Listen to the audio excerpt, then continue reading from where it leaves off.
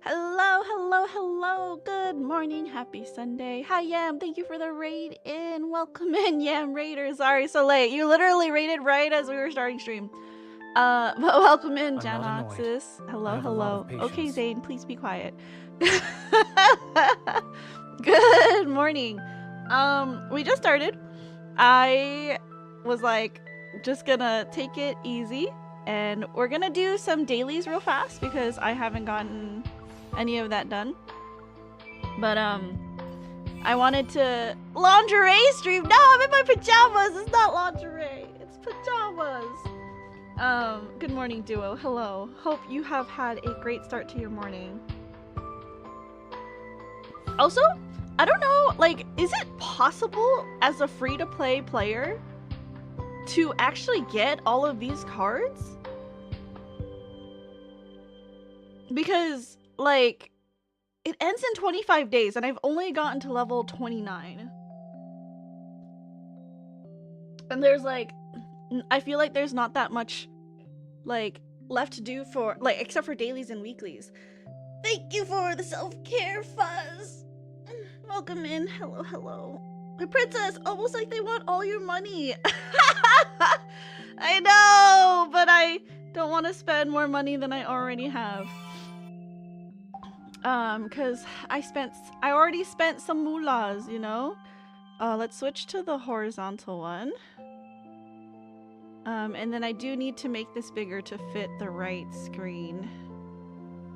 Oh, hold on. What's happening? Okay. I opened the wrong thing. This one. Okay. I need to bind those keys to my stream deck, actually. Something I haven't gotten a chance to do yet. I think that is perfect. Okay. We're in her room talking about moolah. Yeah, you know, some money. Money makes a girl happy because she can spend it all on her imaginary boyfriends. Okay, I need to water my flowers and do all of the home maintenance stuff. The cards are locked behind Secret Vow or Heartfelt Gift, depending whether you want only one of the cards or both. Can I not get it as a free-to-play player? Obviously, I'm super new. I don't know how any of this works. No, I can't. I have to. Nah, fuck that. Never mind. I don't need it. Who needs it? I don't need it. Welcome in, Pilot Wiggle. How are you? Just need someone to mod the game so one of the boys talks about Jump King and Princess will never leave the bedroom. It's true. I do love Jump King a lot. Okay, we need to do our little performance for these flowers. Sorry, I'm gonna click a lot of weird. It's not gonna sound great. Sorry. Okay. We have to play music for the flowers. So, apologies. I literally just button smash when I have to do this task. Oh, this one needs it too. Alright. When did you start playing the game? I started playing like 2 weeks ago. I realized, actually, I downloaded the game right when it came out 2 years ago. And I played it for maybe a little bit. Like, not even that much time. And, then I don't know why, but I just stopped playing. And I missed out on all those events. And so I've been playing for the last 2 weeks and trying to quote-unquote catch up, but it's impossible. How long have you been playing, and who's your favorite? Whose girly are you? Or do you have multiple? Oh shit, I wasn't looking. I hope this flower needs the performance. I think it does. Yeah, okay, so here's the thing. I was like, okay, for the 2-year anniversary, like, I started playing, again, I started streaming right on the 2-year anniversary, not realizing that they had a whole bunch of events for the 2-year anniversary. And,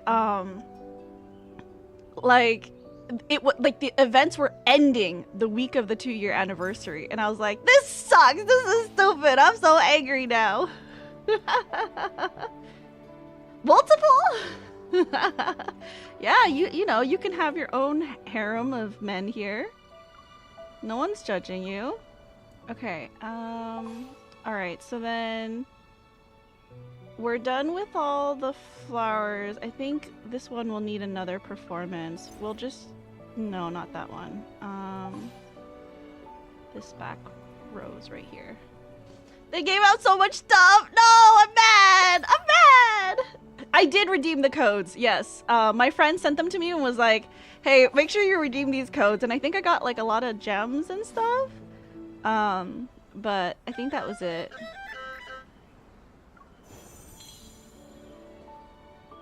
Nine vigor. That's a lot of vigor. All right, let's water the rest of our plants. They're thirsty and hungry and angry. Alright, but today, you guys, we are gonna be playing Prologue to Tomorrow and properly starting Homecoming Wings. I know last week we blitzed through Homecoming Wings to get Caleb. But today we'll properly do Prologue to Tomorrow, and then we'll redo chapters 1 to 3 of of Homecoming Wings and learn more about, you know, our big brother Caleb. Okay, guess what, you guys? I in the past week already unlocked Affinity 30 for both Caleb and Sylus, because I was like, I really want to get the achievement where you work out, like you spend quality time with the boys and you work out with them for at least 5 minutes every day. So I was like, I gotta unlock the workout function for all the love interests.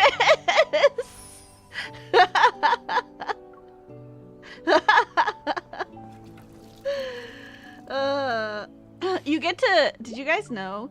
So we'll pretend that you are using the workout bonus for your own health, princess, and not to stare. Wait, do you guys want to see them working out? It's actually really funny.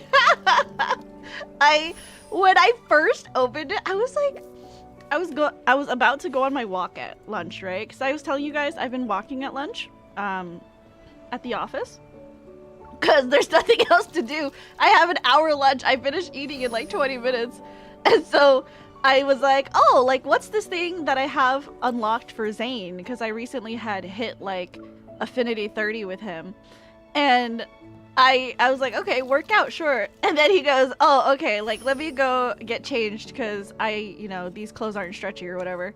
And then all of a sudden you start hearing like effort noises and heavy breathing, and I was like, okay, I did not realize that this is how that would sound on my phone, and I almost dropped it. Whoa, they're almost done hybridizing. Okay, we'll come back to that. It's only 5 minutes. I'll show you guys the workout.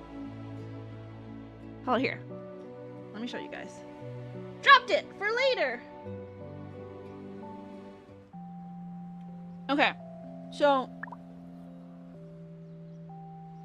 each guy has this quality time here. You're here. Do you need me for something? I don't think I've ever showed you guys, because we've only done the story on stream. But we're still starting. We're easing into it. But you can do a lot of things. So you can like do work or study, which is kind of like he sits there and does work, and sometimes he'll stare at you. You can do like a sleep where like you'll go to bed and then there's a workout. Do you want me to exercise with you? All right. I have some free time. All right, you guys, Remember are you ready? to stretch before you start.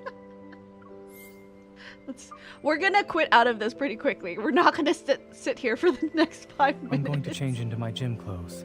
Give me a second. Okay, so you see how he says, I want to change into my gym clothes? I was like, oh, okay, whatever, you know? I thought it was gonna be the same as like the work and study. It's just gonna be chill.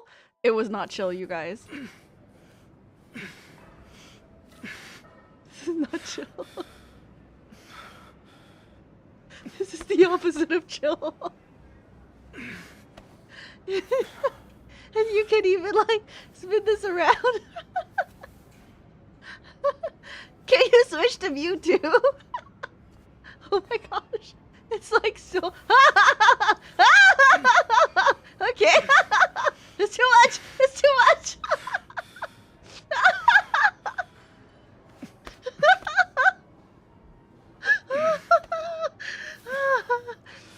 I don't know why the heart rate thing. I don't have 10. 10 is not my heart rate, you guys. I don't know why this app like doesn't want to do it properly. Natural place to focus when doing pull-ups. So if you close your eyes, no, stop. We're not closing our eyes. Our eyes are wide open. Okay, so that's the workout function. That's enough for today. Also, do you still need me? Each of the boys do a different workout, and they have slightly different clothes. So, thanks for the head pat. I think it's still broken, Dio. I'm sorry. My eyes are wide open. But, yeah, each of the boys has different workout things. So, Xavier... What is he? Oh, Xavier cycles. Rafayel runs on a treadmill. Sylus punches things, because I guess in combat he also punches things, and Caleb does push-ups. So why does this game not have bulge physics? Welcome, good morning. But yeah, so all of the boys do something different, and they also say something different. Rafayel never wants to work out with me, okay? Like, he's just like, do I have to? And I'm like, yes, you do, for 5 minutes. Also, I'm so mad. I tried the sleep function for all of them just to see how they say goodnight to you, and the ZAYNE and Xavier girlies are hungry, man. The two, so everyone else, Rafayel, Sylus, and Caleb give you a goodnight kiss, and these two do not give you a goodnight kiss. I'm so angry. Sylus has the biggest bulge. Caleb has the biggest booba. Thank you for streaking, Dio. Thank you. A 5-stream streak. That's a lot. That's very long. They give you a good night something else. No. Do you guys want to see? Do you guys want to see? This is how ZAYNE says goodnight to you. You're sleeping now? Let's see. Never mind. If you're tired, you should rest. I'll fix your schedule later. I'm just showing you off to chat, ZAYNE. You cherish a day off by sleeping in? It's not being squandered, no. I'll fix my sleeping schedule!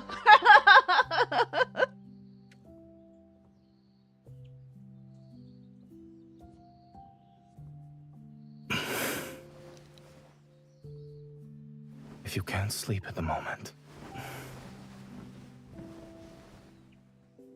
we can do breathing exercises, or we can listen to each other's heartbeats, perhaps. So cute. Also, why is he wearing outside clothes inside? This is a full-on coat, sir. You are sleeping with a full-on coat in bed. But yeah, it's cute. You can hear them sleeping, and they have like this heartbeat in the background. You want to sleep? Okay, I go sleep too. But it's really funny. So I've seen all of them at this point. Rafayel sleeping like scares me. He's like shaking, and I feel like he has nightmares. I don't. The outfits change based on which outfit you dress them in. Yeah, ZAYNE dressed himself, so he can only blame himself. We should add something to our routine. He's so cute. For example, we can hug each other after we wake up. I think I chose right, you guys. From the beginning, I think I chose right. I love ZAYNE. You have to fix him, then he'll stop shaking. Also, I hate these glasses. Let me change them. ZAYNE, you dressed yourself, and I don't think you dressed yourself that well today. Let's put his regular glasses on. Wait, recommend. These glasses seem to pique your curiosity. Do you want to wear them? I never let them dress themselves. What if they show up in Catch-22 outfit when I'm at the office? It's okay. The amount of outfits I have is very little, as you can see. I don't have that many outfits, and they're all very like safe for work. Just showing up at the doctor's office, making him change his clothes. No, he's here with me. Such a girlfriend thing to do. Change your clothes. Okay, I think maybe it's been 5 minutes. Let me double check. Did I get all the free stuff? I think I did. Let me just double check that. Okay, so we need to do bounty hunt, deep space trial, core hunt. What cores? Are they all open? Oh yeah, because it's Sunday. Let me just do the... I don't think I have good cards enough to go past 8, so we're just gonna do 7. I've been doing 7 all week. Okay, we'll leave it there. And then let's do our flower, because that will take some time. Me also trying to finish my breakfast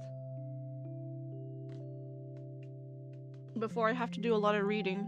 But how was everybody's weekend? Did you guys do anything fun?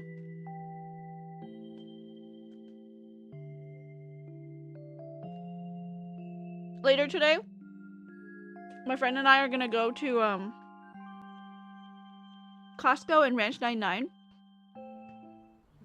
We're gonna go grocery shopping together, and then we're gonna go make some noodles at home. I'm really excited. Just resting. I want to go to Costco. I love Costco. Costco's the GOAT. Let's do ranunculus. I'm probably gonna go nap 2 or 3 times today. Oh my gosh, why is everyone getting sick? Boy Costco date? No, it's not a boy Costco date. I'm going with a girlfriend. Yesterday? Oh. I wish I had a Costco. Man, we love it. We love Costco. Me and my homies love Costco.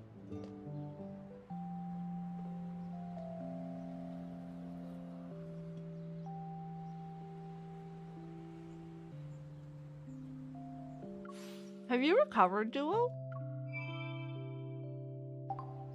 Are you all good now? Okay. We are switching to Prologue to tomorrow.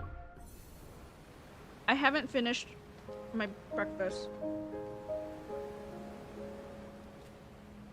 Okay, but I think ads are gonna run in 10 minutes, so let me try to get a few chapters in before ads go.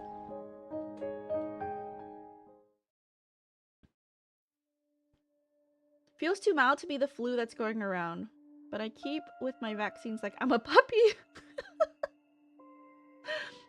About 80% recovered, I would say. Heart is looking good. Okay, good. Good thing it didn't turn into pneumonia, right? What's for breakfast? The same, mix of vegetables, protein, and rice. I was not joking when I tell you guys that, I literally I'm okay eating the same thing over and over and over. I didn't take my flu vaccines this year because I was lazy. Okay, well, whose fault was that, Duo?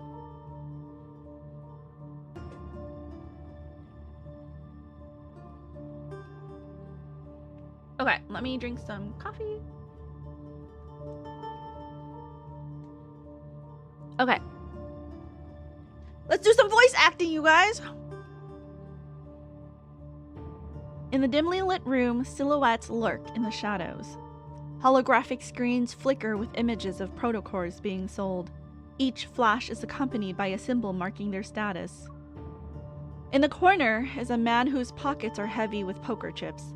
He takes out his phone and inputs an encrypted code with ease. The dark web interface on the screen sputters, then pops up a series of windows even more mysterious. Top secret! An Aether Core appears, true or false? Ooh. Dak, welcome in! Hello, hello! Let me give you a shout out. Welcome in, Dak. Whoa! Oh, okay, wait, pause. There's so many things. I wasn't looking. Can I? No, I can't. God damn it. Wait. Okay, never mind. Hold on. So, rumor. Sorry, guys. I got distracted. I didn't realize it would just go without me. Boxed with Sylus, his chest slightly jiggles. I'll let everyone see Sylus's jiggle physics after this chapter. Welcome in, Dag. How are you? Rumors say over 50 wanderers showed up out of thin air, almost causing a riot. Maybe an Aether Core attracted the wanderers? Someone trying to frame the wanderers, maybe? Don't spread rumors. Saw known Protocore smugglers near the Silver Screen Hotel. Lead? Investigate and report back. A photo appears on the screen. Hope your weekend's going well, princess. It is, Dak. Welcome in. That was a lot of sudden reading. Yeah, you know, Lads Day is my favorite day. Surrounded by bodyguards, a notorious Protocore merchant walks into the hotel. Welcome to the Silver Screen Hotel. We work overtime for 2. Treat for Hermes? Where's the treat bag? Here it is. Hermes, guess who gave you a treat? Guess who gave you a treat?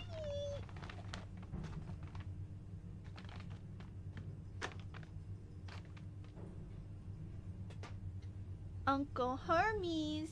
No, sorry, Uncle G gave you a treat, Hermes. Treat from Uncle G.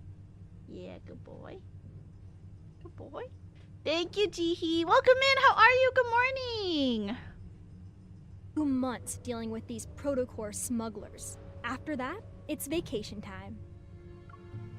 Several hidden bugs and cameras fall as Simone deactivates them. She brushes off the dust on her hands and casually tosses a transmitter into the corner. After Operation Ether Ordeal secretly started, this is our first mission together. I figured we'd have chances to work together since you are also here. But things have gotten hectic with mission after mission. Someone on the YouTube side requested me to box with Sylus. So after this chapter, we're gonna do that. Simone used to be in Unicorn's armament tech. She has the micro modification eval. And ever since she increased my hunter firearms fire rating by 2-fold, we've got along very well. Yeah, Lingon's been a mess lately. I wonder when things will settle down. At least it's nothing compared to the N109 zone. I heard you went in all by yourself 2 months ago. You made a mess out of Ani Kindness's Protocore auction and left unscathed. You even managed to... She lowers her voice. Her tone is half teasing, half curious. You even managed to get your hands on a real Aether Core, right? ...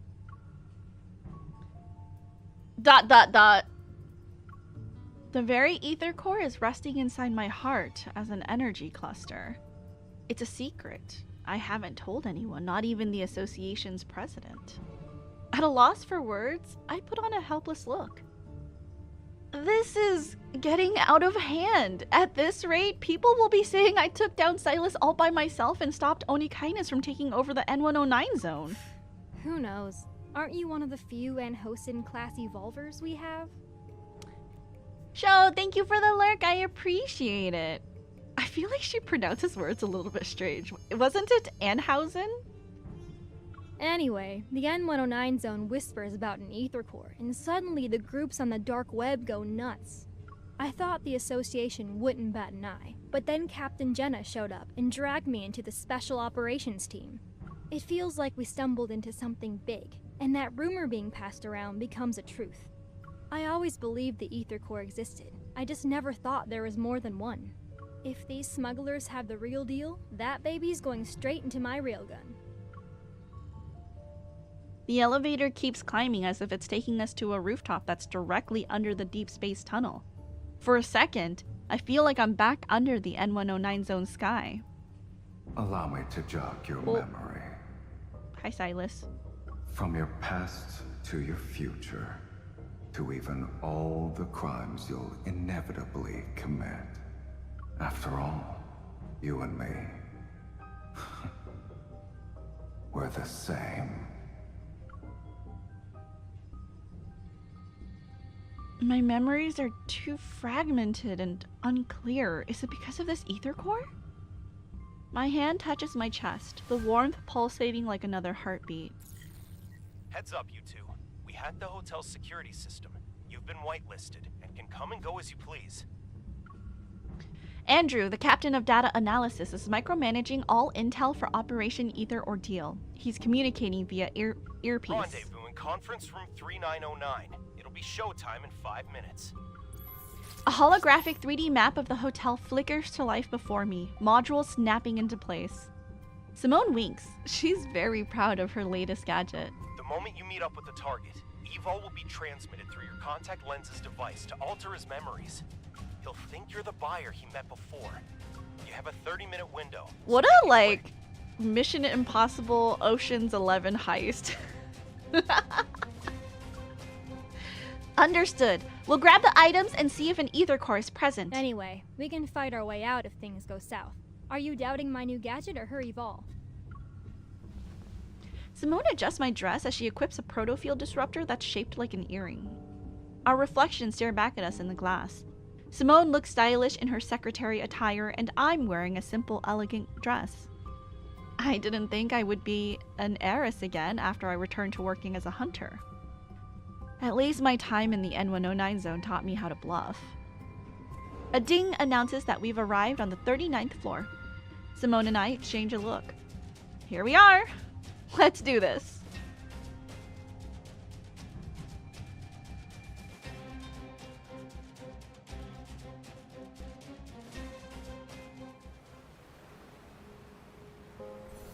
Okay, real quick, I think the warning for ads is about to go up.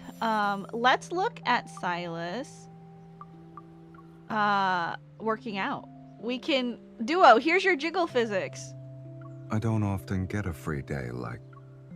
I know you don't see ads, so we're gonna look at Looks Silus's like you're ready to jiggle go. physics. I hope you can keep that pretty smile of yours after you start.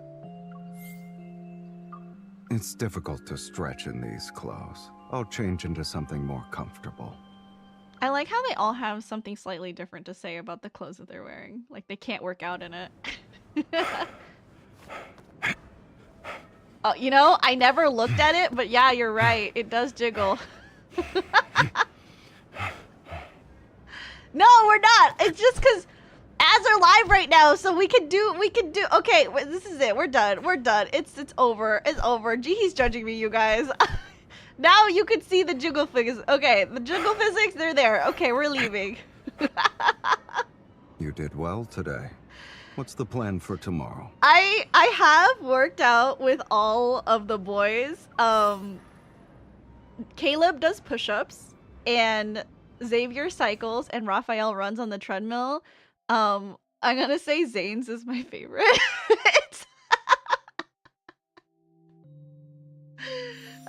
Give me my man back. Okay, but ads are running on the Twitch side, so while ads run, I'm gonna like finish my breakfast / like early lunch that I heated up. It's not really an early lunch, it's really breakfast. Sylus has punching, but ZAYNE's a doctor. ZAYNE is just, you know, I love looking at ZAYNE. The same thing that I had yesterday. Today. What's wrong? Rice and salmon and vegetables. I still have a few boxes that I prepped that need to get eaten. And then I need to prep more boxes tonight for next week's lunch. And dinner, so that I don't have to think about it.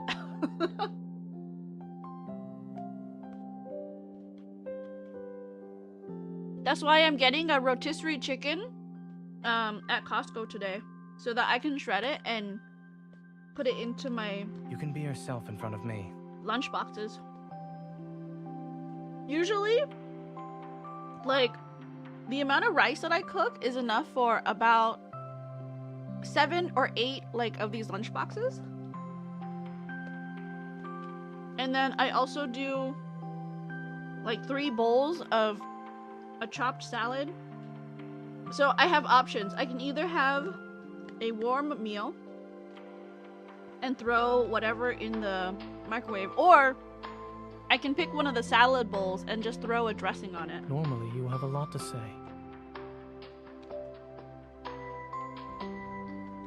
The chicken skins? Yeah, I However, can't. It's I do too not much. dislike it. I can't have chicken skin if I want to eat healthy. So I throw that in with the bones to make stock. It makes the stock more gelatinous, you know?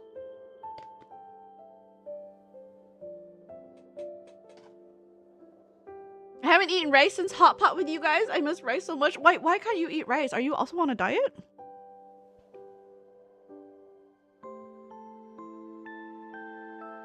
Okay, ads on Twitch just finished. It's so fine let's if you do not want to talk. move on with the oh, I want to talk to you. It's okay. What's this? That was a really late like, Andrew.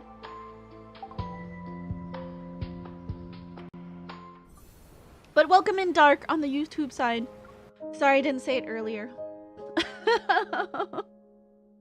Okay. Next story.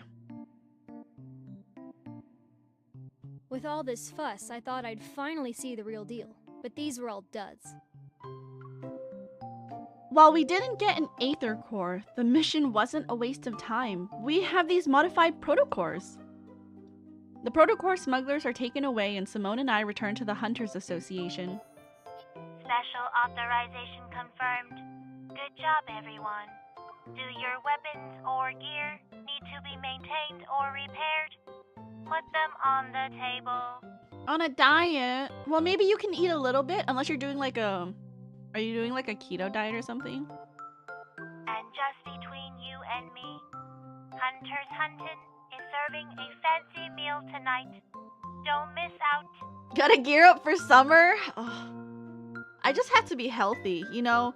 My doctor has been very, like almost like I told you so ever since the appearance of Olivia, so I need to eat healthy so Olivia can go away.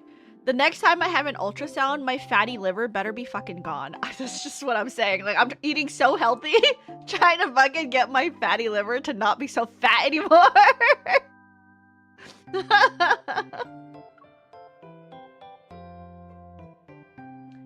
The little robot loudly whispers at it as it almost waddles to the armory with my weapon. Simone, your gear's suffered some wear and tear lately.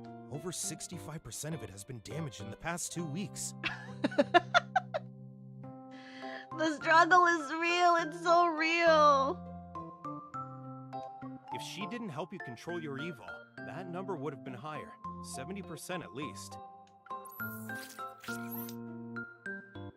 Andrew is glued to his multi-screen setup. The windows flicker to life like a digital butterfly swarm. Look, if building a powerful weapon turns out to be a mistake, you can punish me. Also, lead Andrew, it's been 2 months already. Are there any signs of that Aether Core? I can understand why the association hasn't told anyone about this. It can't be about saving face, no? Alright, check this out.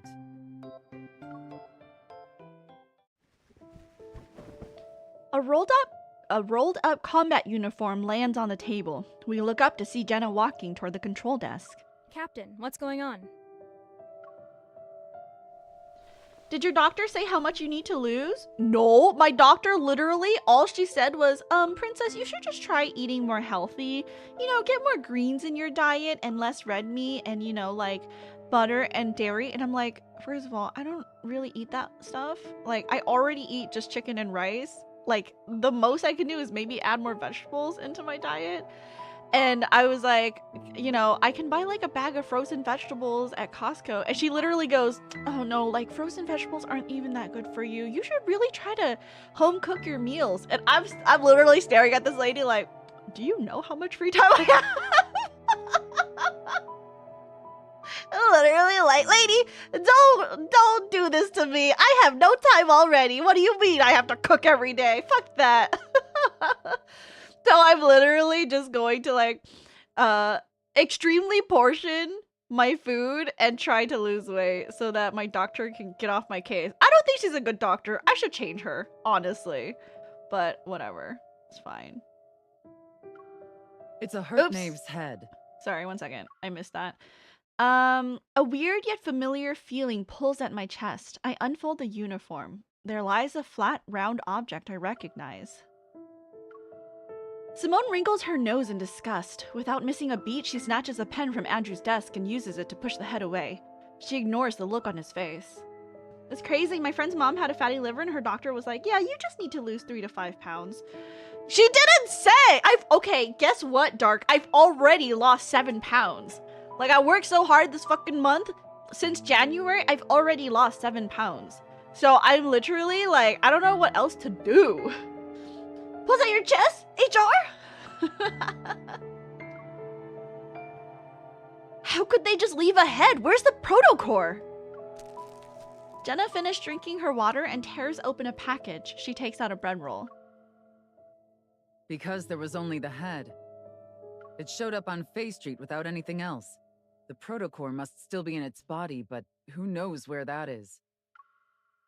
So, already you can see something's not right here. Everyone cast their gazes on me. I slowly nod. I can sense a protocurve.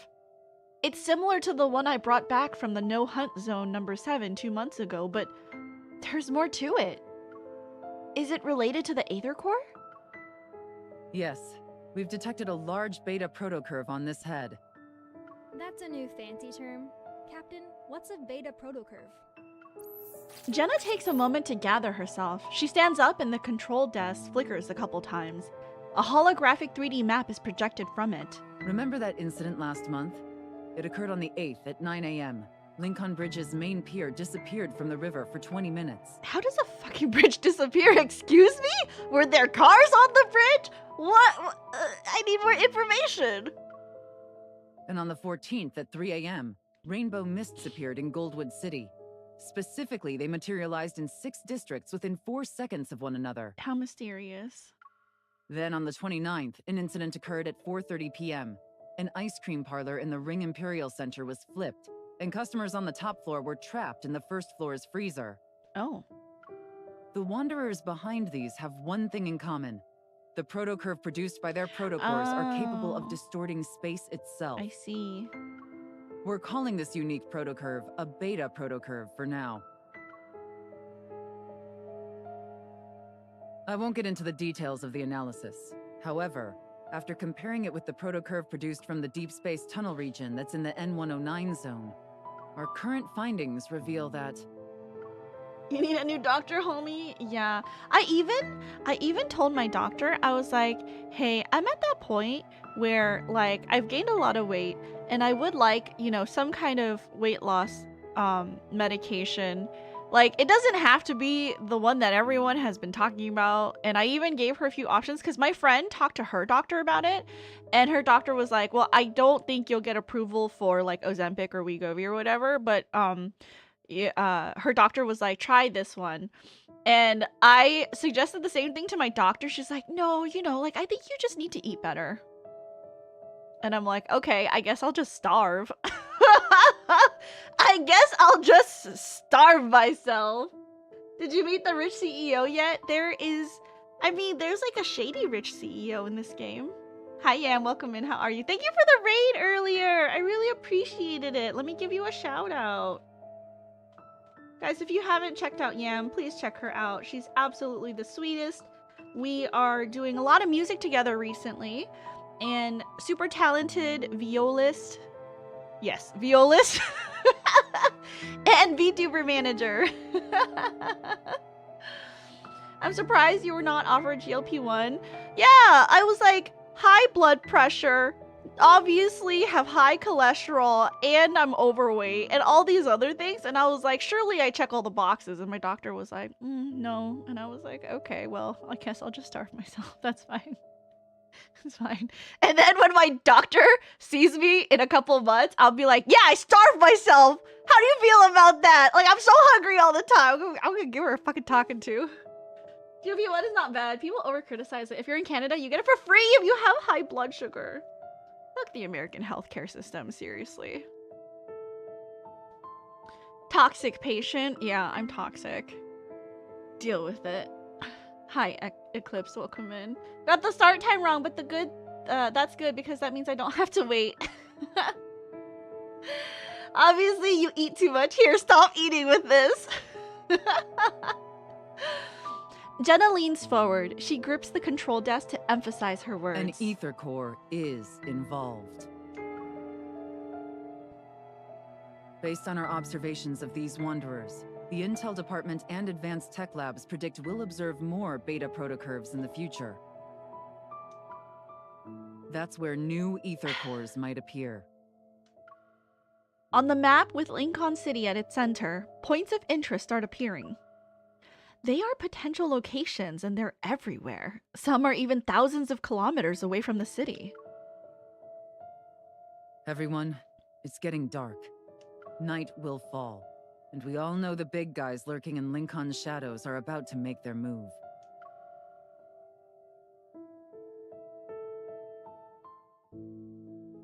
Captain Jenna revealed a lot of info today. There's another ether core aside from the one in my heart and the one in Sylus's eye. But it could be in any of those locations, and this ether core might be incomplete, similar to how the one in my heart was at first. It will take some time to find that ether core. Our mission goes beyond just collecting ether cores. We also need to investigate the shady organizations that covet them for their own goals. They're essentially a ticking time bomb. We'll split up for now, but try not to alert the enemy. We don't want to make things worse. Yes, ma'am.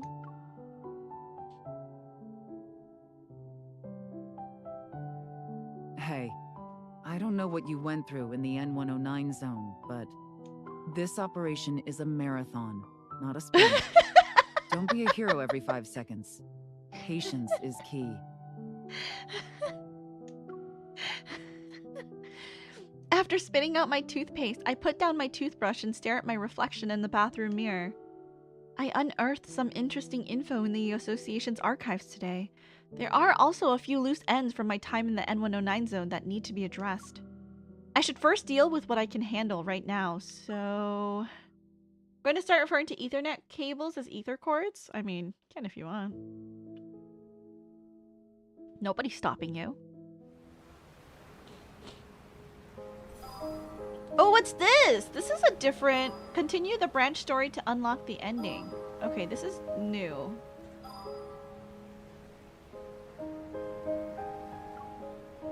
Oh. Hazard, welcome in. Hello. This is what you were talking about, Dark, with the different branches, right? Okay, let's just do top to bottom. Thorns under the moon. Investigate the crystal shard of the monster. Whoa! It's a snowflake. How cute!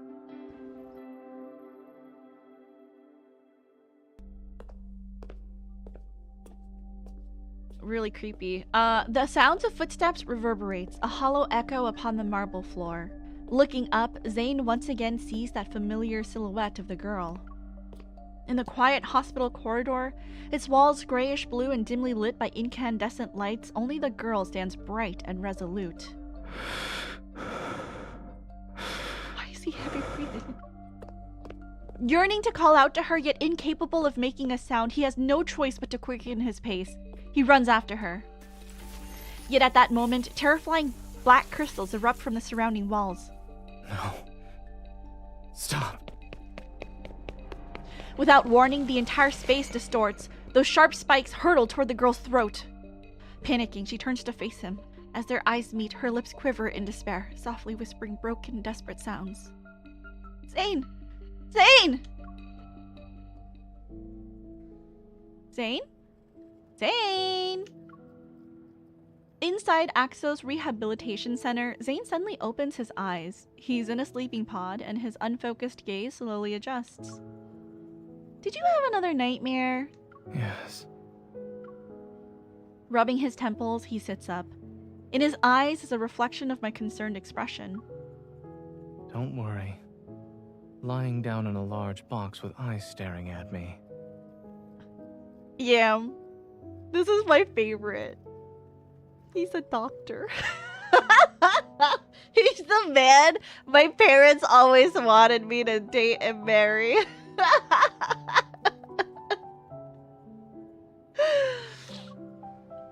Also, I don't know why they wanted that for me, because doctors are always busy, by the way. Have something to worry about. Hey, I care about you. And what else am I supposed to do? Someone hasn't gotten a good night's sleep ever since he returned from Mount Eternal.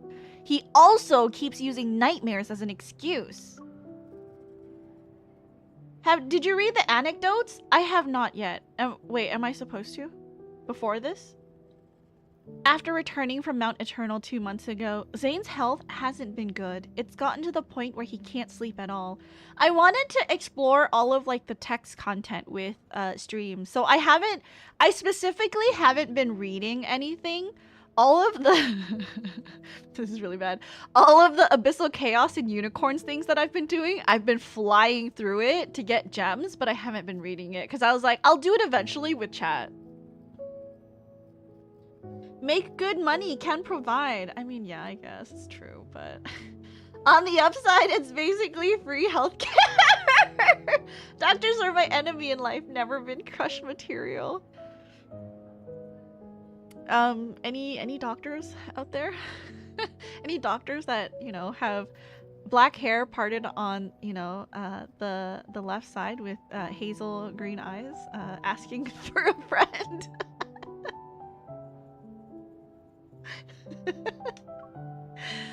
However, he doesn't talk about what happened in the Arctic. This recurring nightmare is the only thing he willingly shared with me. 300 years later, I'll get to it, I promise. No, we're gonna stream lads every week, okay? You and me, chat, you and me, we're gonna explore everything in this game together. Wait, hold on, maybe not everything, I can't promise that. What if there's really spicy stuff in here? You're definitely gonna need the emotional support. Uh-oh. Oh, should I be holding to go read the anecdotes before I do Prologue to tomorrow? Or is it okay to finish Prologue to tomorrow and then go do the anecdotes? You can't handle spice? The spicier the better. But you just said everything! Princess taking her words back! What if it's too spicy? What if YouTube won't allow it? I'm just concerned about censorship, you guys. I can't make promises if it'll censor me on YouTube. I'll get in trouble and I'll lose my channel. Let's explore the secret times together. Wait, is that where all the spicy stuff is? I have to see your reaction to the secret times. Is that where all the spicy stuff is? Didn't we do a secret times? Wasn't there like a Xavier in the like flower fields or was that not a secret times? That's understandable, princess. Hey, I thought we did do like Xavier secret time with the flower fields and stuff. Unless that wasn't a secret time. That wasn't that spicy. It was like a wanderer in the thing. Ideally you should do anecdotes first, but after works as well. Okay, let's do them after. We'll do all three and then let's go read the anecdotes because I think it's time now. We're ready. You still have a business trip next week. At this rate, the doctor might end up collapsing before his patients. Even if I collapse, there will always be another doctor to take over. No matter what. Kiss! Kiss! I press my finger against his lips as a warning. No matter how many doctors there are, they're for other people. My doctor is right here in front of me. Okay, also, have I continued to say it's really weird that we're dating our doctor? This is an ethical violation. Ideally, you should do. Oh, I live my life, and if algorithms and auto moderation don't like it, fuck them. No, I can't. I want to make money off of my content. I can't be demonetized, you guys. All right. I'll be careful and stay alive. Don't let my worries be a burden on you. I think you started having nightmares after I gave you that crystal fragment from the N109 zone. ZAYNE takes his coat from the coat rack beside the wall. Together, we enter the corridor. They aren't connected, so don't overthink it. It's just a coincidence. I don't know how that works in China. Speaking of which, there's been progress with the analysis of that crystal. There may be a few too many games where you can date your doctor. It's true. It's an ethical violation, though. Why couldn't he be like someone else's doctor and I'm just dating him? You know what I mean? Is it related to protocore syndrome? At the moment, I've developed a hypothesis based on the data. I'll share the details with you once there are conclusive results. That can't possibly be medical advice. Dag, would you date a patient? We're staring at you. We're looking at you suspiciously. Stepping into the elevator, I pressed the button for the ground floor. ZAYNE's reflection appeared on the closed doors, the dark circles under his eyes underlining a deeper weariness. Take your time. You should deal with your insomnia first. Since I can't sleep, I might as well be productive with my time. Oh my god, he's just like me. Also, really funny story, you guys. So the other day, I was like messaging my roommate, right? And she was like, oh my god, Caleb XO2 banner coming back. And then we're talking, and she linked me like a U quiz. And she was like, take this to see which of the love interests would pull for your card on a banner, you know? And so I went through, and guess what? ZAYNE girly. I got ZAYNE, and I was like, okay, there's like, you know, this is true. It was meant to be. Sometimes when you know, you guys. The story wouldn't be as sweet if he was someone else's doctor. I'm the other way around. Often I can't be productive, so I might as well sleep. So it's not that doctors can't treat themselves. They don't actually want to be treated. I ordered some milk for you. It'll be delivered to your place and should help you sleep. Also, the hypnotic music... Are you referring to the lullaby playlist? Did you forget how old I am? I'm just trying to help as a normal hunter. You don't have to listen to me, Dr. ZAYNE. Oh, look at that smile. Since I am your one and only doctor, I should listen to you. How old is he? I think ZAYNE is 27. We can go look at his profile. We step out of the elevator and my watch begins to ring. Someone's calling me. I gesture to ZAYNE and then move to the side to answer it. Captain Jenna! How come when men have a Gunner game, it's hentai, but when women have a Gunner game, they can openly talk about it? I don't know, you tell me. Hey, are you available right now? We've detected beta protocurve activity in a certain location. After a brief explanation, Captain Jenna quickly ends the call. 27 is old? Why are you frowning? Oh god. Did something happen? It's okay, I'm 80 years old, so I'm practically a grandma. I shouldn't be dating these men. My mission got an update. I need to check in with Captain Jenna, so I might not be able to have dinner with you. Just as I'm about to sprint to the hospital's main entrance, a pair of hands lands on my shoulders and steers me blah blah blah something direction. Don't run just yet. Oh, okay. I can stay. I'll drive you there. You need to sleep, dude. I don't think you should be driving me anywhere. 27, but by birthdays, he'd be 29. Ah, I see, I see.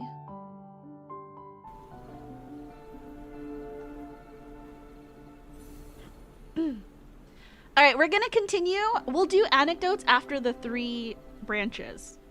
I think that'll be a good way to do this.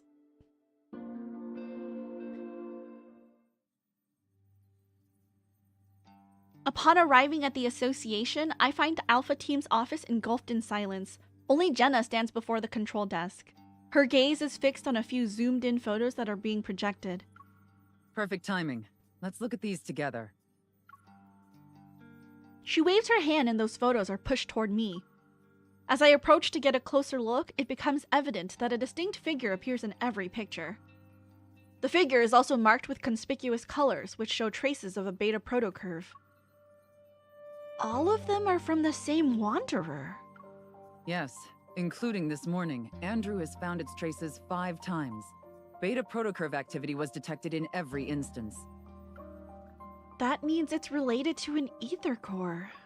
It could very well be carrying one, or an ether core fragment. Another screen comes into view, showcasing an array of data and information, and positioned at the center is a blurred image of a Wanderer. This Wanderer can move by distorting space, and we haven't captured a complete image of it yet. However, the Intel department made a discovery. In areas where it did appear, many patients with protocore syndrome have fallen into a coma. Some even go into shock. My gaze then falls on the left side of the screen. The text reads, Location, Chancia City. Have we heard of that? I don't think we've heard of that before. I'll be heading to Chancia City next week. There are a few patients Well, there with we a go. severe case of protocore syndrome, so they require Oxo Hospital's assistance for their treatment. Those patients that ZAYNE mentioned might actually be victims of this Wanderer. Right now, we suspect there's a connection between these 2 incidents. We could start looking into those patients. And it just so happens that Oxo Hospital will send a medical team to Chancia City next week. Chancia, okay. Captain, I would like to make a request. Let me join the medical team as a hunter escort to investigate the Wanderer. Your request has been approved. Our Chancia branch has also started its own operation. Your mission is to confirm whether or not there are signs of an ether core. You can contact us anytime if you need help. We'll be there to offer whatever assistance we can. Understood. I'll be careful.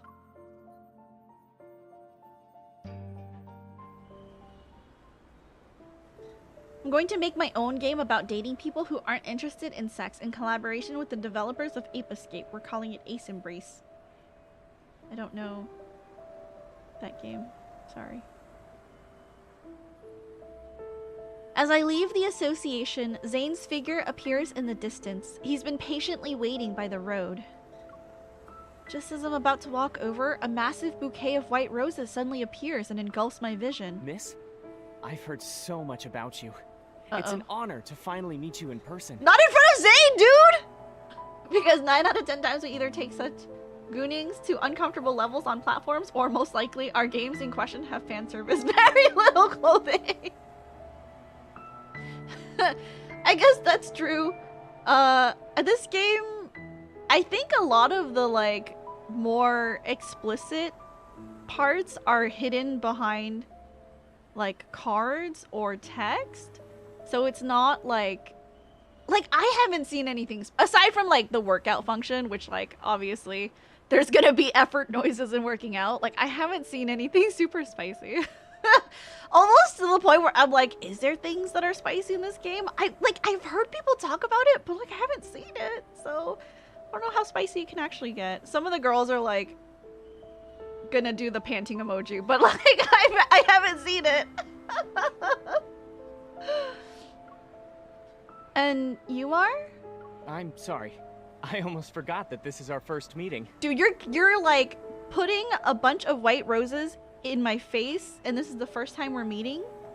But you should have already received my business card a few days ago, along with the flowers. The man has a gentle gaze, as if to be friendly. He extends his other hand toward me. I'm Carter, from Xander Sciences. Do we know a Xander Sciences? I recall seeing a business card that had mysteriously appeared on my desk not too long ago. It was accompanied by attention-grabbing deliveries as well. Oh, those were from you. Thanks to your efforts in apprehending those protocore merchants, Xander Sciences was able to recover a valuable batch of protocores. I see. Every time I see women in dating sims, all I see are women who have to be suffering severe back pain. You're in for a spicy treat. See, Kamir's is like sweaty, panting emoji, and I'm like, I haven't seen it. Many patients were saved as a result. Naturally, I wanted to express my gratitude. I wonder if you'll do me the honor of having dinner with me, miss? She already has plans for tonight. Hi, Zane.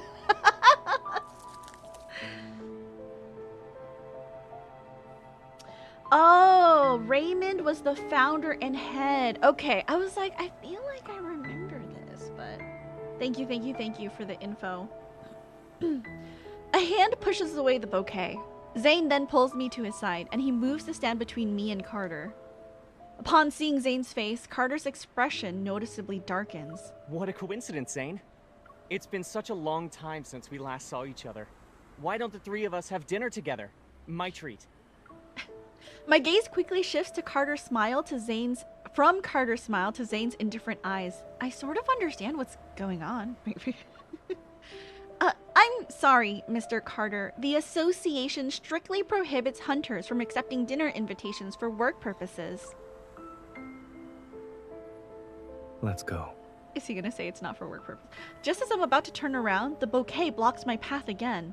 Miss, I understand there are rules about not having dinner, but the flowers didn't do anything wrong, right? Oh my god. Before I have the opportunity to decline, Zane swiftly takes the white roses.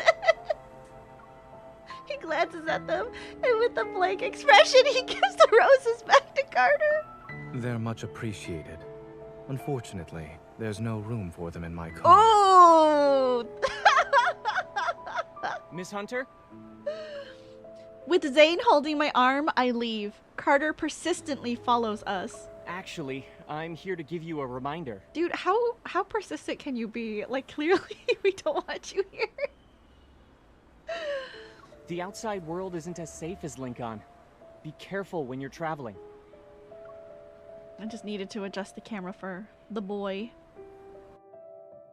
Was that like a threat, or was that just like a friendly, like, hee hee ha ha, like, don't forget the world is a scary place?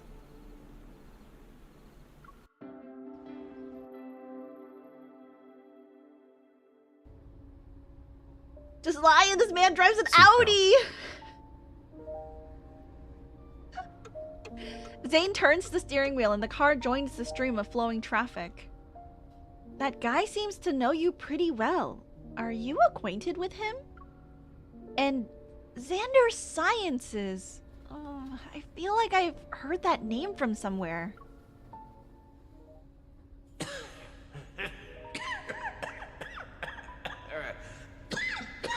All right, sir. Your colleague praised you, saying there are things only the two of you can do. I'm very curious now. Why did he sound so... This emoji combo is pronounced actually. Glasses push of actually my father. Xander Sciences will provide you with the best staff, the best lab, and even the best treatment. The person Raymond mentioned when we were at his place. That's Carter, right? We studied under the same professor. That's it. The paths we're walking are completely different. You two aren't like-minded from what I can tell. I also feel like he's a bit suspicious. A little suspicious. It's obvious he didn't show up just to invite me to dinner, and I can see you're very cautious around him. Is there bad blood between you two? You can tell me about it. It's not interesting. Zane has bad blood with someone, and he's very wary of him. Isn't that interesting already? The fact that he gave you roses is more than enough to put me on high alert. But when he told you to be careful while traveling, I It doubt was a that threat! simple, friendly reminder. Just as I'm about to tell ZAYNE about my trip, I think twice. I shake my head and smile. Maybe Carter was annoyed by how we were ignoring him. That's why he tried to scare us. ZAYNE glances at me, a hint of amusement in his eyes. He doesn't say anything else about this topic. He jelly, little jelly. 3 days later, Lincoln Airport. In the bustling airport lounge, Grayson is stunned. Several seconds pass before he finally blinks. So, you're our hunter escort this time. Whoa, okay, I did not expect that voice. With that face. I was like thinking in my head, I was like, oh, what a little cutie. The voice was not supposed to come out from that man's face.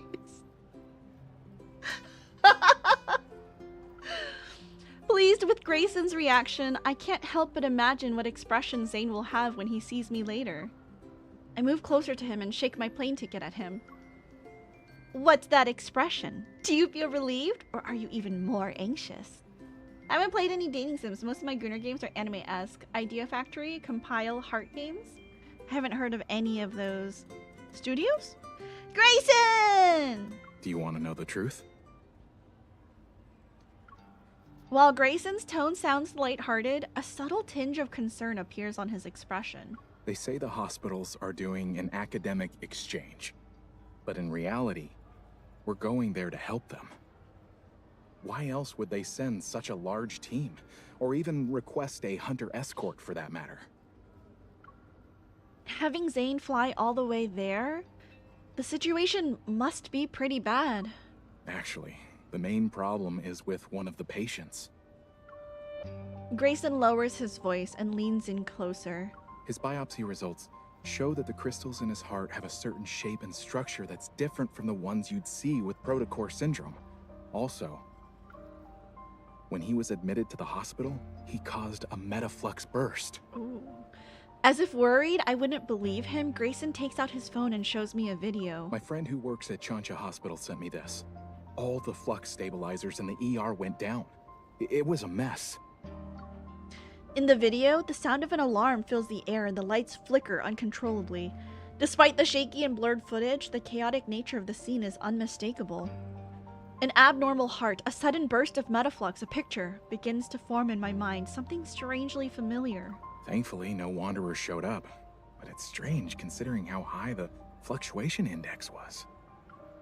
The fluctuation index only tells us the chances of a wanderer appearing. It's not guaranteed. But given the nature of the energy fluctuation, it's weird not a single wanderer appeared. I watched the video again to search for anything I might have missed. Is the metaflux a result of the patient being exposed to that wanderer in the beta protocurve? Grayson, do you mind showing me the other documents related to this? Sure. What would you like to see? Isn't this HIPAA violation? I don't think it would be HIPAA violation unless they shared like actual patient details like name, age, height. I think it would be the same as showing someone's x-ray. As long as there's no identifying information, I think you can share stuff like that. People who actually know medical stuff, correct me if I'm wrong. I don't want to be, you know, the source of bad news. The IFCH studio is mostly known for the Hyperdimension Neptunia series and their spin-offs. They also have other decent game series aside from them, but as stated, most of their games are usually T or M rated. I've never really played a T or M rated. Well, maybe I have. Does Baldur's Gate count as like an M rated game? We didn't do any of the like sexy things, I think. Or if we did, I think it was like all clothed. Did we? Did we do a thing with Halcyon? Vert looks like she'd have back pain. Oh, are you looking at the like store page, Steam page? You shouldn't make assumptions when things are still uncertain.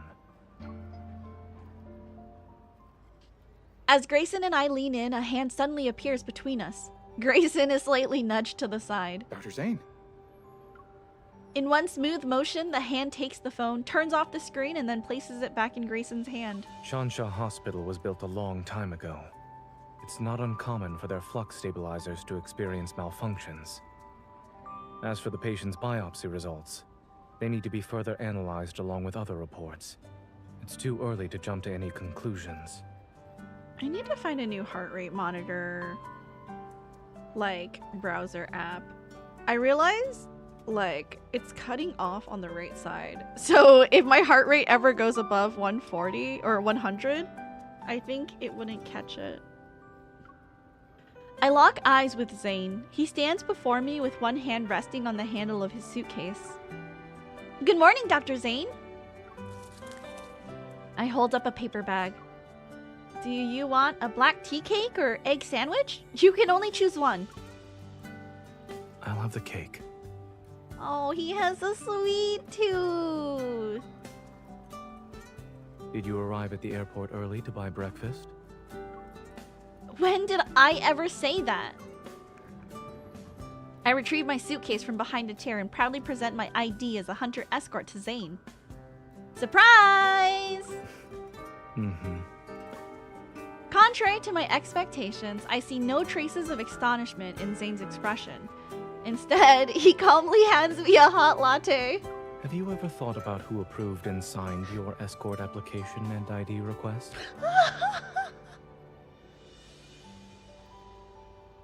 Dude, he thinks we're stupid. He thinks we're dumb.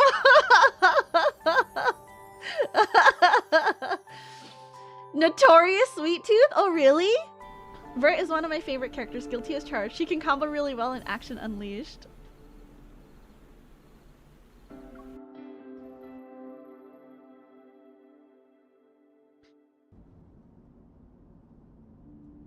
The flight takes several hours. Eventually, the plane lands at Changsha Airport. Boarding the shuttle sent by Changsha Hospital, the medical team immediately heads to their destination. The chief of surgery, his hair already starting to gray, exchanges pleasantries with ZAYNE before quickly delving into a discussion about the patient. They're on ECMO. After the open heart surgery, adhesions began to develop. And this morning, we saw the crystals spreading. They're very close to the lungs now. Then we'll have to perform surgery as soon as possible. Oh, is it like spreading? ZAYNE quickly flips through the patient's medical record while putting marks on the paper. Crystal extraction is already a complex procedure. Those adhesions, we're worried the patient won't be in a stable condition while under anesthesia. This is our only option. We must perform the surgery. Let's reassess the patient's health and proceed once his physical condition allows it. A few hours later, the surgical lights are turned on in the operating room. The rhythmic sounds of medical equipment reverberate. Led by ZAYNE, a team of medical staff focuses on the surgery at hand. The observation room is filled with people, and their gazes are fixed on a large screen.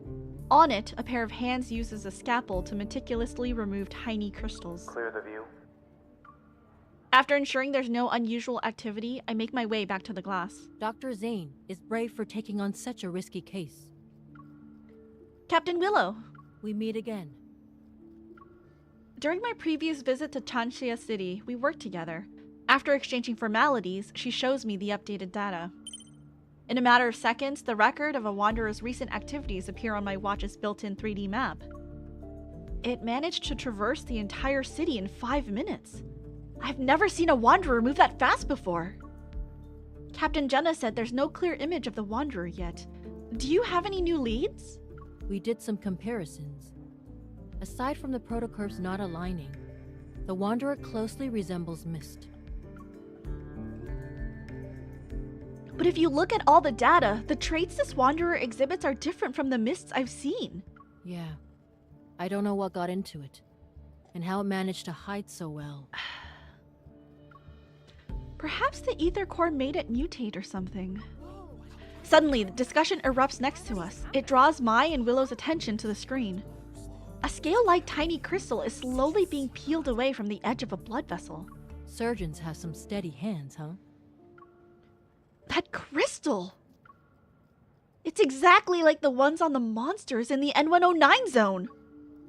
Zayne must have noticed it too. Regaining my composure, I immediately look at him. Under his surgical cap, I need a cough.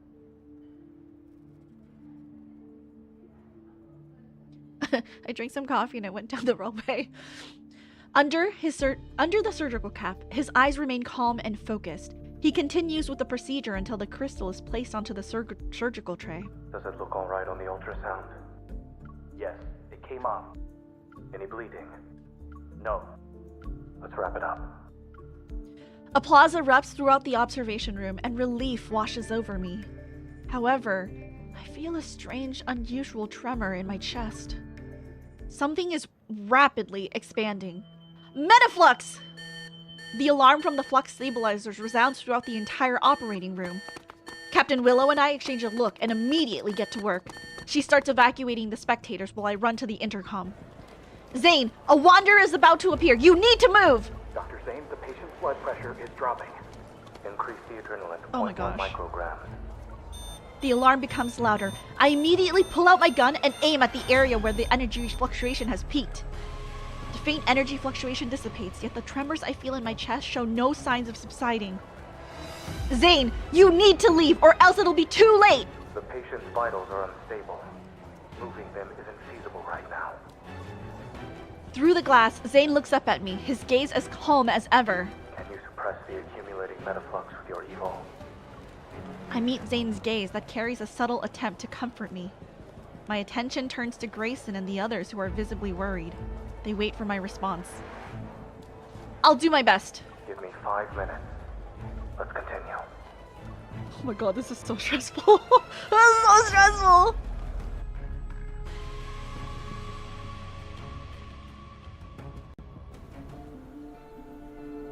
Is there like a battle coming? No, no battle. All story. All story, no battle.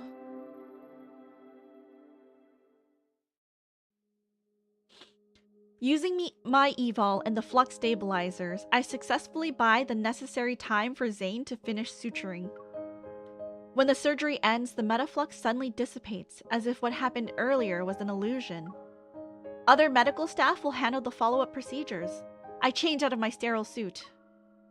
Just as I'm catching my breath, Zayne pulls me into the lounge where no one's around. Give me your left hand. I'll do a quick evol examination. Okay.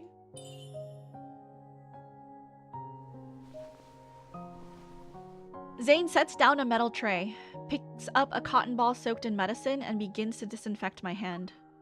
I'm fine. I might have overdone it, but my use of evol is better than before. While that is how you feel, I suggest waiting for the results and listening to what your primary care physician has to say.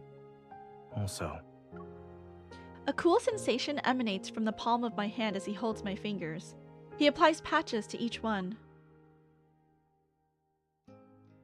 you should be well aware that the metaflux earlier wasn't something an ordinary wanderer could generate. You knew since the beginning.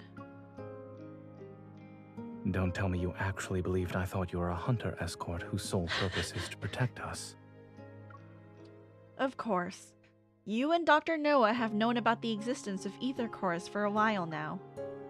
Straightening my posture, I start thinking. You noticed it during the surgery, right?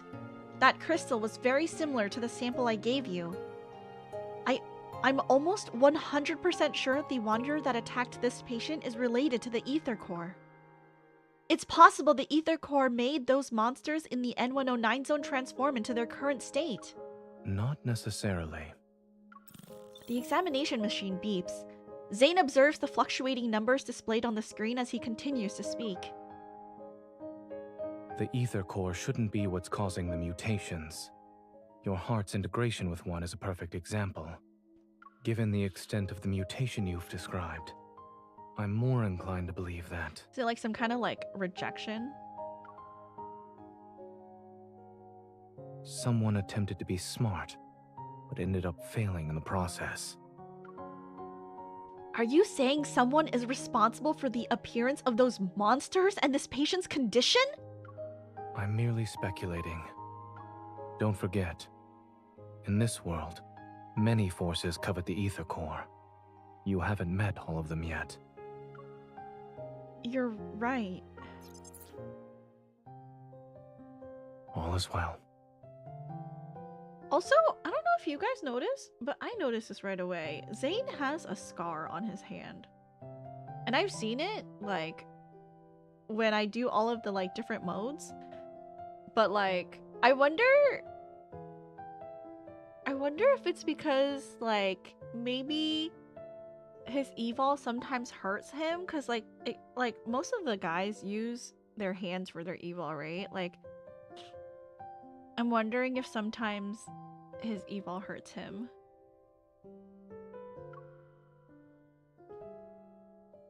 The machine beeps, which indicates the end of the examination. ZAYNE carefully removes the patches from my hand and puts them away. In the quiet room, the second hand of the wall clock moves quietly, plucking the faint light enveloping us. I can't help but yawn.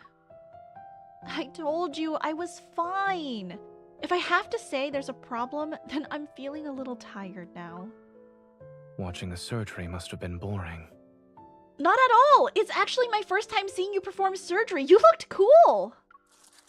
Taking a paper bag from the table, he settles on one side of the couch. He grabs a sandwich and pulls it apart with his clean hands. ZAYNE has several scars on his arms.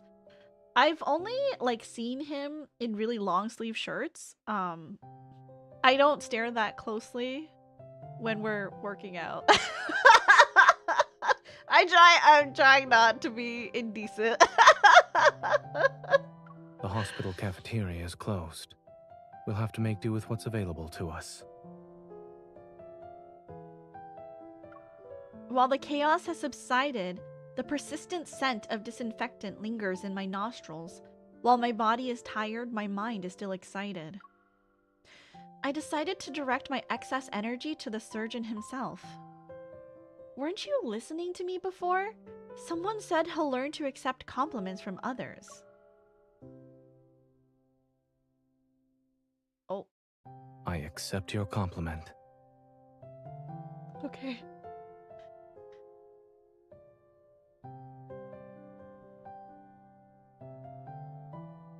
The sandwich bread is already flat and no longer looks appetizing. With the finesse of a seasoned chef, ZAYNE lifts the bread and removes the greasy bacon.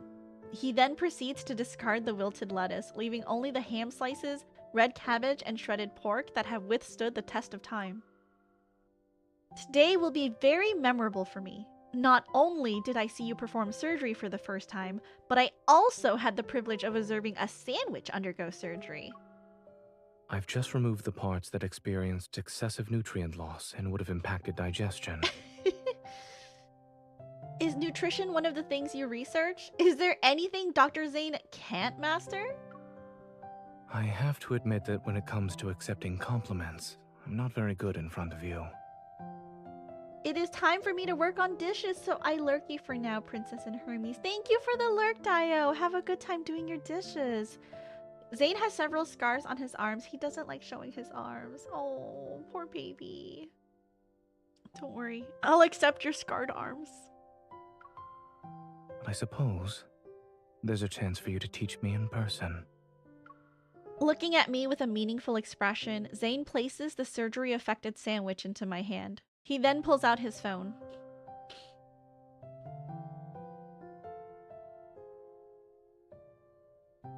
Baffled, I lean in and watch as ZAYNE taps on a message notification. He opens up a new medical team group chat, which was created earlier today. Grayson has shared a group photo there, where the medical staff, their smiles tinged with weariness, hold glass vessels that are visibly cracked. Were these cracked by the energy I couldn't contain when I lost my target? You overdid it, yes. But the medical staff said you're the most surprising hunter they've ever seen. They don't need to go that far. Embarrassed, I sheepishly laugh. I quickly shift my attention to eliminating the sandwich. Before ZAYNE can speak, his phone abruptly starts ringing. Hello? A Upon hearing the voice on the other end, ZAYNE freezes. Surprise appears on his face. The patient woke up? Oh.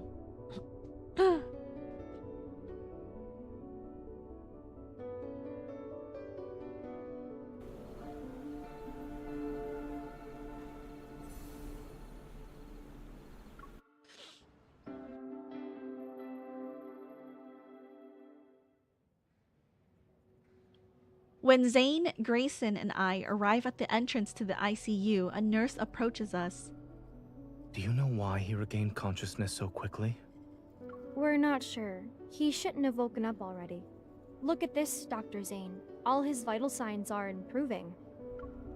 ZAYNE and Grayson change into sterile suits and enter the ward. I wait outside. Can you hear me? Do you remember where we are? Look at my finger. I really wasn't expecting him to save the patient when they were at death's door. Mr. Carter? Hello. We meet again, miss. With the sudden appearance of Carter, I cautiously step to the side. However, he greets me with a smile. He raises both of his hands. Don't get the wrong idea. I wasn't following you. This patient happens to be an important client of Xander Sciences. After hearing about the incident, I decided to pay him a visit. You weren't there when he was in critical condition. I don't think he's that important to you. What do you mean? He leans against the wall and casually looks at the glass door. If it weren't for Xander Sciences, his fragile heart would have stopped a long time ago. What we're pursuing is far more stunning and ambitious than these petty solutions. Is that so? Observing my indifferent reaction, Carter furrows his brow. A hint of disappointment appears on his face. Aren't you curious about the kind of work we're doing? I'm not. He shakes his head, and his usual pretentious smile graces his face again. It's okay. You'll be interested someday. After all, only Xander Sciences can provide answers to the questions about your heart. How does he know about my heart? Frowning, I suppress the urge to ask more. I redirect my attention back to the ward. Hey, Dr. ZAYNE wants you inside. Grayson hurriedly walks out and hands me a sterile suit. Excuse me, this is the ICU. For the patient's sake, we kindly request that unrelated individuals leave. Having no intention of paying any more attention to Carter, I change into the sterile suit and enter the room. The man lying down on the bed has his eyes half open. His voice is weak, yet infused with tangible excitement. I'm back. I'm back! All his vital signs appear to be normal. However, under normal circumstances, a person wouldn't recover this quickly. As ZAYNE talks, he directs a meaningful look at me. More anomalies may occur. Stay on your toes. Acknowledging his warning, I nod. I move to the bed to introduce myself and state the purpose of my visit. I then proceed to ask questions. Davis, you said you're back. Where were you? It trapped me. I couldn't get out. It was like a nightmare. I couldn't wake up. Oh my god, ZAYNE! I turn on my watch and pull up a picture of Mist. When you say it, do you mean this? Yes. It was that thing. It was inside of me. But it wasn't. Uh-oh. Suddenly, the vital signs monitor starts beeping loudly. The man on the bed begins convulsing as if something started choking him. Metaflux. ZAYNE! I quickly pull out my gun and sense a more intense fluctuation. It surges and engulfs the entire room instantly. Grayson, transfer the patient to another room and prepare for resuscitation. Unexpectedly, a rift appears and reveals the shadowy figure of a wanderer. Moving myself to the front of the bed, I point my gun at the wanderer. However, it disappears in the blink of an eye. A second later, it materializes like a phantom in another location. Hey, behind you. Evading its slash, I aim my gun at the center of the fluctuation. However, a tremor overwhelms my chest. I barely feel any pain. Only a dense, white fog surges before me and obscures my vision.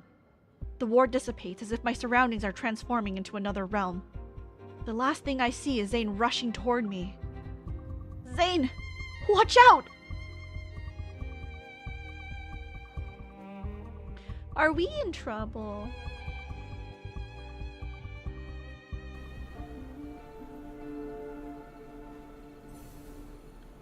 We may be in trouble. I'm in danger.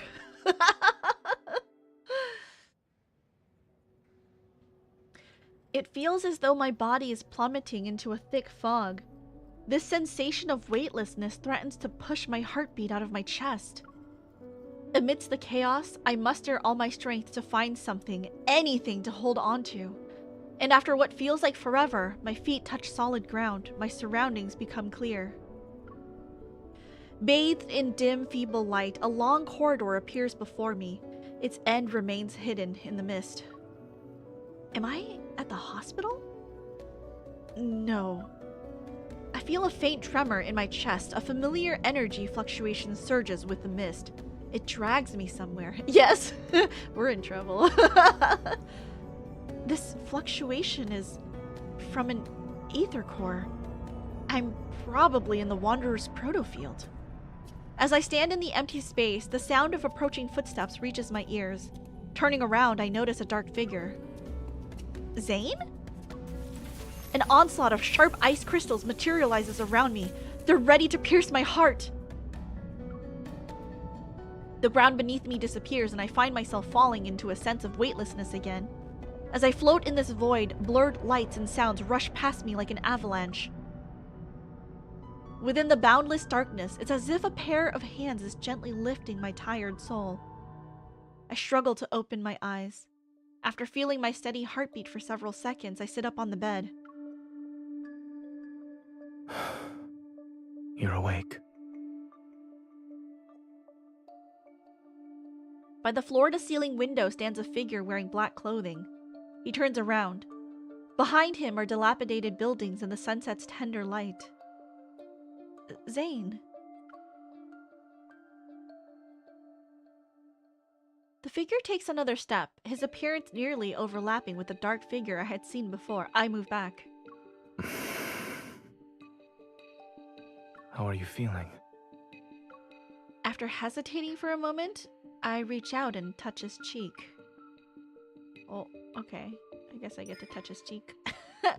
I trace his eyebrows and the contours of his face. I recognize the features I know so well. In this silence, he remains motionless. He just looks at me.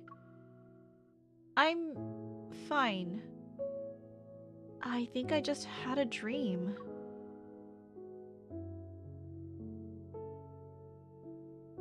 Perhaps it's the influence of the protofield that caused me to have those strange illusions. Shaking my head to clear my thoughts, I shift my focus to the room. The cracked grayish-white walls enclose a space where a sofa, holographic screen, refrigerator, and various functional home appliances exist in close proximity. It looks like the home of someone who struggles with living a normal life. Do you remember what happened in the ward? The wanderer that suddenly appeared, the tremor in my heart, and ZAYNE running toward me.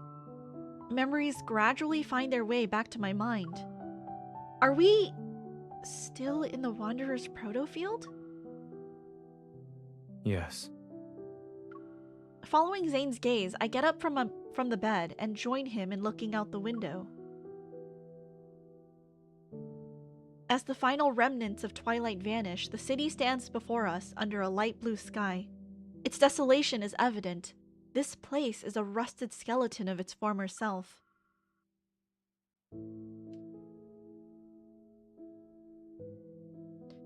And although it's faint, the energy fluctuations around us are similar to an ether core's. This Wanderer's protocore must possess an ether core's energy. But in my dream, it's as if the chill from those ice crystals still linger in the air. I grip my arms more tightly. You're awake now. Remember that whatever you dreamt about was only a dream. A blanket is draped over my shoulders. I reach out, but he walks away before I can touch him. ZAYNE opens the refrigerator, revealing a collection of peculiar bottles with mysterious liquids and a jar half filled with chocolate. After opening the jar, he offers a few pieces to me, their packaging unexpectedly fancy. I'm not hungry.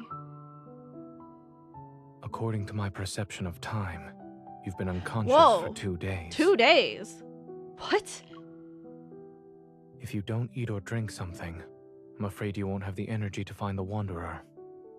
The scent of chocolate saturates the air and ignites my appetite.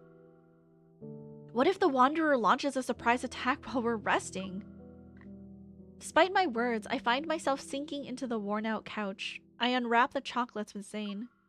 I look up and my gaze falls upon a bit of vibrant green on a desk.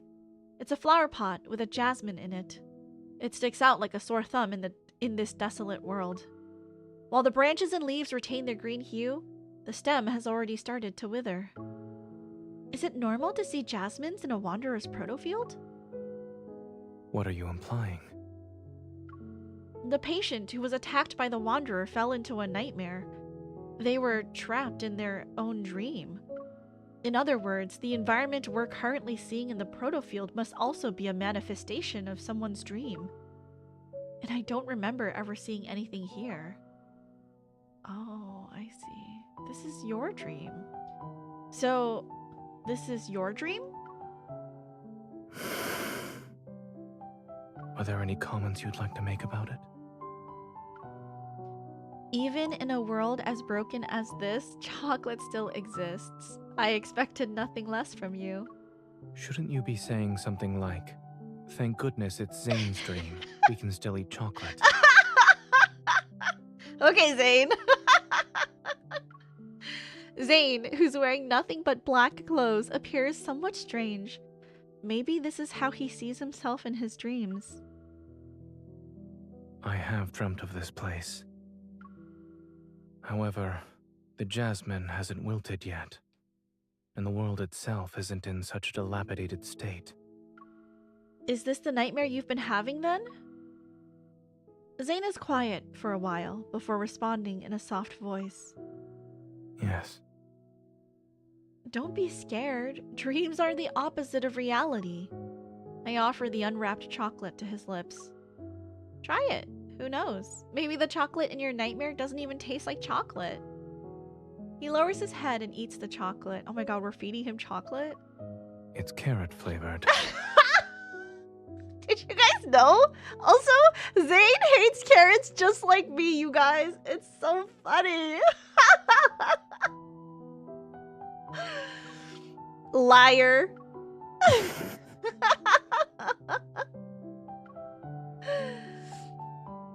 Oh, he's so cute.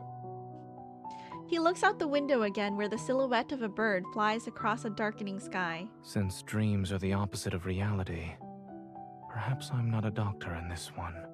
That's why you both wear glasses. I know you guys mean, ZAYNE. We just have so many things in common.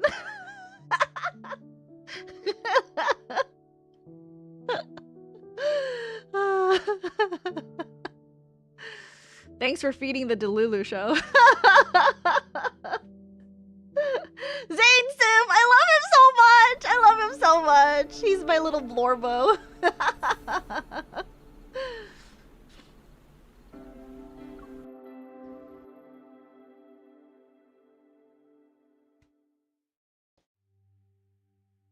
Everything is a hazy blur in dreams, yet in ZAYNE's dream, the flowers, trees, streets, and shops appear with remarkable clarity. I can't help but wonder how long this dream has haunted him, incessantly replaying itself to the point where every detail is fleshed out. Okay, everyone, we're renaming ourselves to ZAYNE at the end of the stream. Dawnbreaker? What's Dawnbreaker? While it resembles my dreamscape, I can tell it's a protofield. Over there. He guides me to the entrance of a narrow alley. The road ahead is covered in thick fog. It's as if we've reached the edge of the dream itself. From the fog, a cluster of black crystals has emerged. It blooms like a flower and is as tall as a 3-story building. It blocks the path. A protocore cluster? Depression. It regenerates very quickly after it's broken. I'd say it's as good as new within a few seconds. Yes, I tried destroying it before you woke up. As I recall my past battles, a hypothesis forms in my mind. I think I know what's going on here. There must be another protocore cluster in this protofield, and they provide energy to each other. We need to destroy both of them to leave this protofield. Eating sweets certainly makes one smarter. Thank you for the compliment. I gesture toward him, though I'm only slightly smarter than you. Chuckling, ZAYNE pulls down my hand. Since this is your dream, do you think you know where the other protocore cluster is? When you're in a protofield, using evol in a scientific matter is more effective than dreaming. It must be at the hospital. The protofield is practically drenched in erratic energy fluctuations, yet amidst the entanglement of protocurves, I detect one that stands out. I open my eyes and point in a direction. From what I've sensed, the second protocore cluster should be on the other side of the protofield. Similar energy fluctuations appear from another direction. I look at ZAYNE. Which one would you like to pick?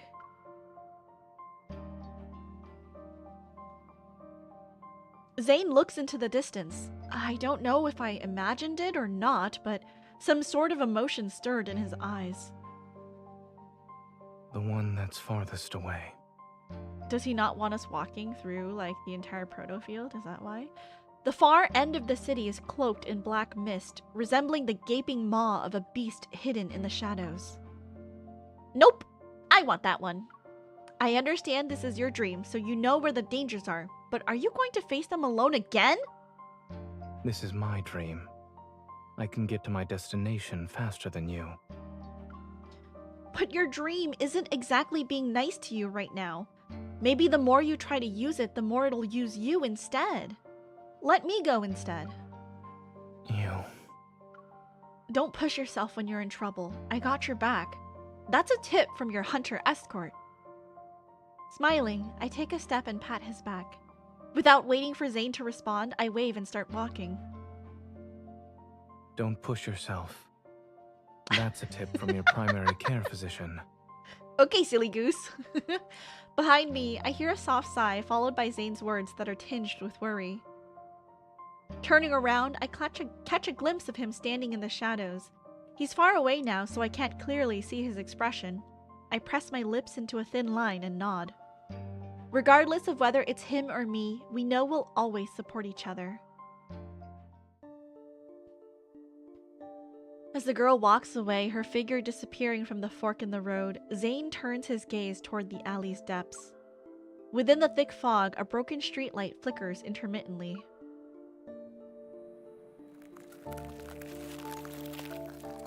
He raises his hand. Parts of the mist detach themselves from the air, spiraling and condensing. They coalesce into icicles above his palms. Dark impurities silently emerge from within them, but they stop spreading just as they're about to breach the outermost layer of the white crystals. It's as if a looming black hole threatens to consume everything pure and white, yet a thin, unwavering layer of pristine ice remains resolute in being the last line of defense.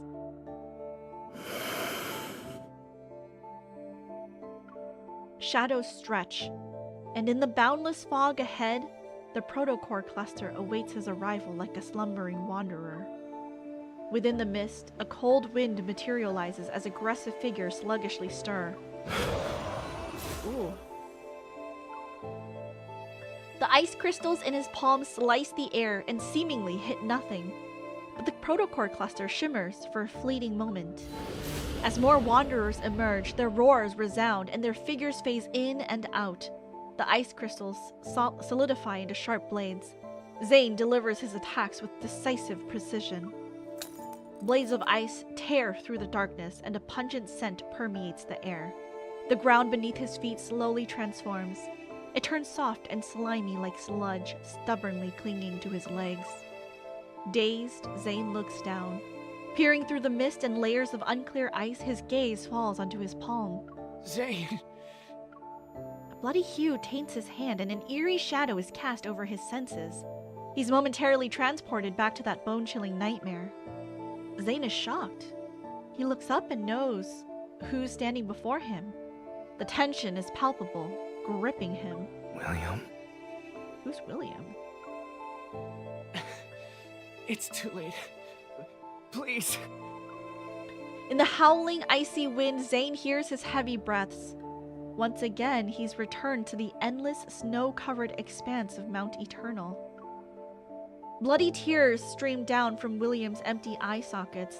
Then, an array of faces emerges from the cluster's projection. Aren't you going to celebrate my birthday with me? Why did you kill me? Aren't you a doctor? You should have saved me! Why didn't you save me and my child? Oh no, this is actually really sad. ZAYNE, please. Kill me. His nightmares is all the people he couldn't save? He's so sorry, hold on.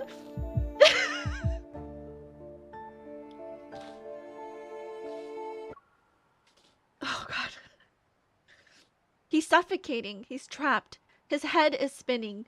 ZAYNE notices his fingers are trembling uncontrollably. He staggers back, only to trip over something again. It's just an illusion. Oh. It's not real. It's not. More and more hands stretch toward him. They're frozen. The space around him shatters and distorts into mirrors. They reflect his bloodshot eyes. They reflect his hands are clenched so tightly that veins bulge. A black icicle suddenly pierces through the mirrors and shatters part of the protocore cluster. The protocore cluster doesn't regenerate. It resembles a cliff teetering on the edge, ready to collapse in on itself. She made it. Oh! Sorry, 1 second.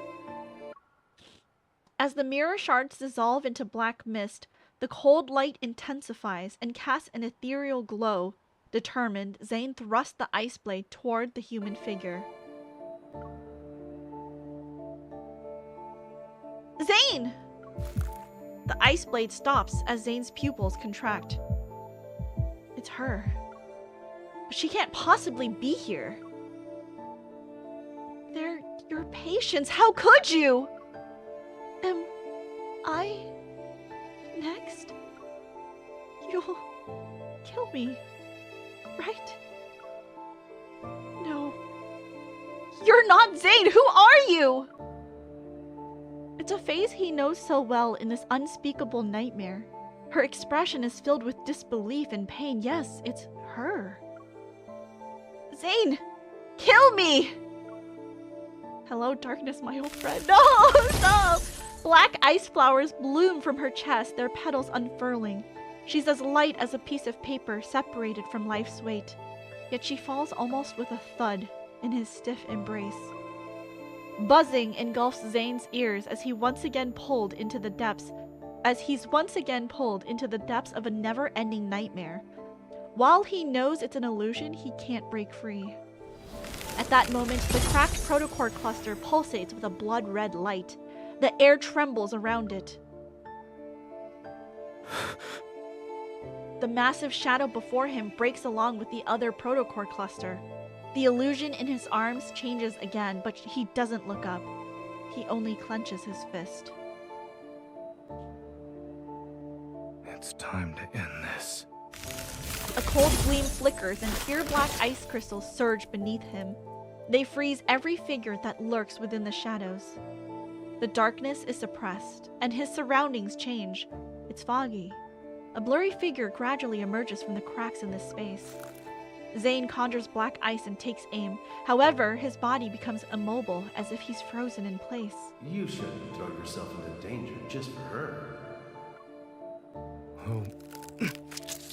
His entire body becomes encased in ice.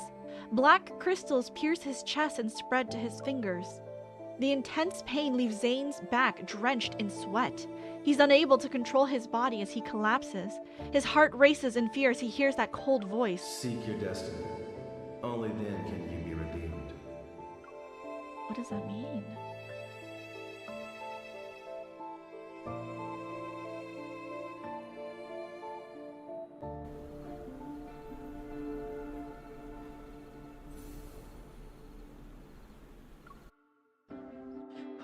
What did any of that mean? As the protocore cluster shatters, a distant tremor ripples through the air. The space around me transforms into mist and moonlight shines down. Then the fog dissipates. I can feel the ground beneath my feet. I cautiously assess my surroundings and see I'm in a garden at the back of a hospital. Something's not right. This is Lincoln's Axo Hospital, but we should be in Chancia. My heartbeat quickens and a sense of foreboding washes over me. Holding my gun, I push open the door that leads to the hospital. Behind the door, a white mist emerges. When it cleared, I noticed I was back at ZAYNE's place. By the couch, someone was lying on the floor with their back to me. ZAYNE! Be careful. We haven't escaped this dream. Oh. There are 2 layers, and the Wanderer is still here. I rush over to ZAYNE and help him up. He weakly presses his hand against his left shoulder. His expression alone shows how much pain he's in. The ice. ZAYNE clenches his left hand and moves away from my hand. The ice. It's dangerous. Don't touch.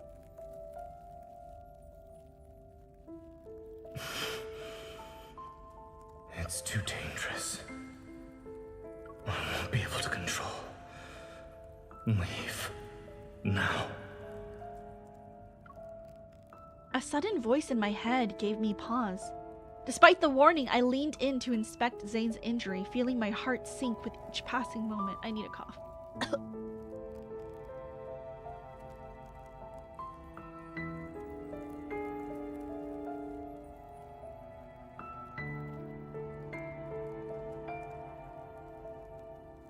Oh, sorry about that. A sudden voice in my head gave me pause. Despite the warning, I leaned in to inspect ZAYNE's injury, feeling my heart sink with each passing moment. There are no visible external injuries on his body, yet a blackened ice spreads across his wrists and neck. It doesn't seem like it'll disappear anytime soon. I don't think you're just losing control of your evil. Let me see if I can help.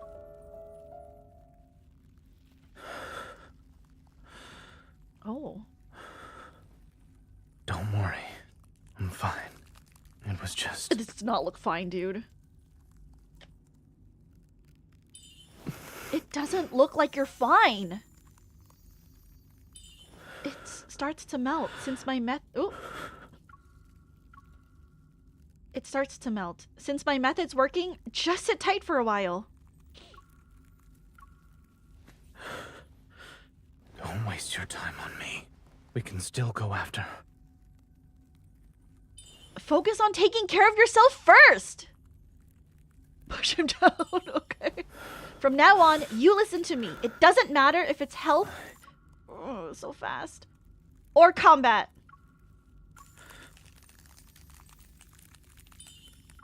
We're just gonna pause every time I speak because it goes way too fast. There's no use resisting. If I were you, I'd just listen and follow along.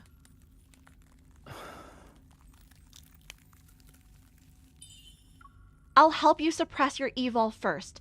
Tell me the area I should resonate with so you recover faster. My left shoulder. A little lower.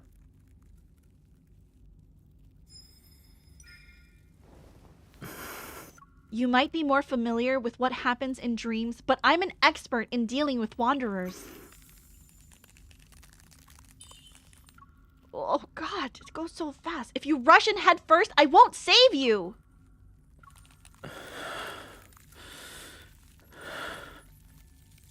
I would hope so. You... I know how this nightmare ends. Wanderers aren't the only threat here. When push comes to shove, leaving me behind might be for the best. He thinks he's gonna hurt her?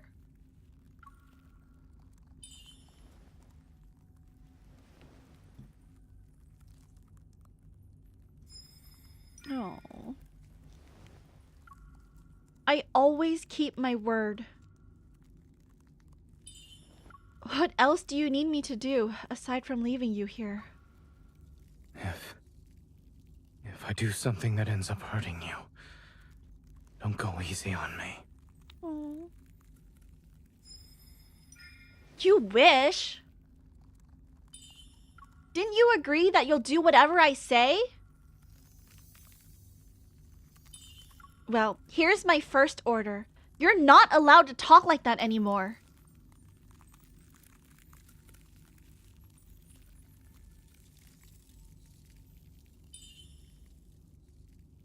Wait, this is... Zane, be careful! What happened?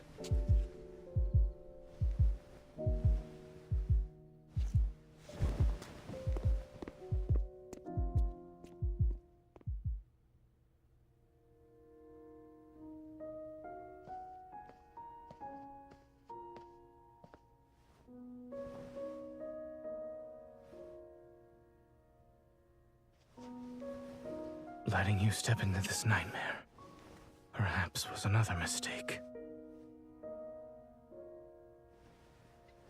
He has a reason to? But at least I have one last choice. What's he doing? Stop! No, don't hurt yourself. Oh, he's freezing me? Oh no. What is he? Did he? What?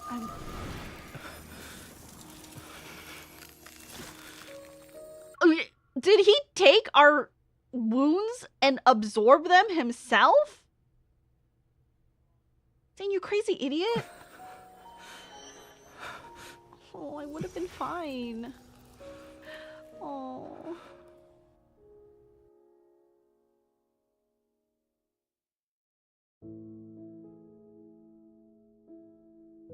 As I gather my thoughts, the weary face before me momentarily merges with a blurry image of Zane in my fragmented memories, but they immediately separate.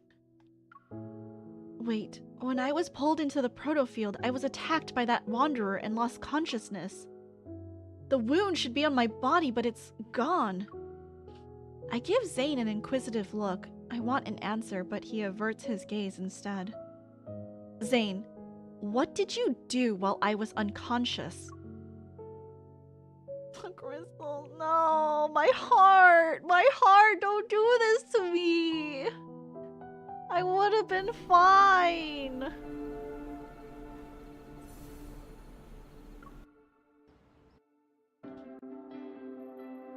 You don't have to suffer alone, Zane. Zane, what did you do while I was unconscious? Is this why you're losing control of your evol?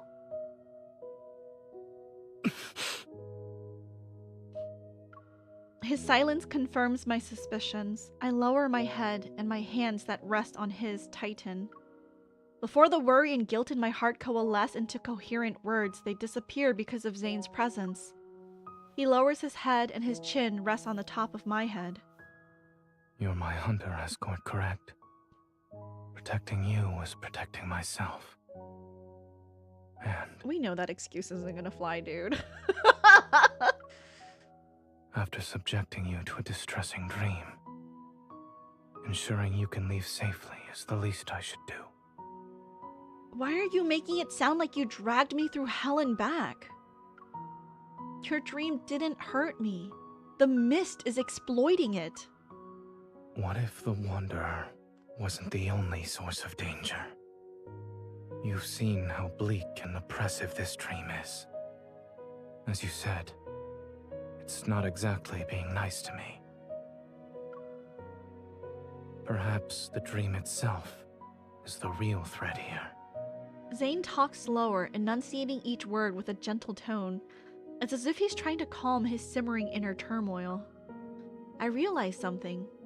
After we entered the proto-field that's based on Zane's dream, he's been acting more hesitant. Could it be... Zane, this nightmare is more than just a dream to you, right? I sense his hands suddenly move, a testament to its master's emotions that are always restrained. A dream remains a dream so long as you wake up from it. But when that day comes, when I can't wake up. Are you worried you'll be trapped in your dreams? Or that your dreams will encroach on reality? If that day ever comes, I'll find you in your dream.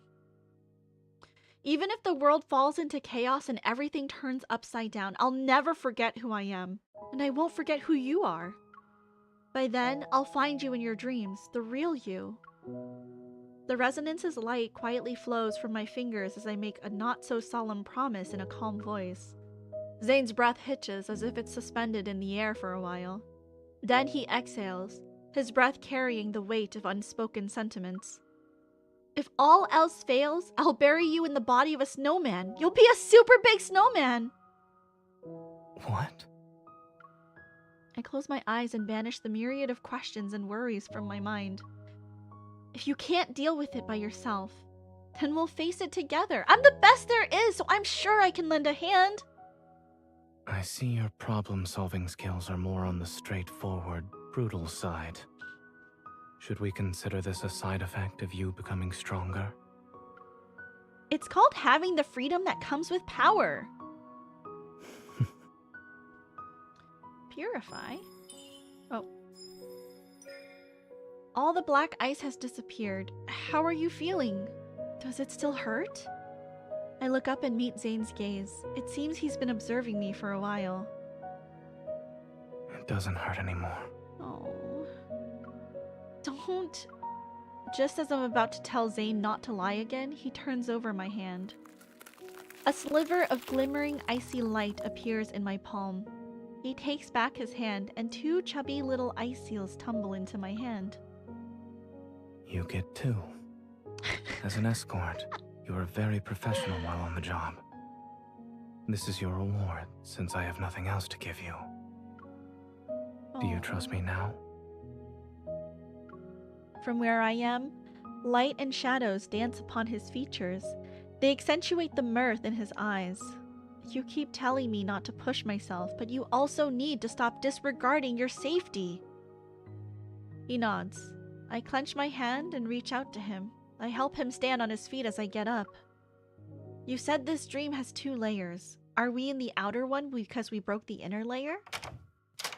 Zayne doesn't refute my statement. He turns around and walks ahead to open the door, his step out to be greeted by the night breeze.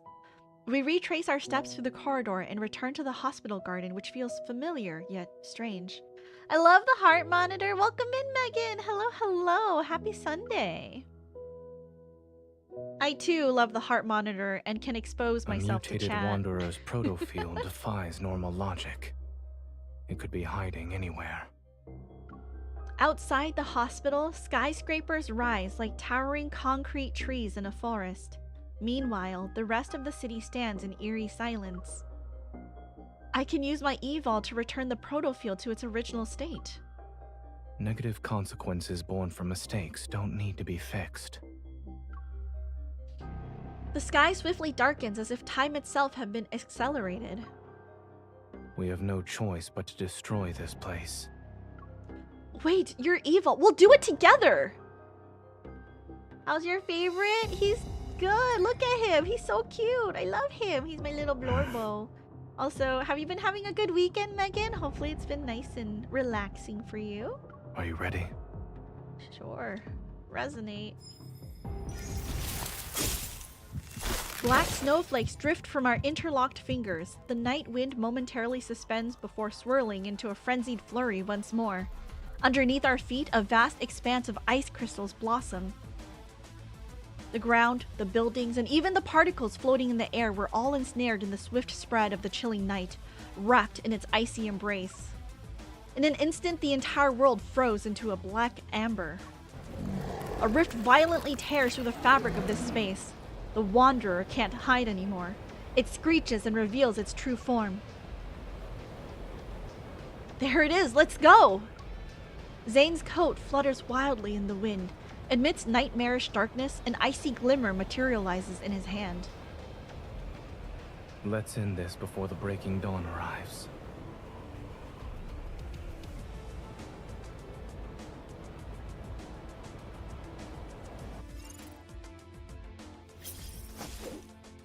Okay, let's go. Oh, let me flip us to horizontal mode.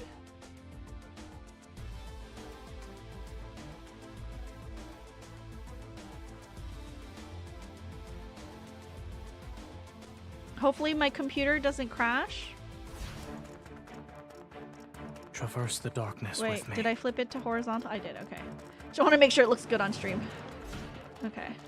Here it comes. There we Watch go. out. With our combined strength. Hermes is so cute. He is the cutest cutie ever. Oh, I'm using a sword, not the thing. Okay. That was fast. It is falling apart. Watch where it's going. I don't like this weapon.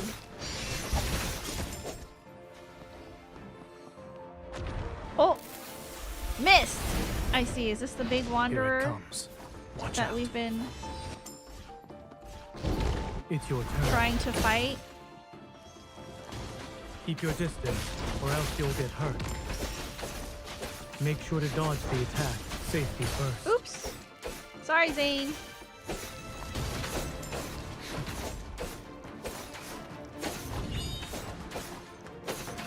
Okay, so let's do It's your this. turn. It is weak. Now's our And then chance. this. Seize and this. then I'll this. send it on a journey. Struggling That. is We don't futile. need to watch that. We just do some attacks. It recovered. Be careful. Watch where it's going. Watch out. I thought I dodged it. I thought I Without combined dodged strength. it. That's okay. Easy peasy combat. Keep your No distance. problem. We finished it in one attempt. Easy. Piece of cake. Exit. Let's do vertical again. I'm sure it'll swap over real fast.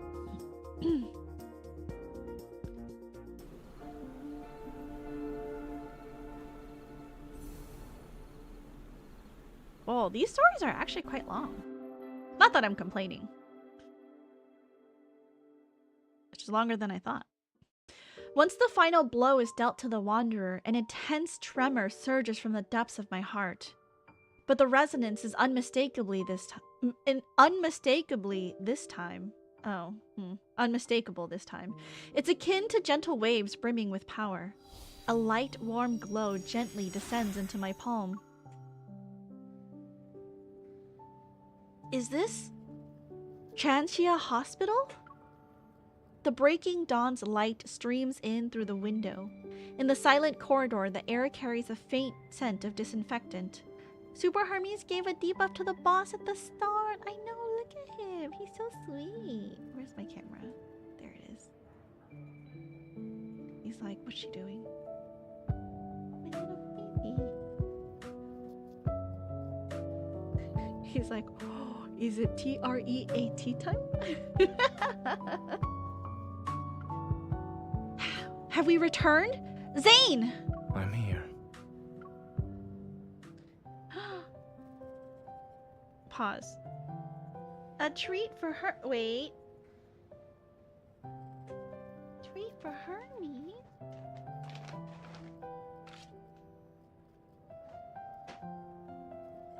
A treat for Hermes from Auntie Megan. Good boy. Good boy, baby. Thank you, Megan. As my hand is tenderly squeezed, I turned my head. Zane is next to me. Wait, I need to double check. Are we still in the protofield or are we in reality? Turn around first.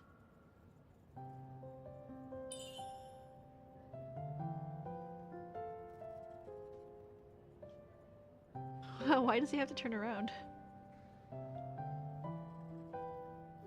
And turn back now.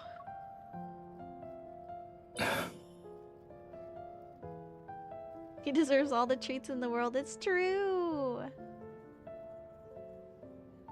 Though his expression has a bit of helplessness, Zane still complies. Are you double-checking or making me play a game of turnaround? I'm confirming that Dr. ZAYNE is the person with me right now. A burst of laughter erupts from deep within me, but in the very next second, I collapse onto the ground.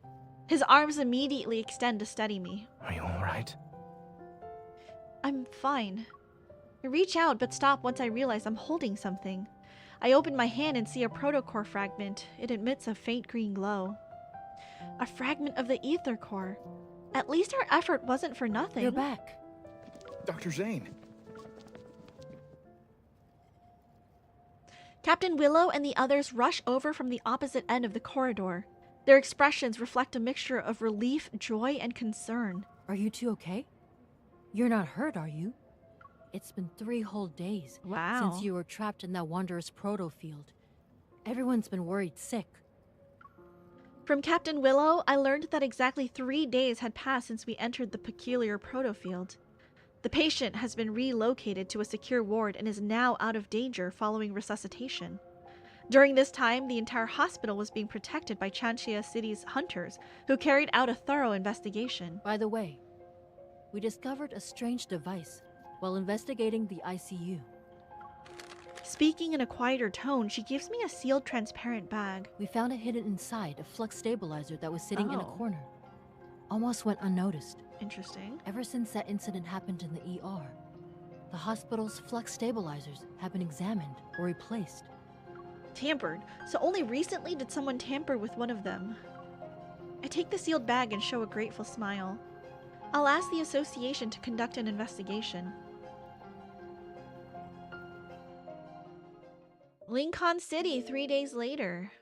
I open the door to ZAYNE's home. It's quiet. ZAYNE?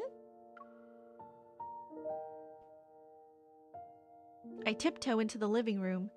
ZAYNE is peacefully sleeping on the couch. The curtains gently flutter in the warm breeze. Light and shadows glide from his nose to his chin. Is he sleeping or... Okay, just don't touch someone while they're sleeping. I move closer and place my hand over his chest. Whew. He's just sleeping. He must be exhausted. That ain't a couch? Yeah, he's not shown sitting on a couch, but it's okay. He's standing. Just imagine him sleeping, sitting down. Approaching ZAYNE, I kneel down to be at eye level with him. I carefully cover him with a blanket that was draped on the couch. The tension on ZAYNE's furrowed brow dissipates. His breathing is steady and his expression is serene and relaxed. And look at his face. The thoughts in my mind racing as I reflect on the whirlwind of events that have unfolded recently. You can finally rest. My watch vibrates. I leave the living room and answer Simone's call. The preliminary analysis results are out for the thing you brought back. Tell me.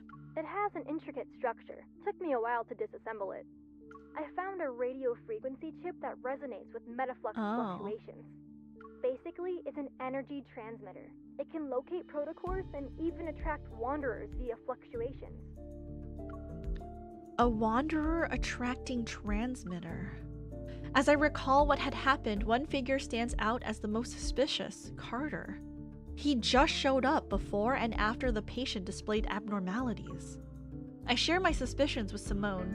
She then poses her own questions. The complexity of this small device is far beyond his understanding, and even Xander Sciences.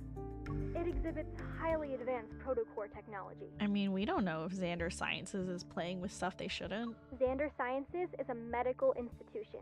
There's no way they could possess protocore tech that rivals the association. Maybe you should actually do some research before you say that.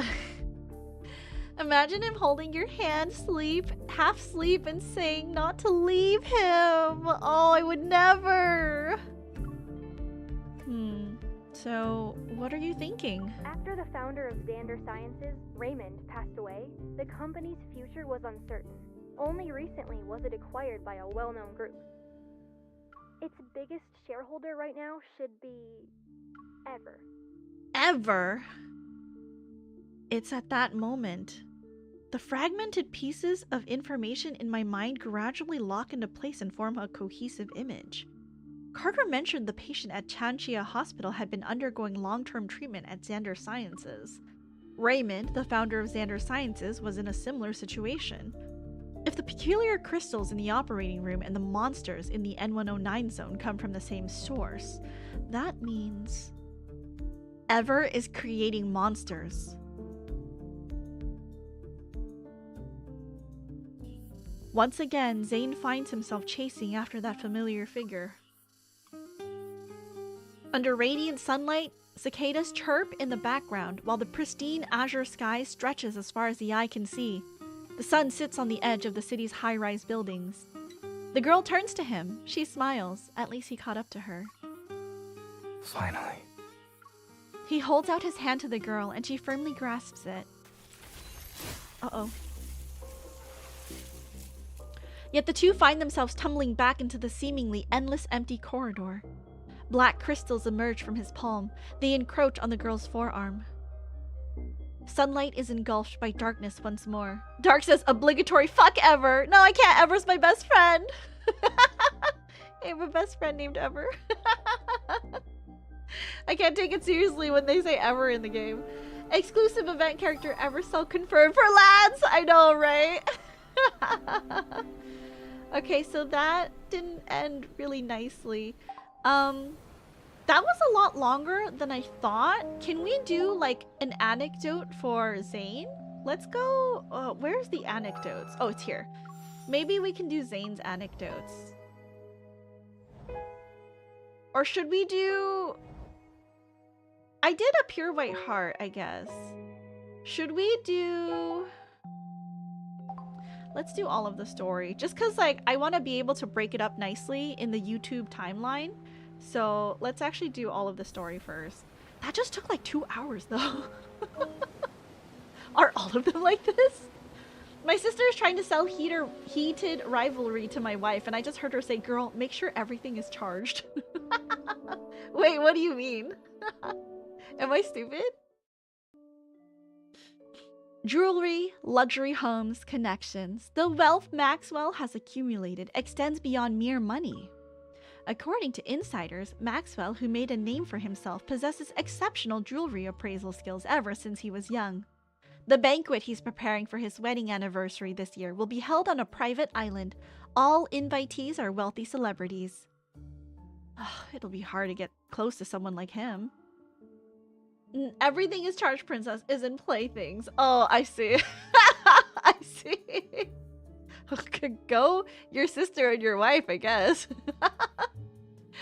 Besides, this person is already on the association's watch list. Looks like I'll have to tap into my precious connections to complete this mission.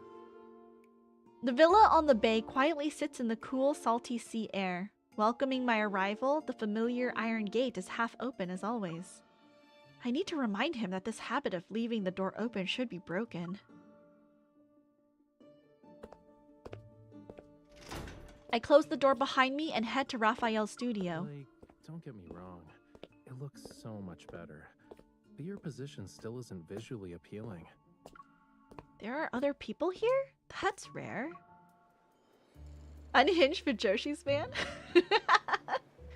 The wind blows open another door before I can reach it, and the sound of waves resounding inside the house rushes to greet me. In front of the large floor-to-ceiling window, an unusual figure swings their arms as they're bathed in sunlight. Rafayel? Oh, why is he so dressed up? Rafayel, dressed in formal clothes, turns around, a smile appearing on his face as he places his right hand on his chest. He bows. Welcome, my esteemed guest. Please, take a seat. He points at a cushioned high-backed chair by the small dining table next to him. With his gaze, he urges me to sit. When you mentioned a concert, were you talking about this? It's happening now? Of course. Sunlight washes over the chair. A cup of tea sits on the edge of the table, and a dark red plush carpet covers the floor. He put a lot of thought into preparing this. He's not messing around. Since the audience is here, the concert can officially begin. I can't help but let my gaze fall on the thin paintbrush in Rafayel's hand. Watch closely. This isn't just any paintbrush. It's... Raphael slightly lifts his chin to create suspense. Then he turns back to the floor-to-ceiling window. He holds the paintbrush and poses. If I'm not mistaken, that's the pose a conductor does. Is everyone ready? Huh? I look around the room again. I'm the only one here. Even if we count the beach, only a few seagulls are perched nearby. They're preening their feathers. Is Raphael number 2 because he's a merman? No, Raphael is at the bottom of the list for me. Raphael is Han's favorite man, but I don't like him too much. I do like mermaids. So it's not like I hate him, you know, but like I don't, he's not the type of man that I adore. The seagulls on the beach suddenly turn their heads towards Raphael. They stretch their necks and squawk loudly. Hearing this stream in the background is just so wild. So what's the full ranking? Okay, so far, I would say ZAYNE at the top, and then Caleb. I really don't know anything about him, but he seems like a really sweet guy, who, you know, takes care of his sister. So it's like, are they like really brother and sister? Is it adopted siblings? I don't understand. Someone who understands the source material, tell me. So it's ZAYNE and then Caleb, and then not a huge fan of Sylus or Xavier. It's kind of a toss-up between third place for me, and then Raphael just sits squarely at the bottom. I don't know enough about Xavier and Sylus to make a decision yet. Hold on. There's no time. Lemons! The joyful cries of the seagulls immediately change at the same time. They hit a difficult high-pitched note and hold it for a while. Why are you eyeing me? Dark, why are you eyeing me? What do you dislike about Raphael? Enlighten us. I think, for me, Raphael, like, whines too much. Like, the only interactions I really have with him are when I'm doing, like, the, like, workout thing. And he's always like, oh, do I have to work out? Like, okay, fine, I'll do it because it's you, you know? But I'm like, I don't want a man that whines. Also, he never lets me cheat at kitty cards, okay? Because I've been doing the kitty card and claw machines. The only saving grace is Raphael will, like, quote-unquote load extra attempts into the claw machine for you. But, like, he never lets me cheat at kitty cards. ZAYNE always lets me trade hands, okay? Caleb, I think... What does Caleb let you do? Caleb also lets you cheat a little bit. And Xavier falls asleep, so you can, like, switch his stuff. Switch the cards and the cups. What I understand is Caleb and MC were raised by the same old lady they call their grandmother. So like a found family type of thing. And she calls her big brother familiarly. Oh, okay. So the adopted siblings. Okay, but still, big brother. I know. I feel like a lot of, like, because I've been around, you know, like anime and like otome kind of like tropes before. So the whole trope of like, come on, you guys, Vampire Night, be so for real. So like the whole thing of like older brother sister relationship, I know it's taboo, but for someone who's like been exposed to this stuff, I'm like, whatever. But apparently a lot of people have problems with that, and I'm like, okay, you guys, like, okay, calm down. It's fantasy, it's fictional.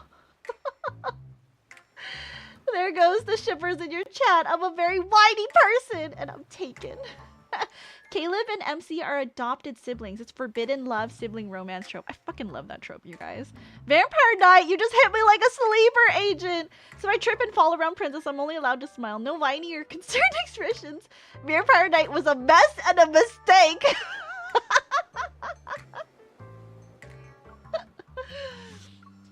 The cool sea breeze lifts the hem of his suit and blends with the warm sunlight to create a relaxing, refreshing experience. Hilarious, you guys. Raphael's pose is simple and yet subtly expressive. His eyes are half closed as he's engrossed in the melodious tune. Assuming this is a mime performance, it's perfect in terms of being a concert. It's a shame I can't mute the world. Before the seagull's maddening cries overwhelm my mind, I go to the window and set down a plate of cookies and lemons. The rhythmic cries stop. Seagulls fly in to snatch the food before scattering. They're satisfied. Excuse me. And he pouts. Rafayel watches the seagulls disband. He reluctantly puts down his paintbrush.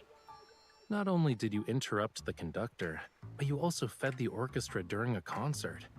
I've never met an audience member as audacious as you. I'm like, I don't want...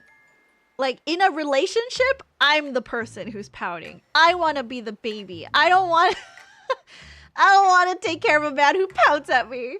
Sorry, as someone with adopted siblings, I will never understand the sibling romance thing, but I respect fantasy as fantasy. Yeah, like, at the end of the day, it's all fictional and it's fantasy. I think people should just let people enjoy media the way they want to. You know what I mean? Men can't pout. I mean, they can pout, I guess, just not in front of me. I want to be the pouty baby in the relationship. Me, I'm the baby. Okay, I guess that was pretty obvious. Tell me to bring my noise-canceling headphones next time. Rafayel points to the earbuds, headphones, and pillow on the sofa. I think it's pretty clear how I've spent these past few days. There's so many good clips from these streams. These seagulls are so noisy that I can't get anything done, you know. If I don't find a way to discipline them soon, I'll have to resort to drastic measures. The seagulls finish the food on the plate and flap their wings. They fly toward the azure ocean. Well, a hasty curtain call is to be expected for a seagull performance. Sorry, I needed to down the rest of my coffee. The weather's so nice today. Do I have the honor of inviting you to afternoon tea since the concert's over? Twirling the paintbrush in his hand, Rafayel walks to the small dining table. He lifts the tablecloth with the paintbrush's handle. I was planning to surprise you when it ended, but I suppose my plans can never keep up with you. Was the concert only the beginning? Is this the real reason why you invited me over? No. The aroma of food lingers in the air as Rafayel pours me a cup of hot tea. His gaze implies there's more than meets the eye as it's reflected in the drink's ripples. I heard some rumors, and even if I didn't invite you, you'd probably find me of your own accord. Looks like the sea breeze is good at carrying news. Since you left the N109 zone, certain eyes that lurk in the shadows are waiting for the play's next act. Problems keep coming up. I'm not sure which one you'll deal with first, though. So, I'll take the initiative and offer you a reward of your choice. The rare display of honesty and underlying assertiveness catches me off guard.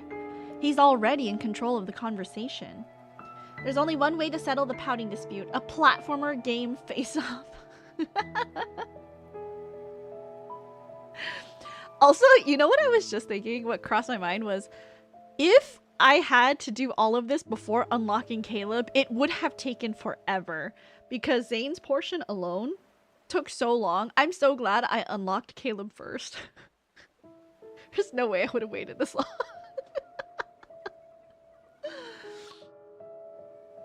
I swallow my food. After contemplating my choices, I pick up my cup and extend it toward him with a question. Why don't you even be more honest?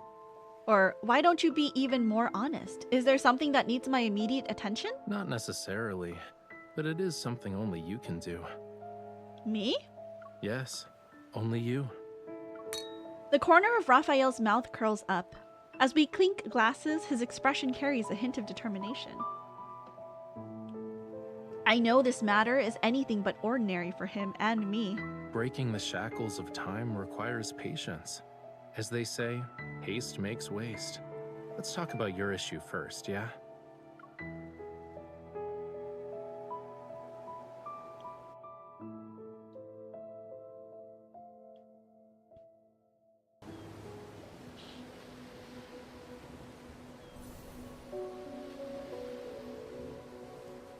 Land of Secret Flames. That's the name of this branch. What a pretty bed. The well-known tycoon Maxwell is on the association's watch list for suspected involvement in illegal protocore smuggling. At the last auction he attended, he bought a set of jewelry that wasn't top tier for a high price and claimed it was for his wedding anniversary. Would a wealthy entrepreneur skilled in jewelry appraisal make such a mistake? Based on our intel, the association suspects this was an illegal protocore transaction disguised as a jewelry auction. I see. And when we look at the price, if it's really related to protocores, it must be no ordinary type.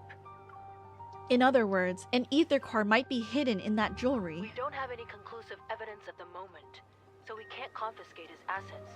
You'll have to do an undercover investigation. Yes, Captain. Maxwell plans to give the jewelry to his wife at the banquet. If I attend, I might be able to inspect it. As for getting my hands on an invitation from a tycoon... Only you can do this, Rafayel. I know. Your eyes already acknowledged how wonderful I am the moment you walked through that door. You don't need to butter me up even more. We can't confiscate his assets, so you need to just steal them. It's true. Rafayel leaves the changing room with his hands behind his back.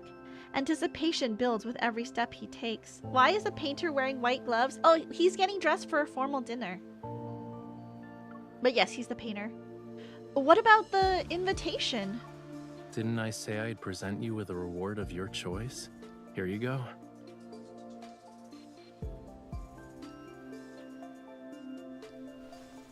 A shadow falls in front of me. Rafayel covers my face with one hand and ties something at the back of my head with the other. I raise my hand and touch the smooth surface. The object is sort of firm. Rafayel wraps an arm around my shoulder and leads me to the mirror. A mask for a masquerade? And the invitation to Maxwell's private banquet. Get away too close?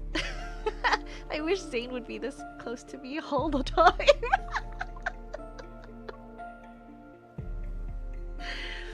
Rafayel stands behind me. He appears to be dissatisfied with how the mask is positioned. While talking, he undoes the knot and reties it. Maxwell and his wife Gabriella met at a masquerade ball. I've never been to a masquerade. I think that would be so fun. The theme of their wedding anniversary is reliving the moment. Guests will wear customized masks as part of his commemorative gift. He paints in white. It sounds like he really loves his wife. But these masks are custom made, so they must represent its wearer's identity, right? Yup. Your clothes and jewelry are ready too. Now's the perfect time to get acquainted with your new identity. I glance at my reflection in the mirror. I notice Rafayel's somewhat extravagant formal attire that suits a masquerade. So you're not an artist? I'm curious about the new relationship you've set up for us. Mischievous, Rafayel winks at me as I'm looking at my reflection in the mirror.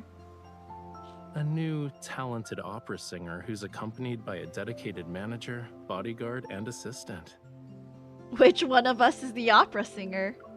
I'm definitely not your manager, bodyguard, or assistant. I never accept side gigs.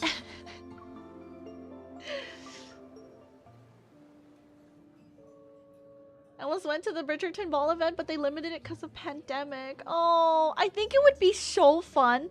Like, I would make such a cute little outfit for, you know, like I would full on go historical goblin mode on my sewing machine. I think a masquerade ball, like the concept of it, is just so romantic, you know? 3 days later, on a luxurious yacht, the banquet is in full swing. Melodious music accompanies the event. I quietly touch the back of my head.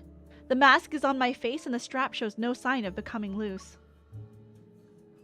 With a champagne glass in hand, I stand behind Rafayel. I occasionally pretend to take a sip as I observe the people around us. Why are you so far away?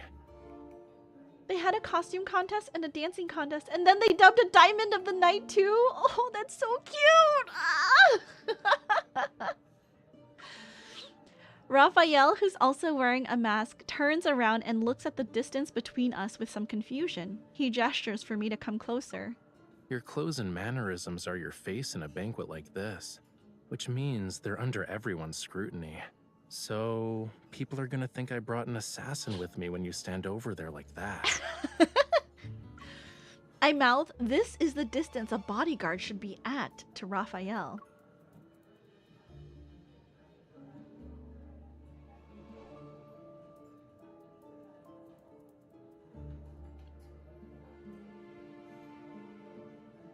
Resigned, Rafayel lowers his head and walks over to stand beside me. Then switch your role to manager so we can be near each other. Besides, when you first became my bodyguard, you weren't this meticulous about keeping your Stop distance. getting closer. Just as Rafayel is about to say something, a man wearing a jester mask walks over to us. My intuition as a bodyguard makes me step forward to protect Rafayel, who's behind me. He's just here to talk. You don't need to be on high alert. I nod and step aside. Standing next to Rafayel, I watch as Rafayel starts a conversation with him. Your bodyguard is competent. Smiling, Rafayel looks at me. Being modest would be a disservice to her. Having her around is the best thing that's happened to me. Ever since he's boarded the yacht, Rafayel's speech and enunciation have changed. His gestures are also more exaggerated than usual. Homeboy thought he was being slick. He didn't realize MC is dense. It's like he's a real opera singer. Interesting. Maxwell made this mask and brooch for Yosef. He should be over 70 right now. But you sound like a young man. Here we go. I feel a little on edge, but my expression remains calm as I take the wine glass from Rafayel's hand. Are you saying that 70-year-old Yosef should disregard his health and attend in person? Youngsters like yourself are very sharp-tongued. While Yosef and I were drinking tea and playing chess, you were probably having fun somewhere else. Judging by your attitude, you must be an old friend of his, good sir. Has he not taken the time to share some of his insight with you? For example, how does a person avoid becoming an annoying old man? Watch your tongue. Did Maxwell actually allow someone like you to attend this banquet? Oh, saved by the bell. On the hold of the ship, the crisp sound of clinking glasses captures everyone's attention. A middle-aged man wearing a dark purple velvet suit stands up with a glass of wine. His smile is barely concealed under his mask. I'd like to thank everyone for attending this banquet. Tomorrow is my 40th wedding anniversary with Gabriella. The yacht will arrive at the island where the event will be held. Upon seeing the host, the jester reluctantly closes his mouth. He angrily glares at Rafayel before walking away. Rafayel adjusts his mask and discreetly curls fingers at his side. He's beckoning to me. Once I'm next to him, we start quietly talking to each other. Is it time for Plan B? Yeah, remember to act natural. Leave the dramatic parts to me. I can recommend 900 Chinese dramas identical to this plotline.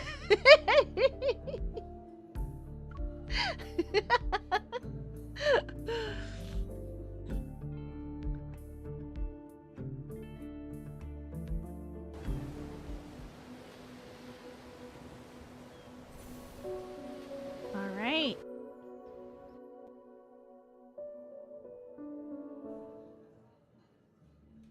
All of you have probably heard about my gift for Gabriella. Maxwell gestures to the cabin and everyone's gazes shift. A tall bodyguard leaves the cabin while holding a jewelry box adorned with an intricate floral pattern. Following Maxwell's directions, the bodyguard places the jewelry box on display that's been specifically crafted for it. It's located at the front of the banquet hall. Bathed in meticulous place lighting, accompanied by perfect angles and color, the jewelry resembles a solidified dark blue tranquil ocean. This might be a good chance to get a closer look. You also must have heard about the people who claim my old eyes are failing me, and I can't tell what a real treasure is anymore. Why is his voice so soft? As Maxwell lightly joked about himself, everyone joined in with good-natured laughter. When the official banquet begins, I will let everyone know that its true value is far beyond the money I spent. It must be the perfect piece of jewelry for Gabriella, since he spent so much money on it. I heard it complements Gabriella's eyes. Maybe that's the reason. I hear the guests' conversations around me. Recalling Maxwell's files, I shake my head. Rafayel understands the meaning behind my gaze and follows me.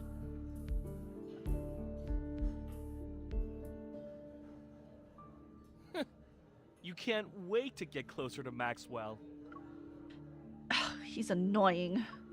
The jester follows us, and his unabashedly rude remark catches Maxwell's attention. What's going on? As soon as Maxwell walks away from the display, the bodyguard carefully closes the jewelry box, picks it up, and leaves the way he came. Rafayel and I exchange a glance and decide to stay still for now. This is good. Maxwell, would you kindly introduce this young man? Who's this young man wearing Yosef's family brooch?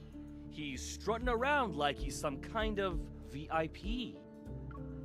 Sir, please keep your distance from my employer. What are you talking about? People like you can't even dream What of a talking dick! to me. Raphael, seemingly unfazed, bows toward Maxwell and lowers his head with an air of grace.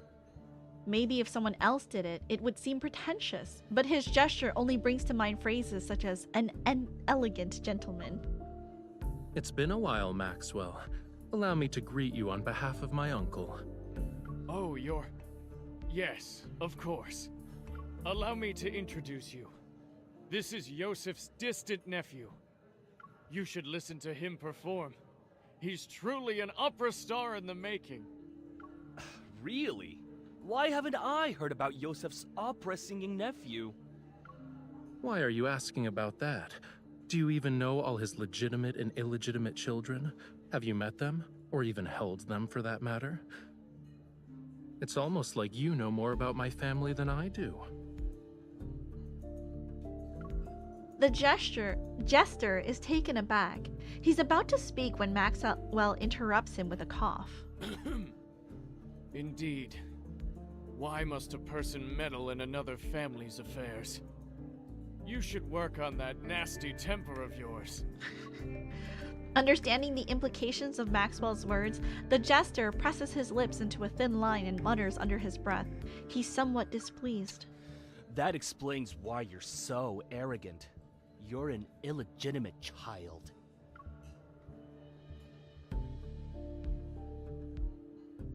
Annoyed, Rafayel puts on a stern expression. I position myself between him and the jester. All right, young man. There's no need to get so worked up. I just heard your bodyguard threatening an elder. That's not right. Sorry, I can't do anything about that. My bodyguard, who's also my manager, has a bad temper, especially when it comes to people offending me. Shake my head, that man never even held them! Stop being so protective of me, can I? Maxwell raises an eyebrow before understanding the situation. Ah, youth. For my sake, why don't you all calm down? The night is still young. There's no need to waste it on trivial matters. Raphael scoffs, but he immediately quiets down after I pat his back, then nods at Maxwell. Now that the misunderstanding's been cleared up, I'd be happy to extend this courtesy to you. Let's head back and rest for a bit. Raphael offers his elbow to me. Once I place my hand on his arm, he escorts me out of the banquet hall like a performer leaving the stage.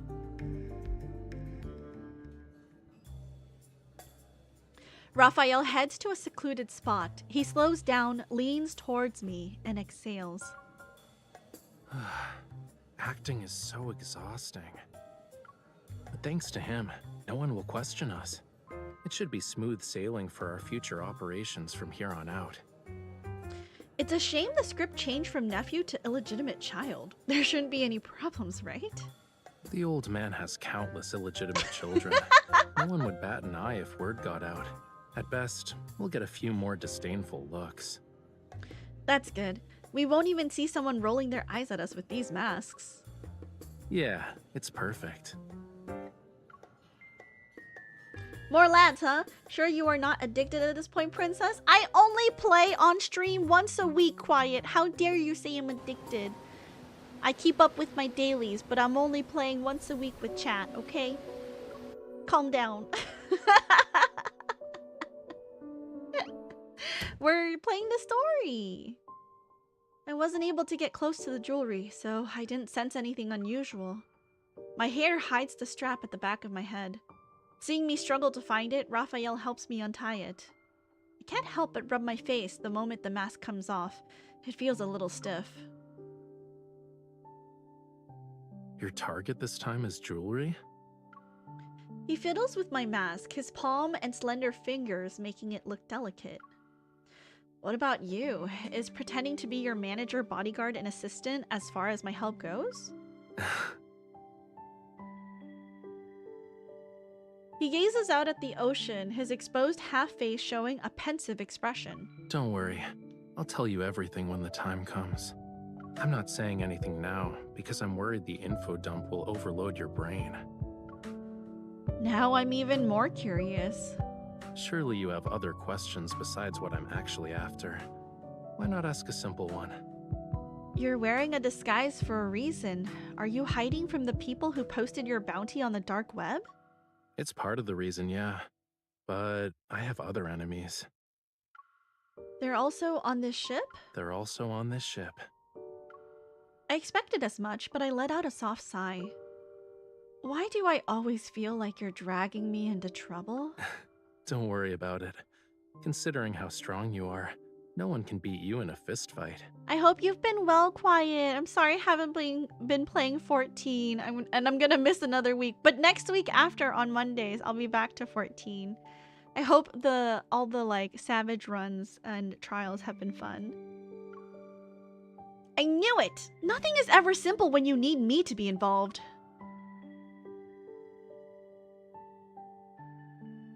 Rafayel keeps smiling. He lifts my right hand and gently presses it against his cheek. It's a gesture of gentlemanly courtesy. I guess I should apologize, huh? But I have a feeling that's not what you want right now. His mask has more decorations than mine. Its rough, uneven texture creates an illusion of warmth as it's caressed. My fingers trace the edge of the mask and descend to his jawline. I almost touch his skin. Can you guess what I want? A mission that won't let the night go to waste? Oh. My hand lands on Raphael's wrist and I pull him toward me. Correct. I'll wait until the dead of night to pull off a grand heist. Wanna be my partner in crime? The mask's frozen smile is brimming with the vitality Rafayel had infused into it. It almost comes to life as its wearer gazes at me. The sea at night is the perfect stage for a magnificent performance. I'm honored I get to share it with you. I've been lurking on streams so I can catch them. All Quiet, thank you. You're so sweet. Cruise ship, 3rd floor, 9:15 p.m. While the guards change shifts, the corridor is empty. It's the perfect time to start our mission. I already know the yacht's map by heart. I carefully push open the door and bring Rafayel with me. Take a left at 3594. Go up the stairs, take another left before walking to 4136. Go through the side door and cross the terrace. That's how we'll reach the security room. Are you sure we won't get caught by the patrolling guards? Of course. Don't forget, I'm not doing this by myself. I adjust my earring, or rather, it's a small communication device disguised as an earring. The guard's schedule, patrol routes, and the vault passcode are all in it. Your association is truly a gathering of hidden talents. Hurry up! The passcode changes every 10 minutes. It'll be tough if we miss our chance. We arrive at the terrace on the 4th floor smoothly. It's not long until the vault's location appears within my line of sight. There are guards on patrol. We have to distract them. That's easy. We just need an encore. A small flame flickers from his fingertip. I nod. You're so good at this. How many people have you scared with that trick? Who asked me to be her partner in crime? Me, yes. The communication device beeps. The passcode has been successfully deciphered. I gesture to Rafayel. He nods and a tiny flame... Ooh. Too fast. Pause real fast. A tiny flame materializes. I see. You're a good man, Maxwell. Spending a fortune just to make your wife smile. My small gift pales in comparison to your company's wealth and power. Why is Maxwell here? Here. The sound of laughter gets closer. Rafayel opens the hatch in the corner of the floor and pulls me down. The door silently closes and our surroundings darken.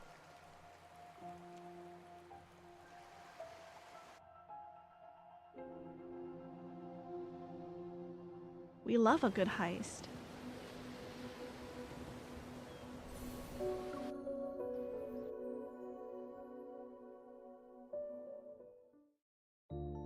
The space below the deck is cramped and small. With the faint light from the automatic emergency light, I can barely make out the piles of items. Concerned that any noise would alert Maxwell and the others, Rafayel and I have to stay close together and not move. What's wrong? Your hand, it's poking me. He hesitates before moving his hand aside and rests it on the clutter behind me, as if he's trying to wrap his arms around my waist. Better. Against the hazy light, his figure is hard to discern, but the depths of his gaze are front and center, profound as the ocean itself. I force myself to look away and focus on the commotion above us. Originally wanted to attend, but he couldn't leave. He asked us to send you and your wife his regards. You're too kind. Can these people, like, talk about their everyday lives somewhere else? Is the passcode about to change?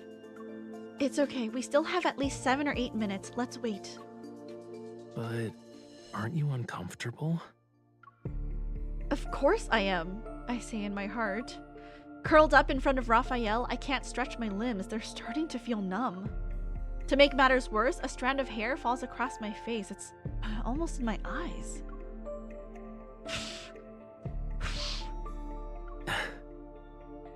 I try to blow it away, but it doesn't do anything. Raphael's bangs slightly sway instead. Let me help. He raises his hand and moves it toward my cheek. However, his elbow hits the— No! We're making noises! Luckily, the people on the deck are still chatting and laughing. They didn't hear us. I'm fine. I can deal with it. I try to suppress the strange feeling of the hair on my face, but the more I try to ignore it, the more I focus on it. After a few moments, tears well up in my eyes. My vision starts to blur. Don't move.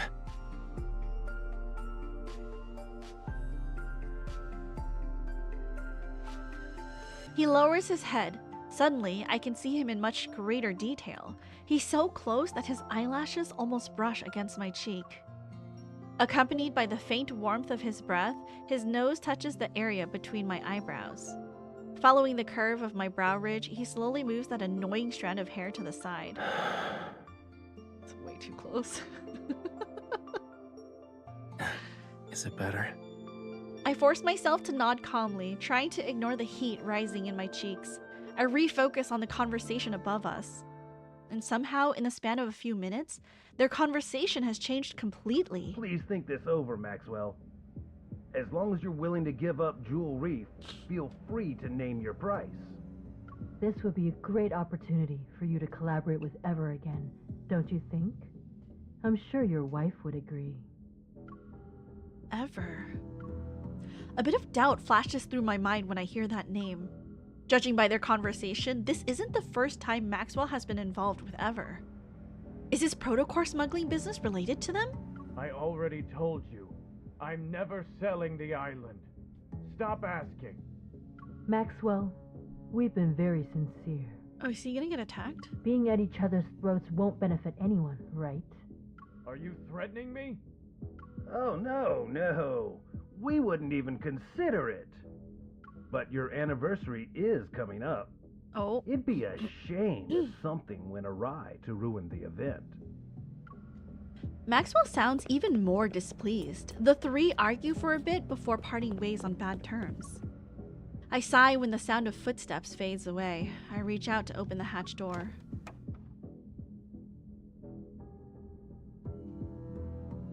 Are they gone? Yeah, you can come out now. We'll be able to make it if we hurry. Rafayel leaps onto the deck first. Then he turns back and pulls me up. Sneaking around on a yacht is more annoying than fighting a wanderer. Really? Your reflexes and skills are remarkable.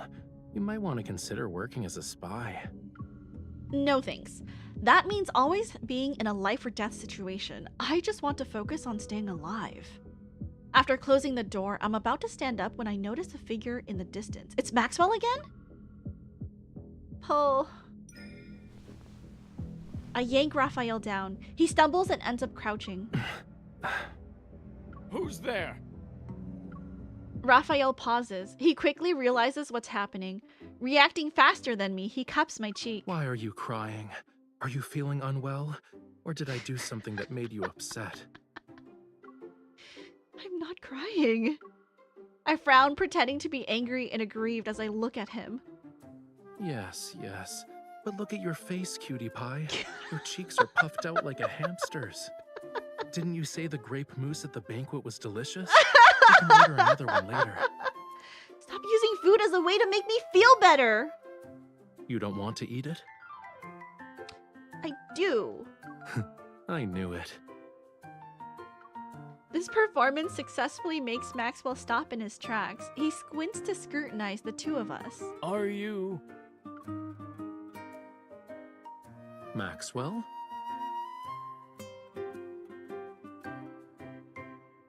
Rafayel turns his head. Upon seeing Maxwell, he appears surprised. He quickly helps me stand up. I wipe away my imaginary tears, lower my head, and pretend to awkwardly hide behind Rafayel. Good evening. This is embarrassing to say the least. Did you have a fight with your girlfriend? It's just one of those lovers' quarrels, you know. It's not a big deal. I thought we could take a breather. I see. He sounds like he doesn't believe us. I can't help but feel nervous. Just then, a guard on patrol quickly approaches us. Puzzled, his gaze flits between us and Maxwell. Mr. Maxwell, is everything all right? You're just in time. I have to tell you something. Tighten the security in the vault tonight. Uh-oh. And bring in a few more men to protect it. You must keep a close eye on the jewelry and the deed to Jewel Reef. Understood. Uh-oh, that just made our job a lot harder. This is bad. Our plan to sneak into the vault is ruined. I quietly tug at Rafayel's sleeve, signaling that we should leave first. Well, we'll be on our way. I hope you have a good rest of your night. Wait. Is there anything else? Rafayel pauses. In the blink of an eye, he smiles and turns to Maxwell, who walks up to us. Stay away from the 4th floor if you want to get your mind off things. What does that mean? Is he warning us? As I quickly run through 100 possibilities, Maxwell raises his hand and points upward. Go to the bar or cafe on the 5th floor. There aren't a lot of people, and the atmosphere is better.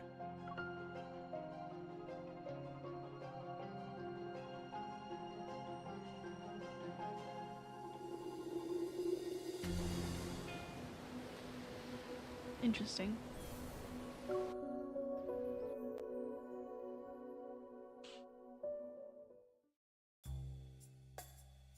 We would have already gotten the jewelry if it weren't for those 2 island buyers. Missing the opportunity that appeared before us, we returned to our room, and even though I'm upset, I have a new suspicion. There must be something Ever wants on that island. Otherwise, they wouldn't be so focused on it. Who knows?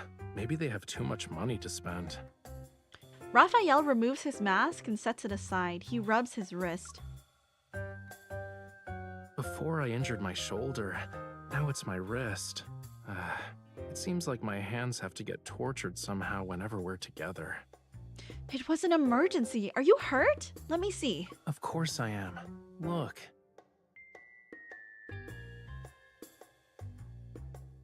I hold up his wrist. Several minutes pass before I find a faint mark from a fingernail. Have you pulled any new cards recently? I haven't. I was gonna save pulling for stream. So, also I heard Caleb's XO2 myth is coming back. My roommate said I should pull for it, and I've seen online that a lot of people say it's a really strong card, and it's been getting them past like orbits. So I feel like I should at least pull for R0 for that card. So I'll probably do that next week. I think the myth rerun is only like a week though, right?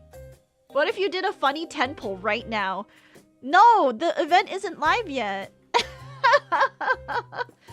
Wait, Ever's in the story? I was sick and then a dog wanted to snuggle with me, and then my sibling finished their visit, so I was gone for a while.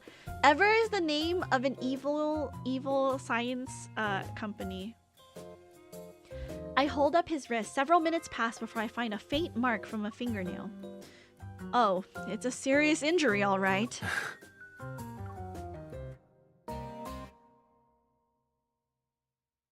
Rafayel unbuttons his cuffs, loosens his collar, and sinks into the chair.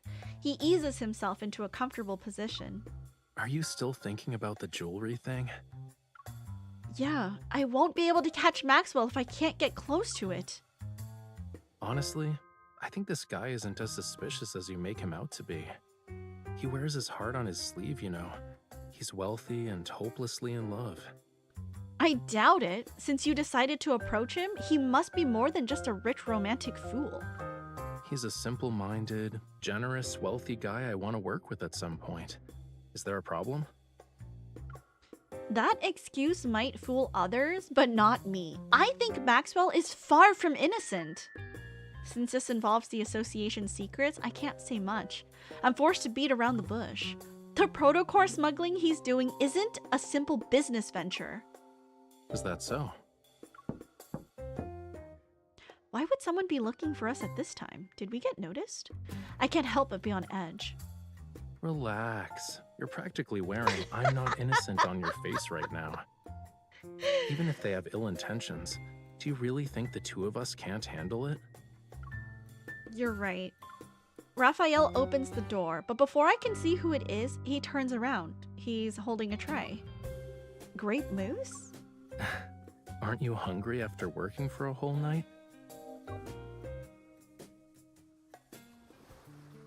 The lighting on the small terrace outside the room is gentle. With a refreshing sea breeze, we have a nice dining spot. However... It's okay if you don't want to eat mousse, but don't be a meanie to it. Inside Outski, thank you for resubscribing, especially with your Prime. Thank you, thank you. You only get like one of those a month, so thank you for spending it here. I really appreciate it. I hope you've been having a good weekend. Oh, that reminds me, I should probably move the alerts up. They are getting covered by the game. Okay, I moved them up, sorry. Thank you, Inside Outski. Hope your weekend is going well. I realize the dessert is a mess because I poked it so many times. I'll eat it. I devour a spoonful of mousse, but it's not long before I'm thinking about the jewelry again. It'll probably be in his wife's hands once the ship docks tomorrow. At that point, approaching it will be almost impossible. Do I have to talk to his wife? I'm not good at lying. I see you're genuinely hungry. He scoops the grapes off his dessert and gives them to me. If you can't come up with anything, stop thinking about it for now. Where there's a will, there's a way. Maybe we'll get our chance once we reach the island. Shouldn't those two Ever people be a bigger problem than Maxwell? Their obsession with buying the island is a little weird, but you can't blame them. If you compare Ever to Maxwell, then that protocore smuggling stuff isn't something to be concerned about. I'm a bit surprised, but I start thinking. Raphael's intelligence network is complex and full of secrets. If he's saying this, then he probably knows something. You do have a point. I'll keep an eye on them. Too bad I didn't get to see those two. We should try and follow them, in case... Okay, it's time to stop using your brain. Rafayel waves his hand in front of me. His expression becomes stern. I told you that so your mind can take a break. It wasn't so you could throw yourself into another problem. But like a magician, he pulls out something to feed to me. I bite down and a candy sweetness floods my mouth. Right now, you're only allowed to think about one thing, which is replenishing your energy before going to bed.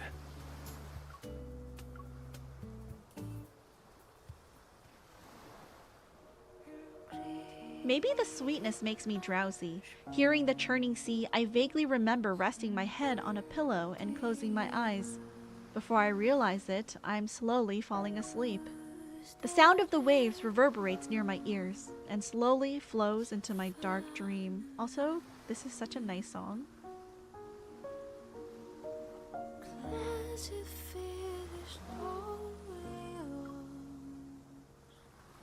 Faint moonlight spills over the pitch-black sea, carrying an ethereal chant from afar.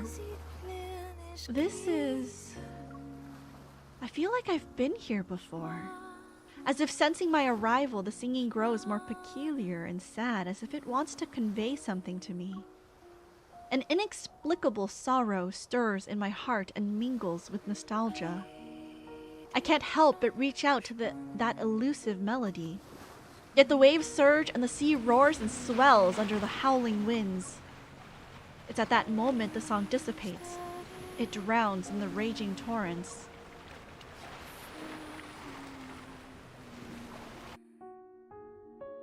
Interesting.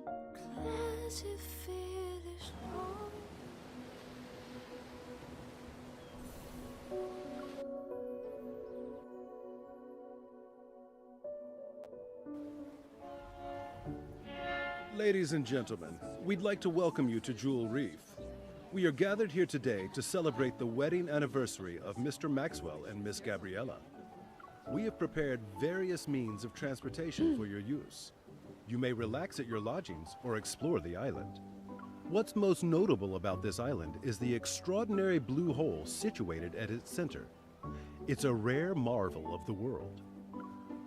The next day at noon, the yacht reaches the island. A middle-aged butler welcomes the guests. The ceremony will be held at 7 o'clock this evening. Transportation will be arranged to ensure all attendees can make it to the Manor's banquet. The butler guides each guest to the cars individually. With a smile, he turns his attention to us. Do you need anything, sir? We're good, thank you. He's feeling a little landsick. Rafayel leans against my arm. He raises an eyebrow and reveals a slightly disgruntled expression. I have a headache because someone had me appreciating the sea breeze with her late into the night. It's normal for sea creatures to have allergies on land. I understand.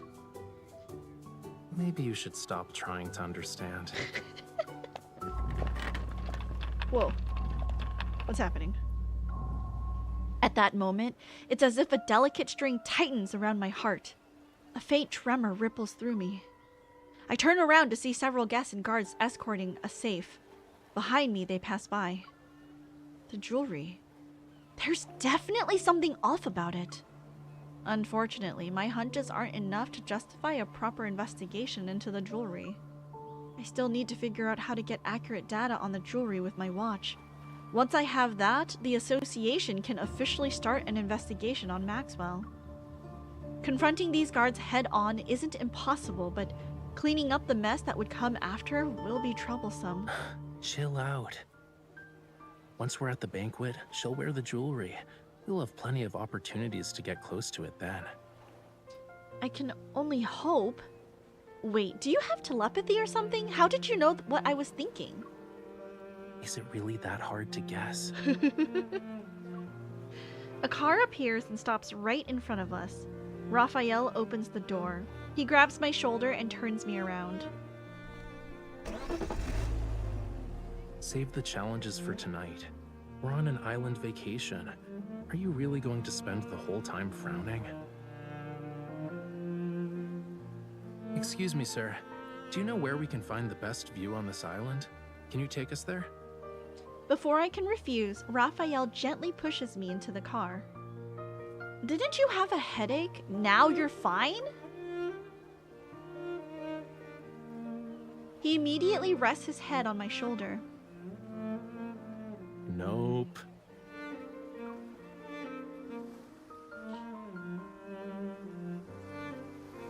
The driver proves himself to be very diligent.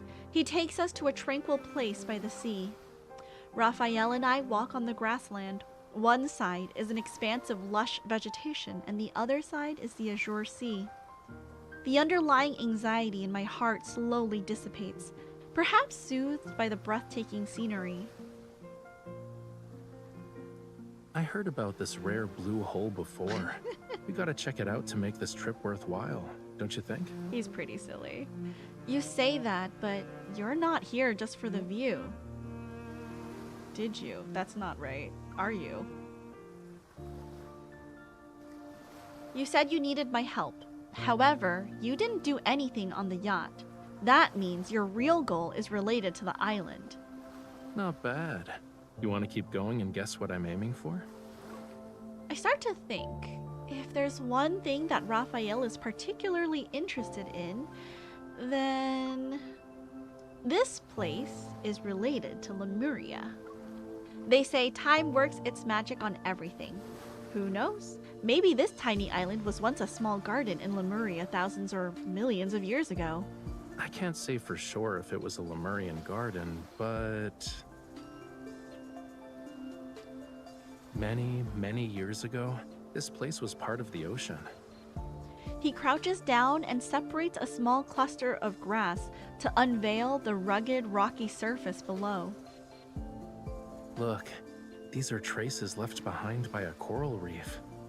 I crouch down next to him. I look closely, but I can't make out anything.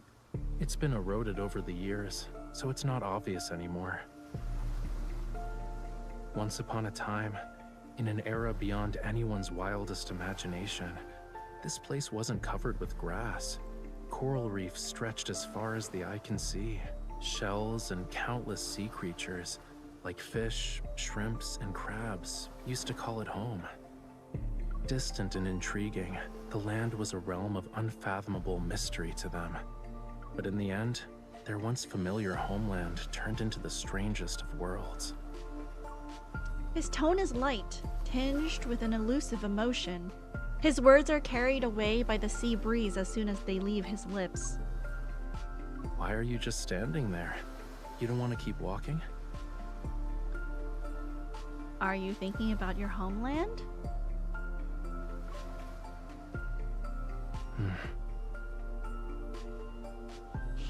If I say yes, will you do something to make me feel better? Okay, like in the main story question, because I don't think we ever actually saw it, but like, was it ever... Pause. Was it ever like explicitly in... Because I as a player know, right? Like, he's probably Lemurian. But was it ever mentioned in the story? Like, did he tell her?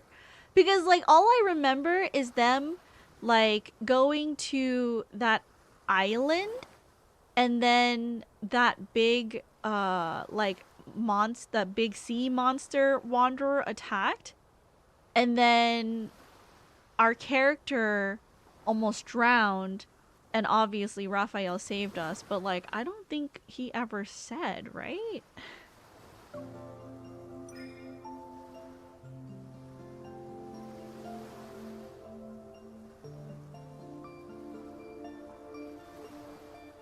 Of course. I'll give you a head pat, just like this. You're not using this as an opportunity to mess up my hair, right?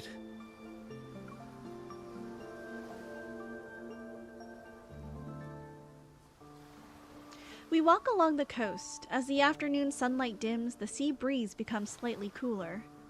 With every step we take, the terrain gradually ascends. Out of the corner of my eye, the dock we arrived at earlier has turned into a distant white speck. Looking down, I notice the rocky tidal flat where a small boat is beached on the shore. MC knows she learns in his Bond story. Oh, okay. We should probably do the anecdotes in the Bond stories. Is that supposed to be a decoration? Judging by its structure, it looks like an antique from a few centuries back, but it's in good condition. The main sail and jib are intact, and the hull looks fine. Once it hits the water, it'll be gliding through the waves. I think the confusing thing is I'm like coming into this pretty late, so I'm not seeing this stuff as it's coming out. So I don't have a good reference for like, oh, what I should do first and what I should do next, you know? And I'm sure the cards, the memories also have their own kind of like timeline to them, which I will not know. Several solos and multis have passed by this point. It's been explored in those. I see. Yeah, I'm missing a lot of info. At the very least, it's more reliable than the boat we took to Hat Island. Rafayel clears his throat and looks away. He pretends to be nonchalant about it. Smiling, I meet his gaze. Speaking of which, don't you think we have quite a strong connection with boats and islands and all that? The last time we were on an island, we basically got shipwrecked and ran into some wanderers. Who knows what sort of surprises are waiting for us? I guess there's a lack of faith, huh? It's only natural given our past experiences. Take this moment, for example. You said you'll show me the blue hole, but we've only seen flowers, plants, and rocks. Whoa, easy there, cutie. Look. Look. We've arrived.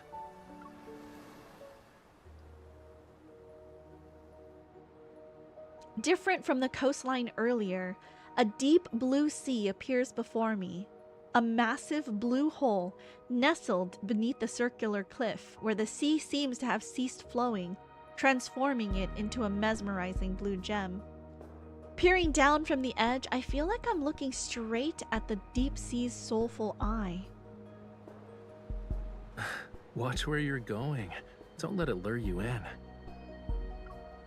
Rafayel grabs my arm and pulls me back. Well, Maxwell picked a decent venue. This is actually the best spot to view the blue hole.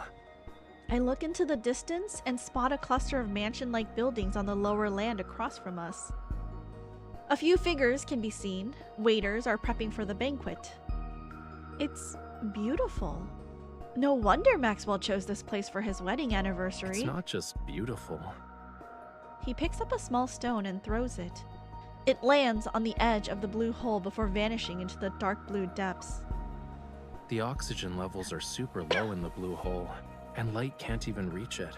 Barely anything can live there.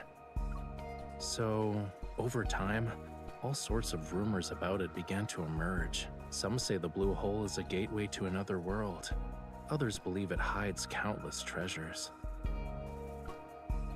People tend to have a wild imagination when it comes to unreachable locations.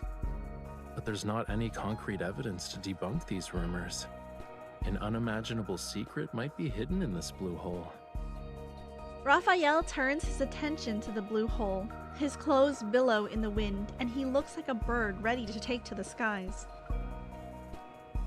As if at any moment, he's about to dive straight into the profound dark blue abyss. An inexplicable tremor reverberates from the depths of my heart, yet I'm not sure if Rafayel's words or a distant call from under the sea caused it.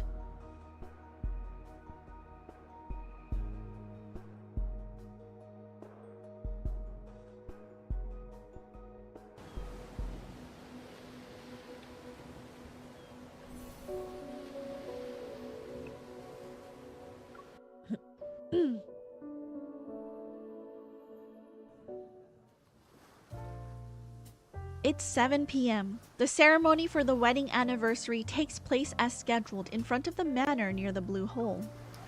Amidst the guests' applause and cheers, Maxwell presents the jewelry to his beloved wife, Gabriella. Wearing a mask, I hide with Rafayel in the crowd, listening to Maxwell passionately recounting how he first met his wife. The gemstones used in the jewelry are from the place where they fell in love with each other. Aww. Talk about being hopelessly lovey-dovey. There were many rumors about why Maxwell bought it. Turns out he had a romantic reason. But it's also disappointing in a way. However, this is only part of my gift. Gabriella, what I truly want to give you is this island. Oh. As soon as Maxwell finishes speaking, fireworks explode in the night sky and cast a colorful glow upon our surroundings. Under this radiance is the blue hole as it emits a faint light. The water's surface shimmers like a precious gemstone. They say this blue hole is a rare wonder of the world. Not only is it this island's heart, but it's also the sea's. My wife entrusted me with her precious, pure heart. And so, I was given the gift of experiencing the best love in the world. That's why I'd like to offer her the world's most precious, purest heart. This island's official name is Gabriella's Atoll. The fireworks become increasingly more magnificent and dazzling, accompanied by joyful laughter and applause. Gabriella, who's brimming with happiness, tightly holds her husband's hand. The jewelry she's wearing around her neck is even more brilliant. Don't ogle so much. Even a mask can't hide how you're eyeing the jewelry. I'm trying to come up with a conversation starter for when I approach her later. This is easy. Just say, Gabriella, your love story was so moving. I would be honored to hear more about it. I don't think that's enough to earn her trust. Remember, to Maxwell and his wife, you're the girlfriend of Yosef's illegitimate kid. With such a complex background, it's pretty clear that our love story is filled with obstacles.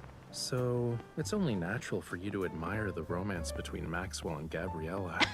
She might even pity you. Rafayel, did you work as an actor before? How are you able to easily slip into any role?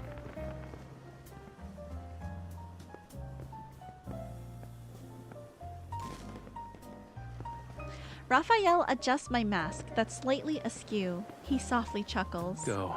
If you don't move now, someone else will snatch this opportunity. I take a deep breath, clutch the hem of my dress, and walk to the center of the crowd where Gabriella is.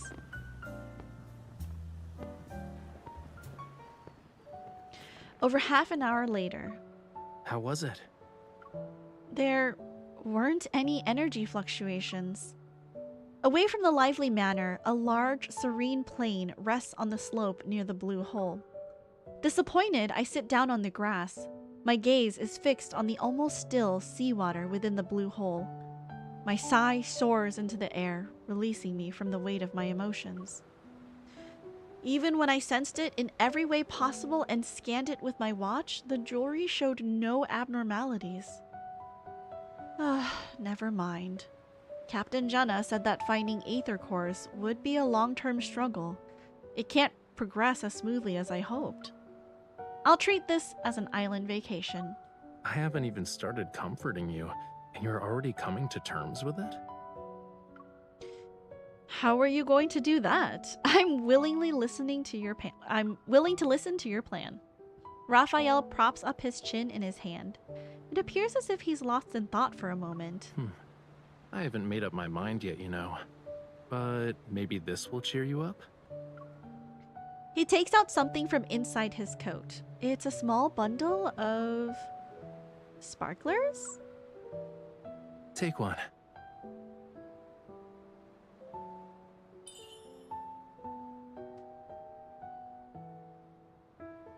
His fingertip glows. Before my very eyes, small fireworks blossom from it. I can't help but laugh.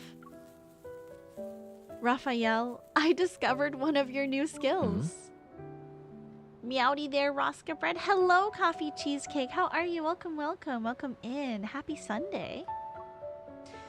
You always manage to pull out something unexpected from your coat. How many surprises are you hiding? Not a lot. These are all I have. What'd you order from Amazon? The Hitchhiker's Guide to the Galaxy? Ooh, I don't think I've ever read that book, but I hope you have fun. I hope it's a good book. He ignites the remaining sparklers and passes them to me. In my hand, they magically transform into a dazzling bouquet. Seemingly attuned to the mood, the sea breeze subsides and allows the sparklers to glow until they flicker out. Then it rises with the tide. 5 300-page books? That's not too bad. Let's go. It's about time we head back. Shh. A serious look appears on his face, and he turns away. Taking my hand, he swiftly guides me to a nearby rock. We have company. Seeing his wary expression, I hold my breath and write my question on the rock with my finger. Maxwell? He shakes his head. After a minute or two passes, I hear voices that are moving toward us. We're ready. It won't be long before things get chaotic. When the time comes, head to Maxwell's private collection room. It's in the southeast corner. Find it while I stay in the manor too. These voices. They're those people from Ever. Are they scheming something because Maxwell refused to give up the island? On the rock, I write the question, Ever? Rafayel nods. If only Maxwell sold the island to us. Then we wouldn't have to go through all this trouble. Weren't you listening to the higher-ups? The stuff that's hidden on this island is very important. It can't end up with the wrong people. What is this stuff exactly? Do you want to share your big secret with me? Who's there? Rafayel, you can't just do that! Flames encircle the two. Rafayel approaches them slowly, one step at a time. I grab my firearm. Are you going to explain yourselves, or would you rather have a thoughtful discussion at the Hunters Association? They clench their teeth and refuse to speak. And just when I'm about to make another inquiry, I sense a powerful surge of metaflux. Rafayel, a wanderer is about to appear! My watch sounds the alarm, which coincides with the violent tremors that shake the sea. I hurry toward the blue hole, but Rafayel blocks my way. Before we continue, I need to ask you something. Do you like treasure hunts? Sure, I guess. I do, but how is that related to the Wanderer? Then this adventure won't disappoint you. Recalling the rumors he mentioned in the afternoon about the treasure in the blue hole, unease washes over me. You're going to look for that treasure? The wind's getting stronger because of the high tide. It's the perfect time for a treasure hunt. Let's go. He holds me in his arms and rushes to the shore. The waves intensify and slowly engulf everything I can see. Meanwhile, a terrifying behemoth reveals itself in the center of the blue hole.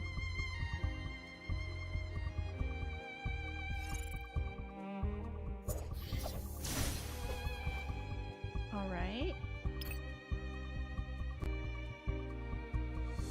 We're fighting? Oh, wrong thing. This thing. Nope.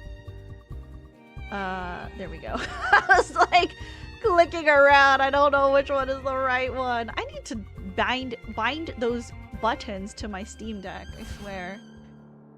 Okay. Let me show you what the art of combat is. This teamwork thing is going great.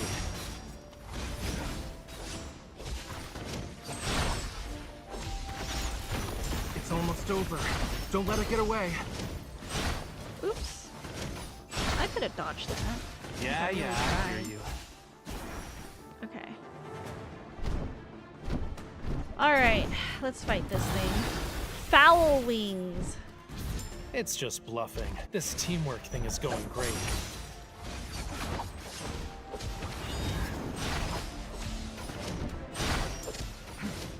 This is just the prelude. 6 seconds. If that's your wish. This teamwork thing is going. I gotta make sure it's not like locked up or anything, because that would be real annoying. You were too close to it. Yeah, I hear you. Oh man, you recovered so fast. Ouch, my hands. This teamwork thing is going great. Okay. Now it's locked up. Okay, and then we need to wait one more. Follow me, and let's stop it. Break of the shield, and then. How bad is it? And then we can do the.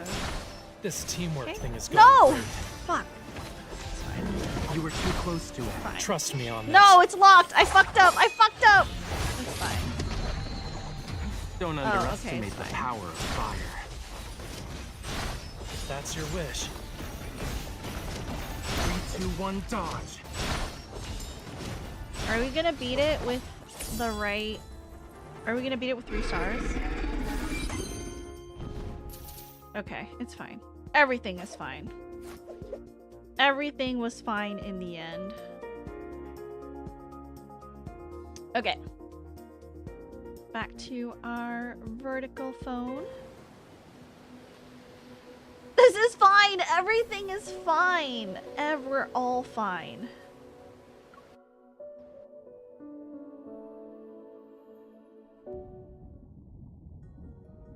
Pretty. The proto-field disappeared. In the depths of the dark blue sea, light sporadically flashes. Struggling to keep my eyes open, I can't find my way. I think we fell straight into the blue hole. I'll swim toward the light and see where it leads. Don't swim. Stop. Now turn your head. I do as he says, however, trying to turn while underwater is surprisingly difficult. A familiar warmth suddenly cradles the back of my head. Strands of hair gracefully drift into my view, and they're followed by a gentle kiss. Try it. Try what? My steady breathing is accompanied by the faint fragrance of fresh sea salt. It permeates my entire being. I'm taken aback. I can breathe?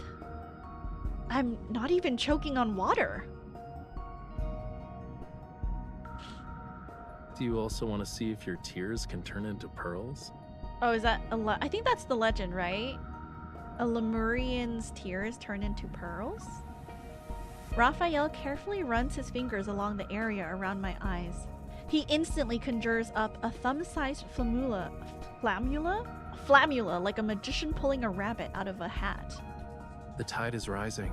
Come on, let's find my treasure. The little fish affectionately rubs its belly against Raphael's fingertips. With a flick of its tail, it swims toward the depths of the blue hole as if it were our guide. Is there really a hidden Lemurian treasure at the bottom? Only the undercurrent beneath the high tide and the tiniest fish know its location. I playfully poke the flammula swimming next to me. Unafraid, it swims closer and nuzzles my cheek.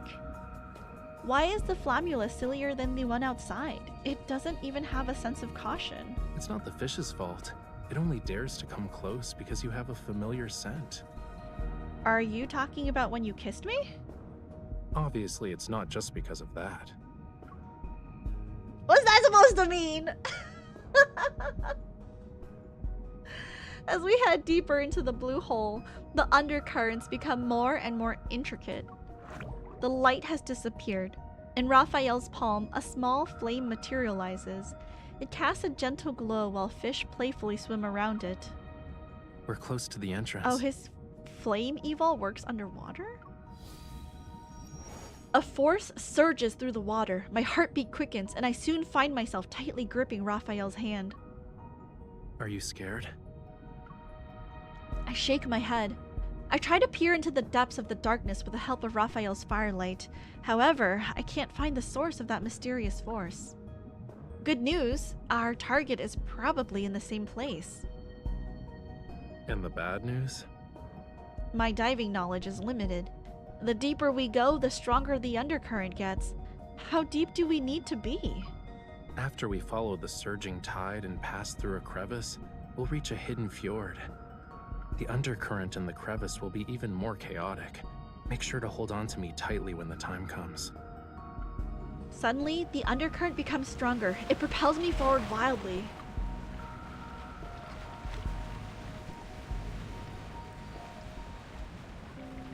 When we come to a stop, we find ourselves in a deeper part of the sea. In serene darkness, a gentle light emanates below. It grows brighter only to dim. It's reminiscent of an aging heart's unhurried rhythm. Remember chapter 6 when he said his flames can never be extinguished? I did not remember that. Thank you for the reminder. I feel like each of these guys has something that I need to like remember about each of them. It's really hard to remember everything. This is the island's cornerstone. It once bore the weight of Lemuria's past and future. We slowly descend to the source of the light. Eventually, soft yet firm ground touches my feet. The flammula approaches Raphael's flame. It vanishes at his feet and the fire disappears. The faint light fades, only to flare up again.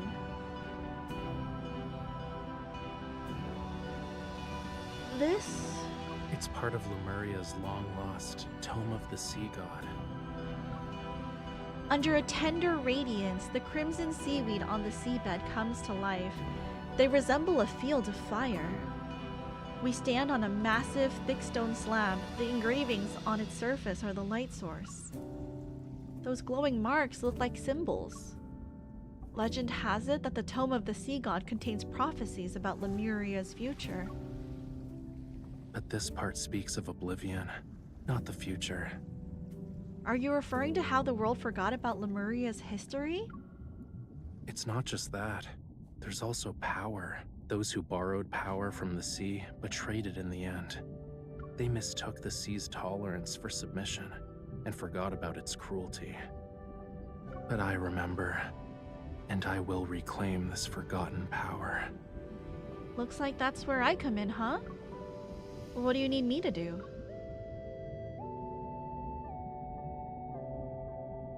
Rafayel takes my hand as he materializes a dagger. Only those who have a bond with the sea god can awaken the tome. I need you to bear with me for a moment. What does that mean? The dagger grazes my fingertip. A drop of my blood is quickly sealed in a tiny bubble that falls onto the vibrant red seaweed. The distant roar of a tsunami echoes in my mind, accompanied by immense glowing symbols swirling and materializing. They pierce my body and ascend. Fragmented images that are bathed in a golden glow, and a childlike voice break through the haze. They flood my mind. You awakened me. Whose memory is this? Hey, are you listening?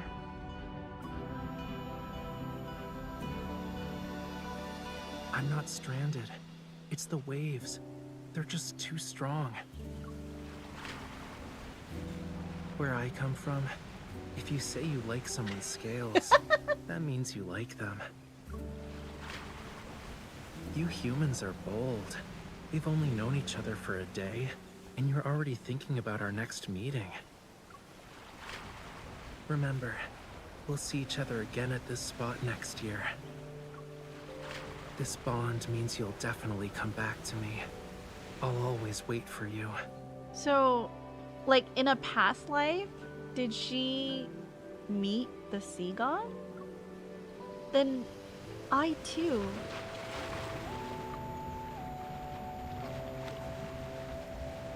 The waves sweep away these fragmented memories. A cold breeze tinged with the scent of seaweed caresses my face, and I struggle to open my eyes. Rafayel.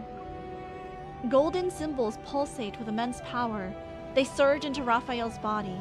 With his eyes tightly shut and his face pale, he collapses into my arms. Rafayel! The flammula swims past me, its tail leaving behind a trail of bubbles. My gaze follows it to the crevice found on the fjord's cliff. As a shield of golden light blocks the turbulent seawater around us, I tightly hold onto Rafayel and swim toward the crevice. That memory is from this life? Really? Context is missing from his myth, but you'll eventually find out. Oh my gosh, I want to find out! All of these, oh my gosh, past lives and reincarnation and stuff. Yeah, I fucking love stories like that.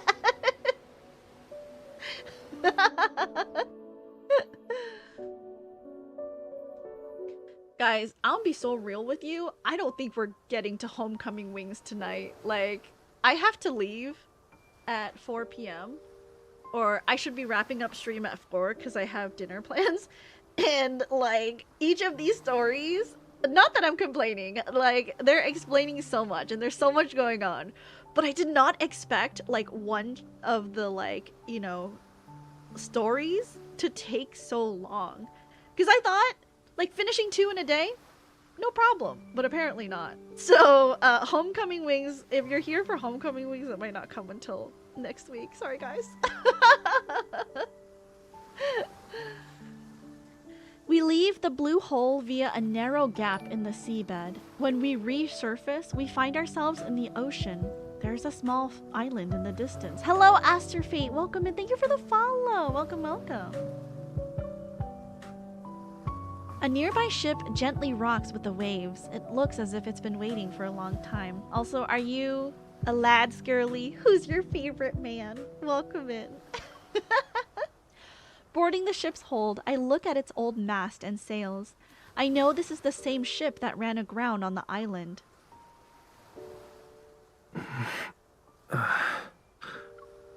Rafayel, are you okay? Yeah. After the Tome of the Sea God activated, what happened exactly? I remembered something, and when I returned to you, you were already... Rafayel leans against the deck and sits.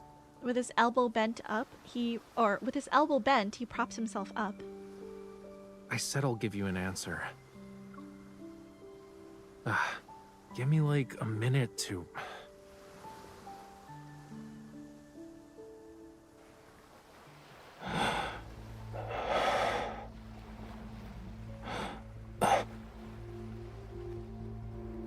Do I need to pause? What's wrong? Did you get hurt? Yeah, I probably need to pause after this. No.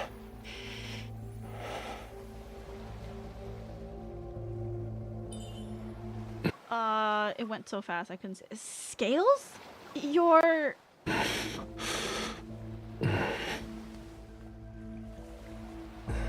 This couldn't be considered gentle.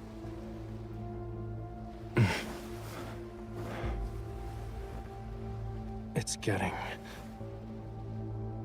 Stay back.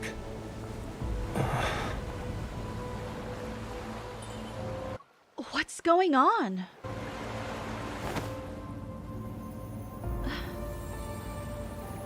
Whoa! Whoa, whoa, whoa, what are these eyes? What's this angry face? This is a different Rafayel! Kimira said my main is Sylus, then ZAYNE. Rafayel is my side piece! ZAYNE is my main, but I like all of them. Oh my gosh, another ZAYNE girly. Hi, welcome in. I also really like ZAYNE. What is this face, Rafayel? Never felt so scared for my life. Rafayel?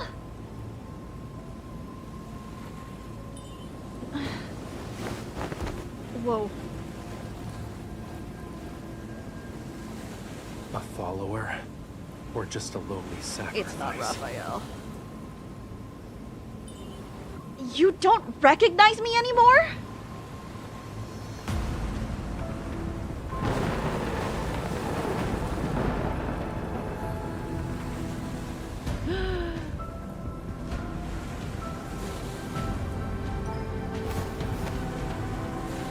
Death.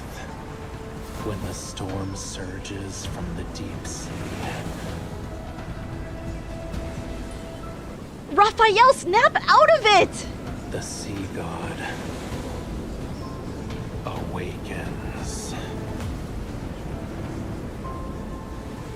I have no need for traitors.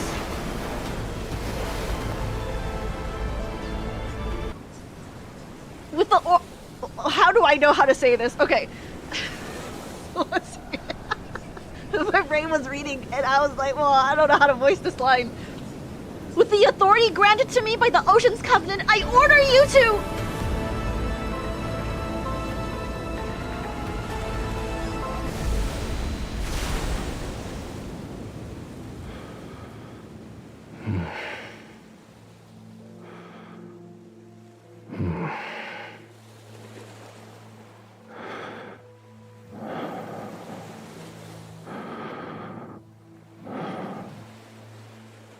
You... Dude, what the fuck, Rafayel?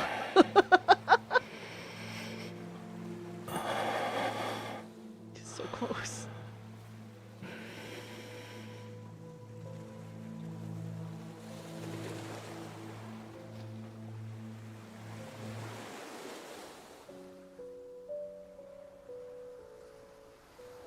Do you know who I am, Rafayel? Of course. Struggling, I sit up and lean back against the cabin wall. I give Rafayel a once-over. There aren't any scales or weird things. This is the Rafayel I know. Don't worry, I'm fine. Look. He's so pretty, yeah. He holds his hand out to me. The fragment in his palm emits a shining light that tugs at my heartstrings. Those eyes were crazy, dude. An ether core fragment! I think it was embedded in the tome. I was drawn to its power. It seems like we both received a gift from the tome of the sea god. But there's always a price to pay for something like that. The waves lap gently against the hull and occasionally splash us. I wipe the seawater off my face and look at the murky ocean. This price you have to pay. What is it? Do you need to be a sacrifice or the sea god? The dead deep sea and the sea god's power have been awakened. And since I accepted its power, I must answer its call. What does that mean?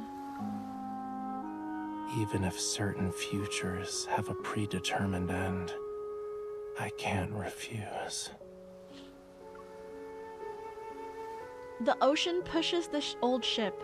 Exhausted, Rafayel rests in my arms and closes his eyes. I look down at him. My heavy heart is drenched, as if the wind and rain worked tirelessly to drown it. Does that apply to your future as well? The sails rustle, and we're carried deeper into the darkness. The boundless ocean is extraordinarily quiet tonight. Sounds like he made a deal with the devil god to find you again kind of plot. But what does he mean by like predetermined future? I feel like there's so many things going on. So we have ZAYNE, who for whatever reason thinks he's gonna hurt us. Like he's so scared that he's going to do something that might harm us, to the point that anytime he sees us hurt, I assume anytime he sees us hurt, he like tries to absorb that pain, even if it manifests on his body in an even like more painful way, right? Because we saw him crystallize all the wounds on MC's body and take it within himself. Now we have Rafayel, who's like a member of this really mysterious ancient race, right? The Lemurians, and like the sea god tome and tome of the sea god, and he has now become the sea god, received the sea god's power. And also we like met Rafayel, like that memory before, because Dark said it was in the same timeline. It was not from a previous life. But we didn't remember him? I don't know. Okay, anyways, moving on. I wonder if Xavier's story has to deal with him being an alien from outer space. After returning from Jewel Reef, I submit the unknown protocore fragment to the Association.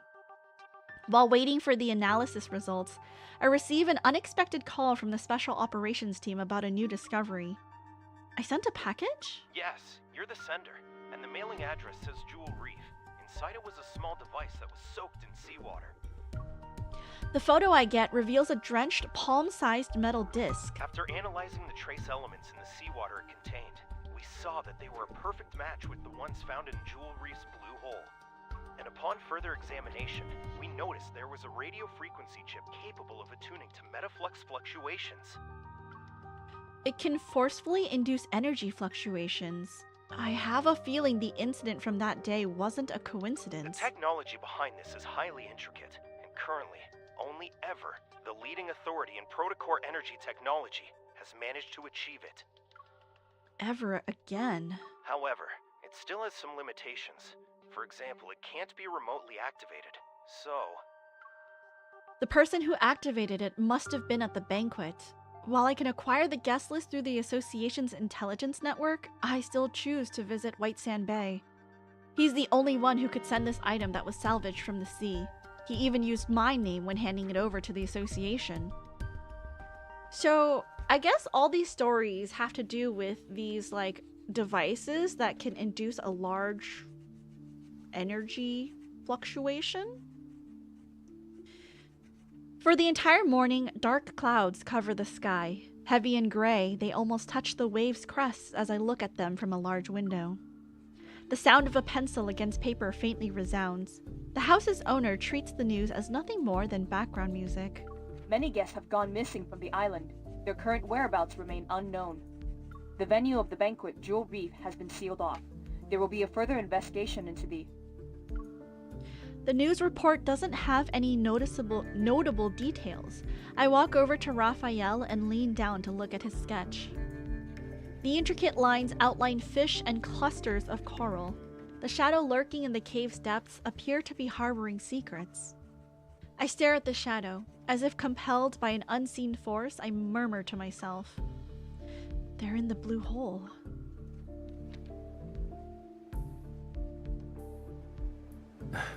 It's possible. My words don't form a coherent sentence, yet Rafayel understands and responds with a nonchalant chuckle. Getting lost in the allure of treasure they yearned for half their lives. It might be a sweet dream for them. You know who those missing people are. You also saw them. Meeting his gaze, I'm silent for a moment. They're from Ever. There's no doubt that they created the device to lure in wanderers, but I don't have the chance to question the motives of those people who were involved. Bard, thank you for the lurk. I really appreciate it. Let me give you a shout out here. Welcome in, Bard. Thank you for coming by. I really appreciate it. Happy Sunday. Hope you're enjoying the day with your family. Compared to those who willingly entered the blue hole, aren't you here for something more important? Of course, that package. Yeah, I figured as much. Maybe it can bring you closer to the truth you're seeking. As for the other thing, if you want to talk about that forgotten promise, you don't need to bring it up now. The weather's so bad today, and I'm not in the mood for a tragedy, you know.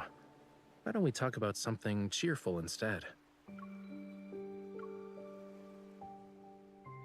Though the details of my encounter with Rafayel remain hazy, I managed to retrieve a few fragmented, vague memories.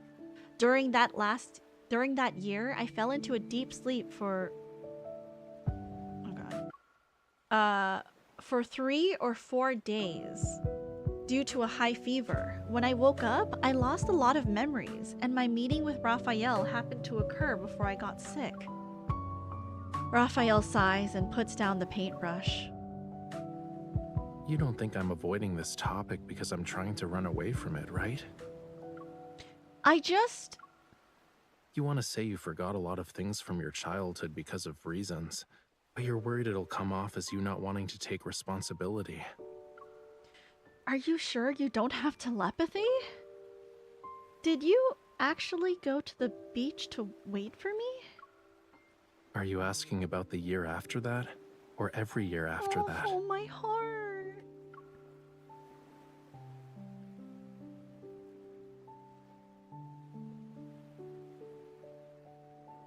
Observing my expression, Rafayel appears somewhat resigned. Then, he suddenly pokes my forehead. You don't need to feel bad about it. I'm not dumb enough to actually wait for you every year, you know. Are you sure? But I did think about how to settle the score with you. Rafayel stands up and gently pushes me into a chair. He places my hand on his chest in a half-joking, half-serious manner. The power within the Tome of the Sea God will protect everything that belongs to the sea. This includes our bond. If you can't let it go, why not just order me now not to hold a grudge over what happened back then? Looking into his eyes, I realize he's sincerely asking me to do it. It shouldn't be used like that. While I don't fully understand it yet, I'm pretty sure our bond shouldn't be used like that. You said that I would definitely come back to you, and you'd always wait for me. Does our promise still mean something to you then? Oh.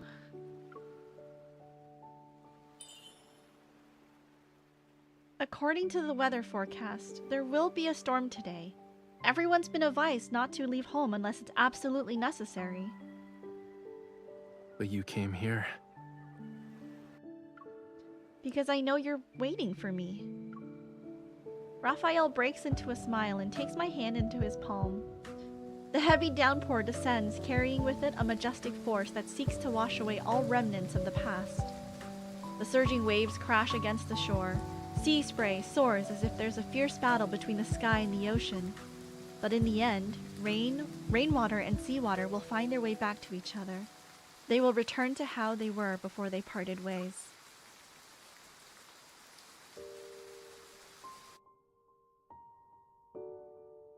Oh, what does all this mean?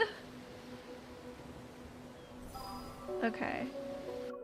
So we should definitely do, so after this, I'm thinking we do some of the bonds because you guys are saying how it provides additional context, and I have unlocked a few, I think. Someone also wanted me to do the Sylus bond, and I definitely already hit Affinity 15. So we'll do Xavier's, and I honestly do not think we're gonna get through Homecoming Wings in time. If we have extra time after today, if it's before 4 p.m., I will go do the bonds and the anecdotes. Hopefully they're not too long. I'm just gonna cross my fingers. Hopefully the... Why is there so much content? I want to consume it all. I wish I had time. You should do Rafayel bond after this. Let me do all of the guys first, and then we'll do each one by one. After some investigation combined with a vague hunch, I've identified a highly suspicious wanderer. Andrew is tracking it, but it's been several days since I got a response. Sylus bond too?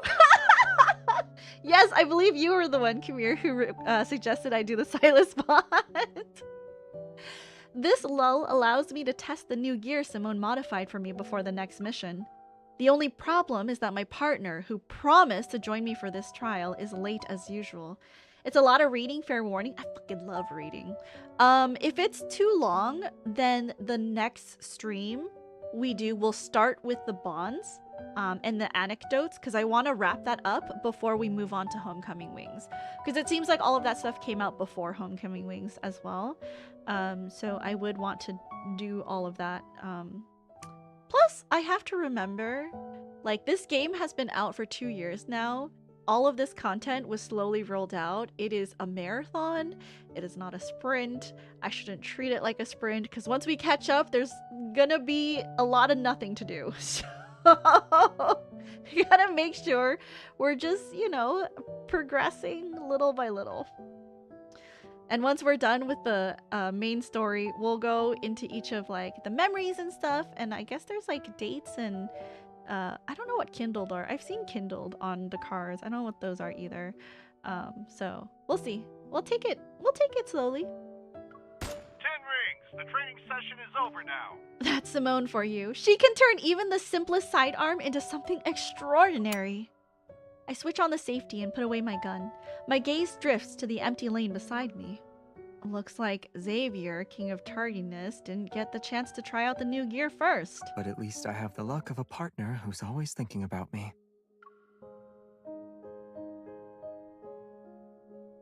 The door to the shooting range opened without me noticing. Xavier leans against the doorframe and smiles. I got caught up following a new lead. I didn't have time to tell you. Is it about the case you've been digging into? You've been really mysterious about it. Time you filled me in. He raises the cup in his hand as he speaks. Let's talk over a cup of coffee first. I'll tell you everything then. I follow Xavier to the training room's lounge area. I grab the cup of coffee he offers me. I cautiously take a small sip. It's a little hot and sort of weak, but it's still decent. You made this? The coffee machine did all the work. I just put in the beans and provided the cup.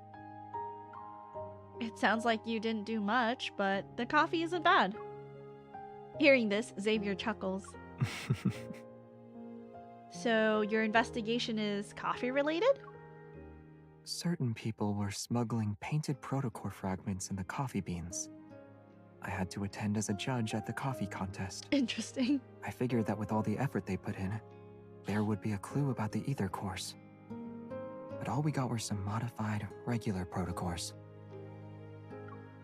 Oh, I thought... I pause, and my gaze falls into the cup in my hand. What is it? Since joining Special Operations, Xavier and I busied ourselves with tracking down leads on the ether cores. But I always had a feeling that he was carrying out this secret mission even long before he joined. I also think it's connected to Xavier's other secrets, but this isn't the right time to delve into them. I hold myself back from saying, I thought you'd know something related to the ether core's whereabouts. I thought you had more solid leads than Simone and I. Oh, I figured you'd ask something more probing. We held back. Okay, we're trying to be demure, okay? Very mindful and very demure right now, Xavier. How so? As if reading my mind, Xavier gives me a chance to steer the direction of this conversation. But when Xavier lowers his head in response to my question, it almost seems like he's slightly upset. Isn't there anything you genuinely want to ask? Despite everything we've been through so far, I've never really pressed Xavier about his connection to the ether cores. In that case, have you been tracking... Let's ask if he's been tracking them down before. Have you been tracking down ether cores before this? Because of my circumstances, I need to keep walking down this path, but what about you? I'm in the same boat as you. Maybe the only difference is that I knew what the future would entail before I chose this path. What does that mean? And that very future is why I must continue to forge ahead. Oh, like falling asleep. Noticing my thoughtful expression, he smiles and gently smooths the furrow between my brows.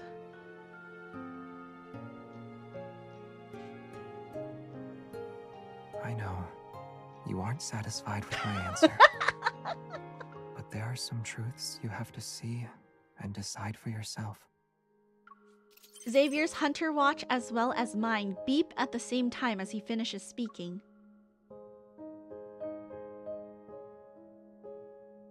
The wanderer you identified earlier, the one associated with the beta protocurve energy, is confirmed to be related to the ether cores. The detailed information has been synchronized with your device's data log. Get ready to head out. This wanderer will also be difficult to deal with. Should I ask Simone to assist you? That won't be necessary. My best mission partner is back. The call ends. I raise an eyebrow at Xavier. I should witness the truths and answers I'm after for myself, but that doesn't mean I have to do it alone. One last question. I'd like to know if my partner is willing to fight alongside me for this, and whether or not it's just for today. I believe this answer will meet your expectations. I'll always be with you, beyond just today.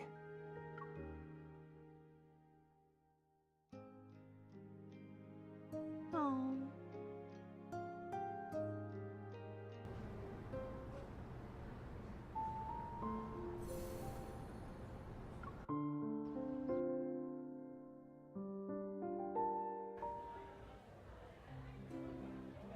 Three days later, Lincoln City, Prestara University. Commission. Location, Prestara Uni, in progress. Task details. Lately, several students at Prestara University have disappeared after being attacked by the same wanderer, only to mysteriously reappear on campus a few days later. Although these students returned unscathed, they have no memory of what happened while they were missing. Oh my gosh! A hand reaches over, turns off the interface of my hunter's watch, and adjusts my cuff before pulling away. If you keep staring at it, everyone will soon figure out we're hunters. I lower my arm and glance at Xavier, who's walking next to me. You're right, Xavier, my astronomy buddy. The warm autumn sun peeks out from behind the leaves. It casts dappled light onto the corner of his mouth. That sounds a little staged. You're my journalism schoolmate, remember? 3 days ago, the wanderer that Andrew tracked using the beta protocurve showed up at Prestara University. Considering the recent student disappearances at the university, the association has assigned us to the mission to eliminate this wanderer. So, aggressive head pad biscuit, hello, welcome in. I'm sorry, all the redeems are broken right now, so there were no head pad redeems and stuff. But hello, welcome in. How are you? I'll give you a shout out here. It's okay. I will head pat in spirit. I am receiving head pats in spirit for you. How have your Tales games been? To prevent any unnecessary panic, Xavier and I are pretending to be students. I'm good, I've been here a while, just been working on stuff and lurking. Tales of Arise is so good. Oh, I'm so happy for you. Sorry, you've been listening to me fawn and fawn and gush over 2D men all morning. I mean, what else is new? With the university's help, we'll be conducting interviews with the attacked students under the guise of a campus TV station. Hopefully your weekend has been going well. It's like you say it like I've never heard it before. Well, welcome in. I hope you've been having a fantastic Sunday, and I'm glad you've been enjoying it so far. My wrist is gently pulled, bringing me back to the moment. I realize I've been rushing. This is the pace I'm used to when I'm on a mission. I look around and purposefully slow down. But we finally found a wanderer that's connected to the ether cores. I would rather move quickly to prevent any problems from happening. You seem eager. Aren't you? Xavier adjusts my backpack strap as it starts to slip. Information about the ether cores is always shrouded in secrecy. Out of 100 leads, one might get you somewhere at best. This lead seems unusually straightforward. It's almost as if it's been set up for us to find. Is that what you want to say? It's just a guess. You might be right, but with the lead right before our eyes, I can't shake the feeling that we need to check it out ourselves. Yeah, you really are the powerful and impressive evolver everyone's been talking about. But before we meet those students, our first job is to act as students. As we talk, we end up walking down a tree-lined path and arrive at a bustling square. Around us, numerous sleek temporary booths are set up. Students are excitedly weaving through them. Prestara University Club recruitment. There are so many people. Let's take a different route. It's almost time for our scheduled interview, and it wouldn't look good on us if we were late.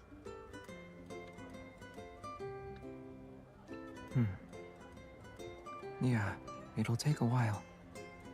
But how about we use this opportunity to relive our student days for a bit? How are we going to do that? Xavier stares at me. Then he fixes my hair and takes off his non-prescription glasses.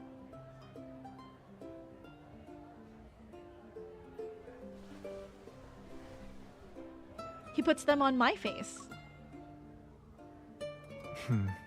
Much better. Does this make me look more like a student? It just looks nice. Hi, are you a freshman this year? You seem perfect for the lead role in our film club's latest project. Are you interested? While the club member looks down to find the registration form, a corner of Xavier's mouth slightly curls up. What did I say?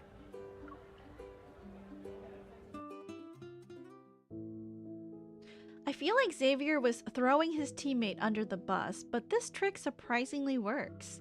By the time we arrive at our scheduled interview spot, I'm completely in student mode. Hello, I'm the student council's vice president. So, I was told you guys were hunters.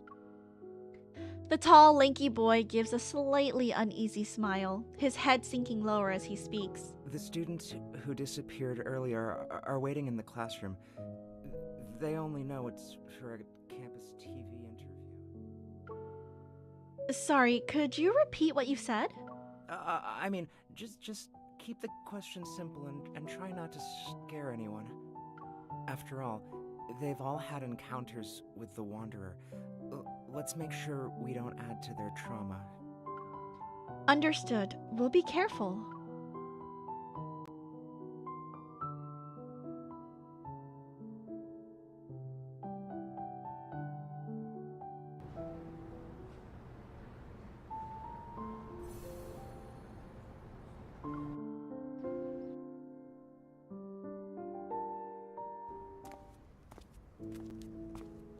As we enter the classroom, several pairs of curious, wary eyes quickly focus on us.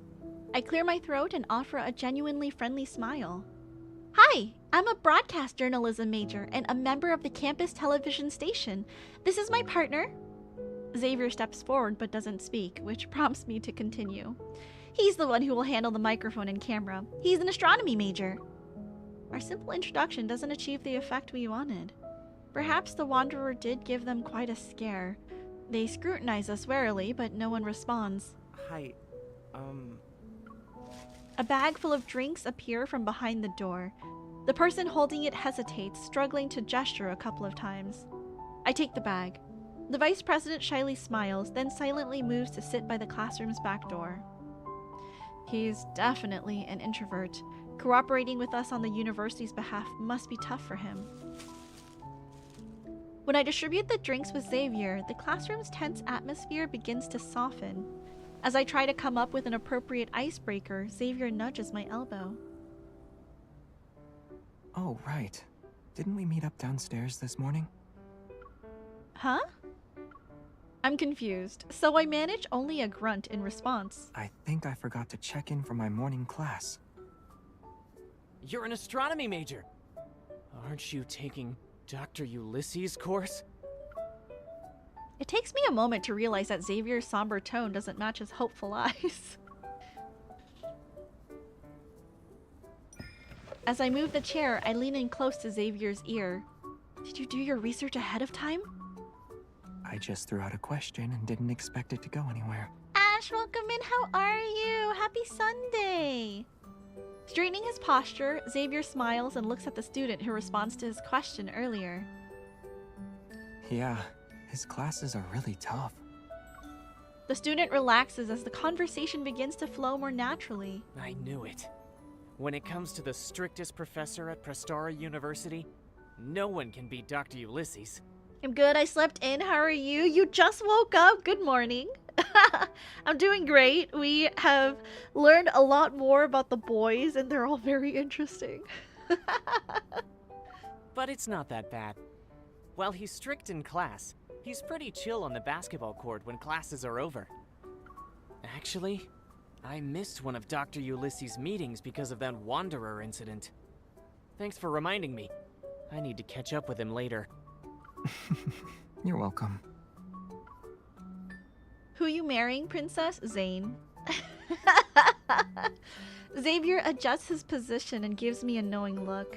Seeing Xavier's cue, I quietly switch on the recorder and casually throw out a question.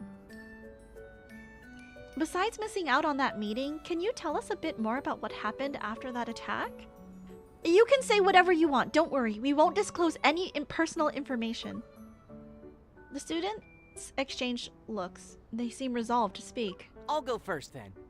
Will we get some lad ASMR then? I don't think so. Whatever is in the game is what you guys will get. I'm not sure if it's just me, but his eyes seemed to go blank for a moment after he said that.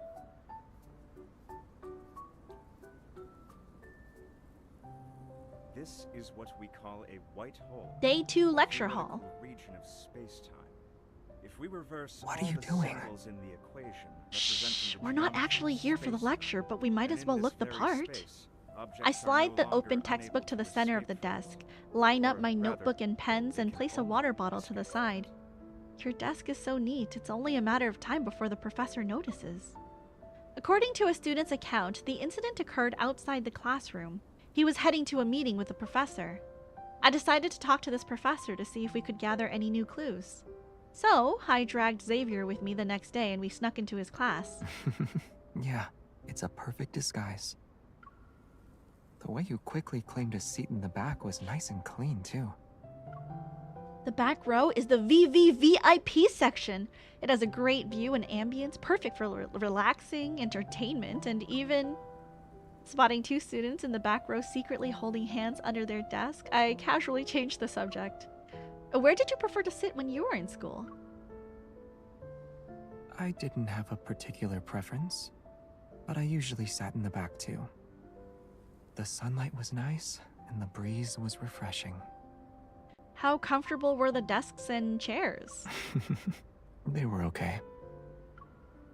As our casual chat drifts on, I flip open my notebook and turn my attention to our mission. Even though we learned a lot of details from talking to the students affected by the attack yesterday, we didn't find anything notable. Those 5 students were either normal people or evolvers. They encountered the Wanderer in various spots. Some were on the tree-lined path and others were in labs, and they woke up in different places afterward. This Wanderer doesn't seem to be limited to indoor or outdoor spaces. There's no clear pattern to where it shows up. It's not completely random, though. Xavier takes the pen from me and draws a few circles on my notebook. All the incidents happened at night. If that's connected to the Wanderer's behavior, then we can narrow our search. Also, all these students just started college this year. Does that mean something? Maybe this Wanderer thinks freshmen are easy targets. Then it must have access to the university's enrollment system. I flip through the notebook pages again and again, but nothing clicks. It seems like the Wanderer is targeting the students at random, but I can't believe it's just coincidence. In this world, many coincidences are often part of a larger scheme. These students are being chosen for a reason. We just haven't figured it out yet. Some Wanderers do target certain individuals. For example... You! Over there! Uh-oh. Oh, realizing the sudden silence around me, I look up to see Dr. I don't know how to say his name. Ulysses? Dr. Ulysses on the podium. He's smiling. Yes, I'm talking to you, young lady in the back row. Come up here and show everyone what a Morris Thorn wormhole is. I don't know what that is!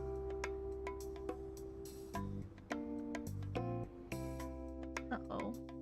Sorry, Professor. We're actually not students, and we're professional hunters who are on a job. Don't single me out and embarrass me. Thank you.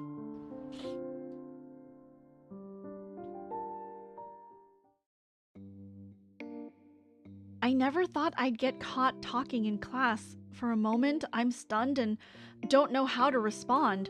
No? Then let's have your friend try. Come along now. Xavier, take one for the team.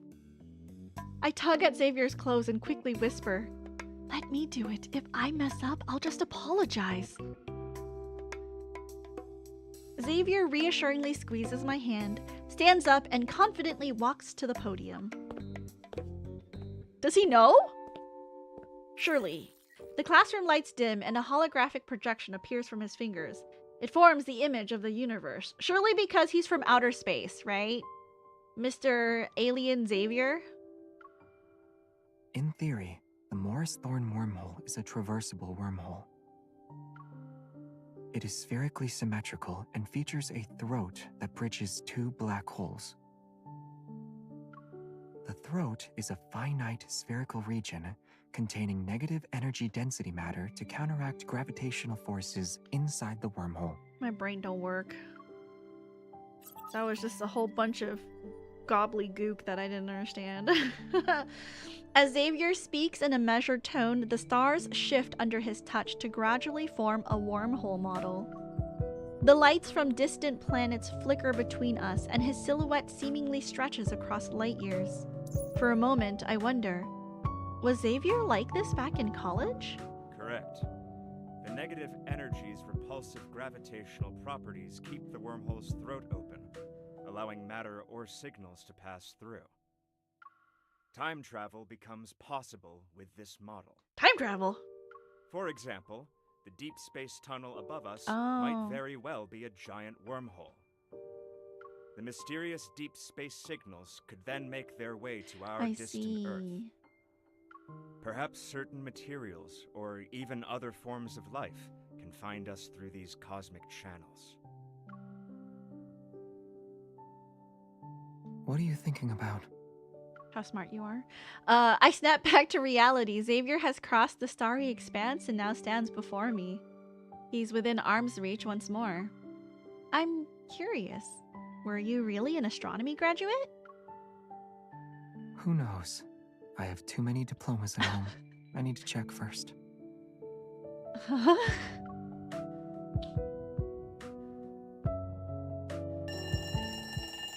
When the bell rings, signaling the end of the lecture, the classroom empties out quickly, even though it was packed, just moments ago.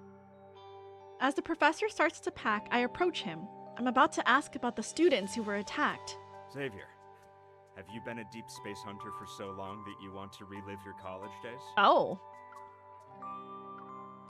The professor walks away from the podium, one hand holding his bag and the other in his pocket. His serious demeanor is gone. Hello. Are you also a deep space hunter? His colleague, perhaps? Dude, Dr. Ulysses already knew. Our cover was blown. This is Ulysses. He's an old friend of mine. Now he works as an assistant professor.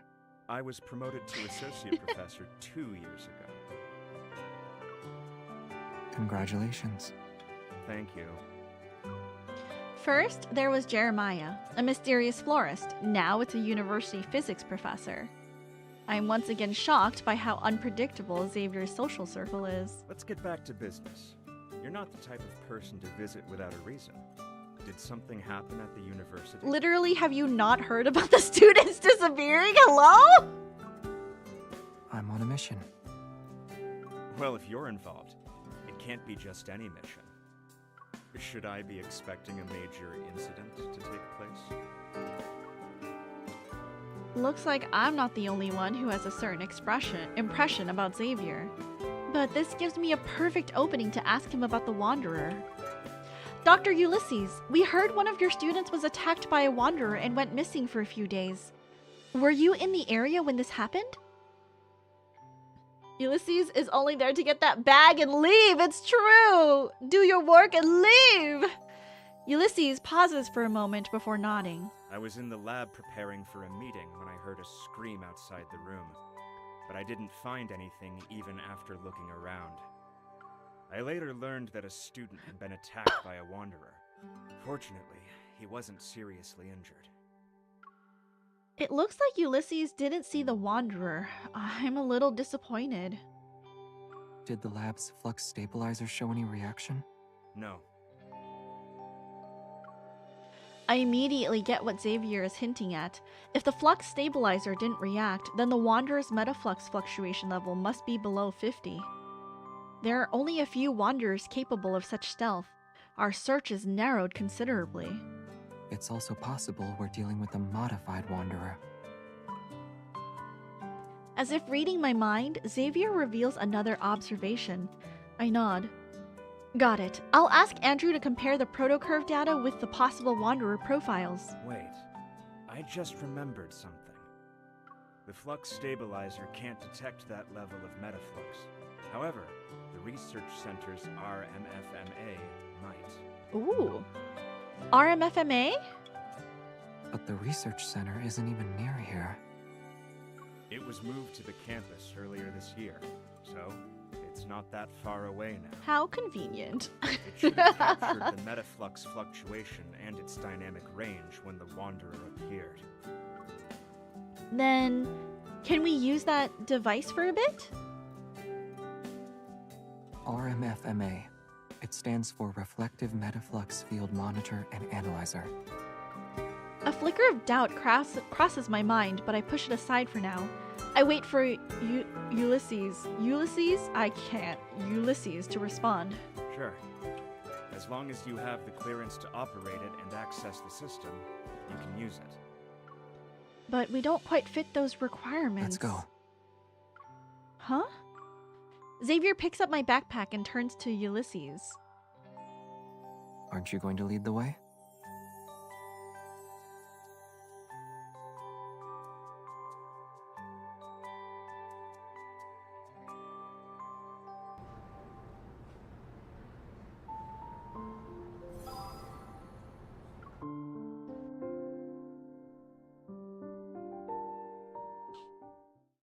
Ooh, a lab. The research center Ulysses mentioned is formerly known as the Prestara University Deep Space Exploration Research Center. It houses the RMFMA under a skylight on the 3rd floor. The machine's brass casing and bulky appearance make it stick out like a sore thumb. Yet the screen's flashing indicator lights and fast-moving images exude a sophisticated air. This analyzer is one of the most advanced pieces of tech in the past few decades, and it remains so today. It can detect the slightest fluctuations in the deep space tunnel. Unfortunately, there are fewer than 10 of them in the world. Many talented researchers and professors have turned down prestigious offers elsewhere.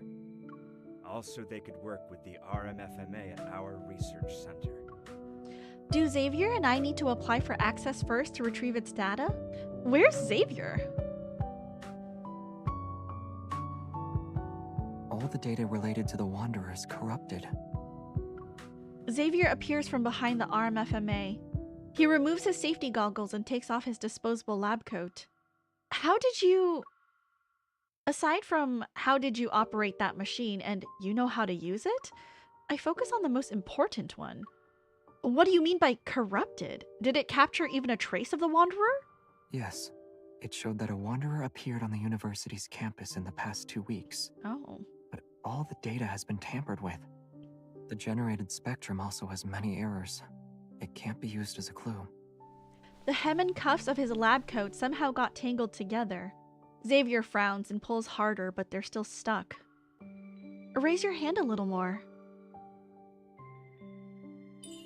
As I help Xavier wriggle out of the lab coat, my mind races with questions. Also, ads might start. Once they do, I'm gonna pause, and I need to pee, like, so bad. I've been drinking water all morning, and I really, really need to go pee. Maybe the RMFMA is too old, so it's malfunctioning. If that were the case, the first issues wouldn't show up in detection and sampling errors. Which means someone deliberately tampered with it. Once he's out of the lab coat, I meet his gaze. It's brimming with confidence. It's a rare high-end device, yet Xavier seems to know it inside and out and can even log into the system to use it. I slightly pull him forward. I purposefully change my expression and lower my voice. Alright, cut to the chase. How are you able to operate this machine? Okay, we have an ad break, so I'm gonna use this moment. We're gonna pause. I'm gonna use this moment to pee, because I really need to pee. Go get some water and go walk around. We will be back in just a moment.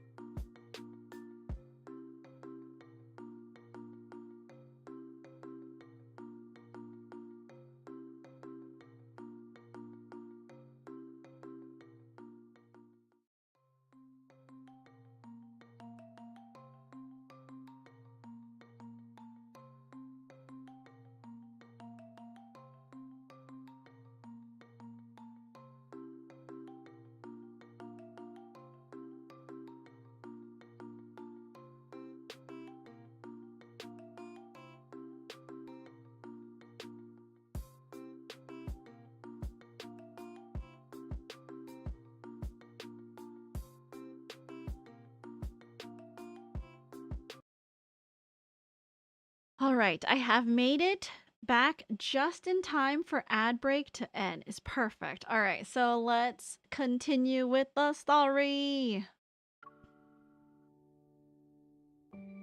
Hello, Action. Welcome in. How are you? Happy Sunday.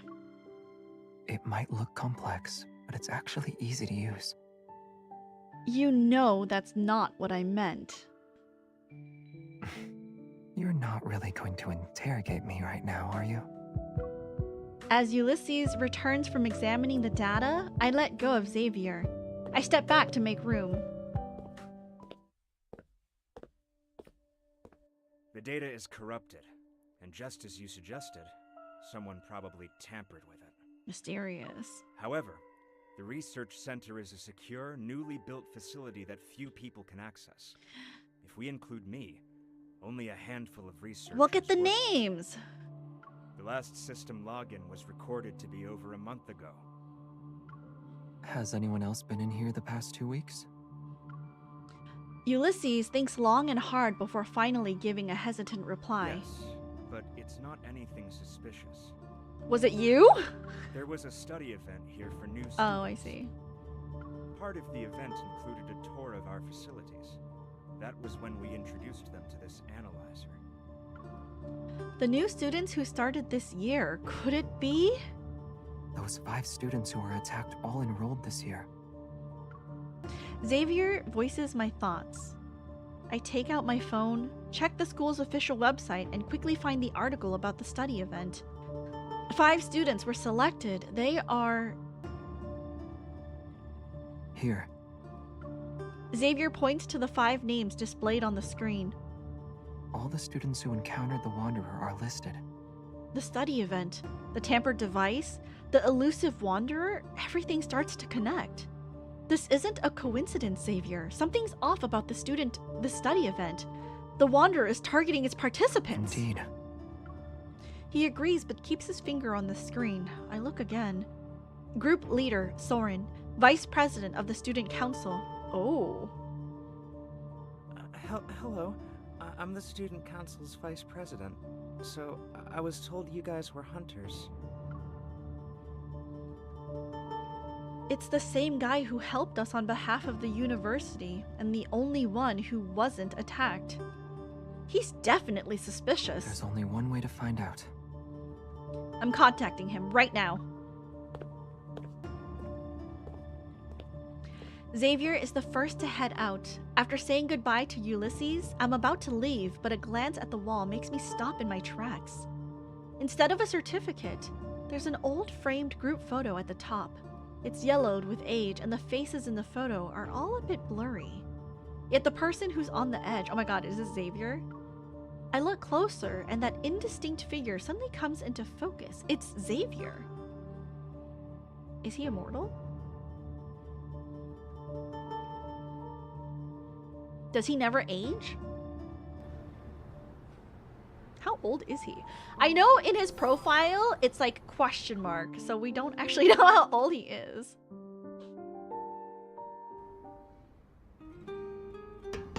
I sit on a bench near the basketball court. I watch the ball arc through the air and precisely hit the back rim of the hoop. It bounces back into Xavier's hand. It's hard to fully appreciate this rare sunset, something I haven't seen much since graduation. It won't be long until we meet Soren. I unconsciously lower my head to look at my phone. It still has my chat with him. We're still a little unclear about the students. Could you go over some details with us in person? How about we meet up in 20 minutes at the lecture hall in the main teaching building? Sorry, I'm at the student union. There's a student council meeting right now. It won't end until at least 7 p.m. It's okay. We'll wait for you downstairs at the student union. You've been quiet for a while. Huh? Really? Xavier stops moving and stands by the 3-point line. He gazes at me. We know he's in a meeting inside this building. Unless his evol lets him create wings so he can fly away, we'll definitely see him. Surely there's more than one way in and out of the building. I look at the open door in front of the student union. Then I look at Xavier's calm face. I wonder what's making the victims stay quiet about the study event. And then there's Soren. He knows why we're here, but that doesn't say anything. But doesn't say anything. If he's really behind this, that's some nerve. Yesent, no clue on his age, but at the start of the game, he'd been on Earth for 214 years, so 216 now. Oh. Definitely very old. But since I'm 80 years old, it is an appropriate age gap.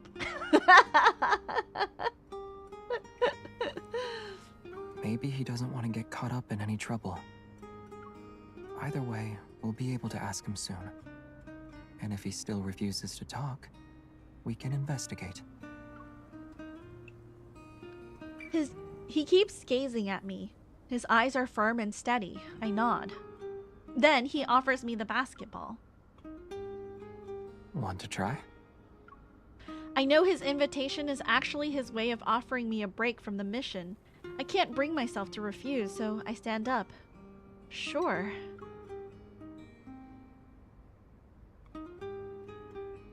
After a brief warm-up, I confidently aim the ball at the hoop. But before I can throw it, a sparrow just lands on the hoop. Interrupted by that, I turn to look at Xavier. If the Wanderer's appearance isn't a coincidence, then it just confirms our suspicion. Someone lured us here on purpose. Should we call for backup in advance? Or are you implying there's a high chance the Ether Core is here? I'm going to guess the latter. The sparrow is attracted to the small balls of light and flies away. Xavier moves closer and supports my arm. Aim it a bit higher. Good. Now throw. My accuracy is slightly off this time. The ball hits the backboard and rolls to my feet. I bend down to pick it up. Maybe it's not as terrible as we think it is. It could just be a coincidence, and Soren is a dedicated vice president of the student council. He does seem to be a good, well-behaved student, sort of like you. Xavier takes the ball from my hand and steps back to give me a demonstration. The thirst is back. Welcome in, Chrono. We're doing lads every day. Not every day. I mean, yes, every day, but once a week on stream. I don't know, you're barely a century compared to his several. What would people think? Oh no, how scandalous. Perhaps it's because he looks like a good student that makes him the best at doing things behind the scenes. After all, people don't write their secrets on their faces. The calmer the water's surface, the easier it is to hide dangerous undercurrents. The ball leaves his hand and once again goes through the hoop with a precise shot. As it bounces back, I intercept it before it reaches him. You always have a lot to say about other people, but what about you?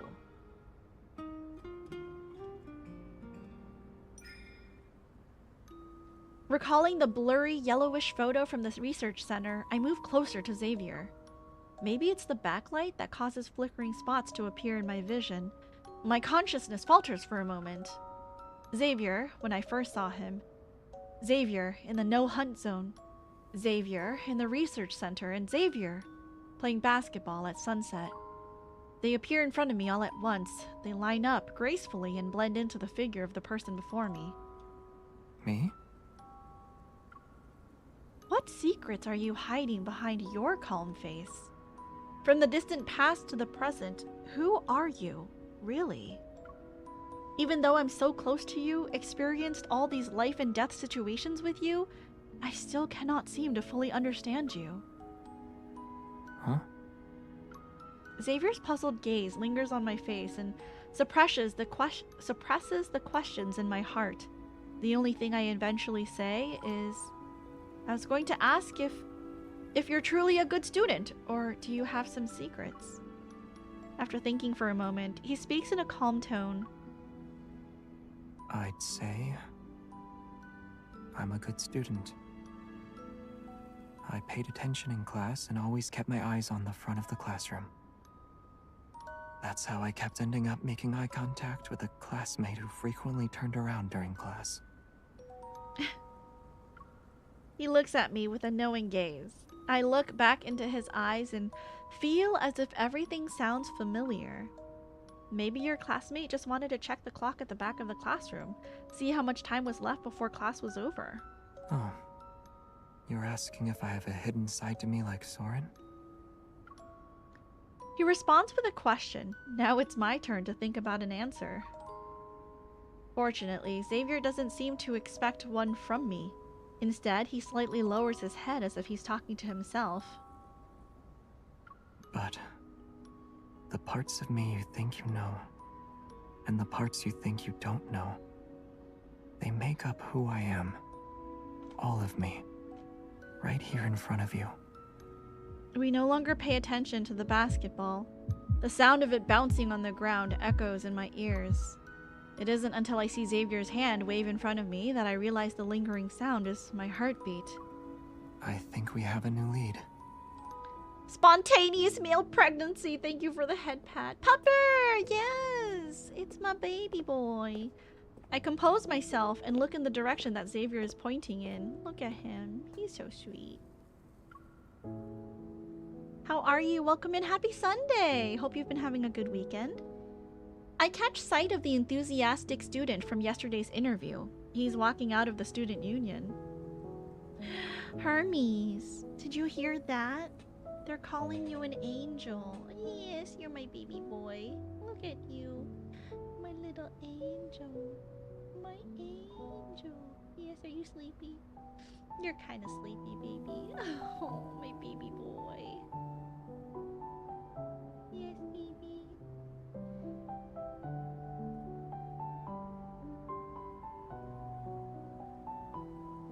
Okay, baby. Lie down. Lie down.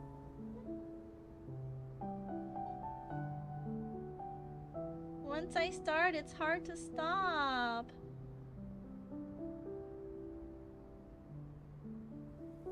Yes, baby. Good boy, Hermes. Good boy. Yeah, I gotta get back to the game, okay, bud? I love you. So precious, absolutely divine. Sorry, I gush over pets a lot. No worries. We love Hermes here. So you know what? Gush away. He's an absolute angel. He's looking at you with so much love. I know. I love him so much too. I do. But welcome in. Welcome, welcome. You are among animal lovers here, so I hope you enjoy. Didn't he say he needed a week off after the Wanderer attack? I grab Xavier's arm. Something's not right. Let's ask him.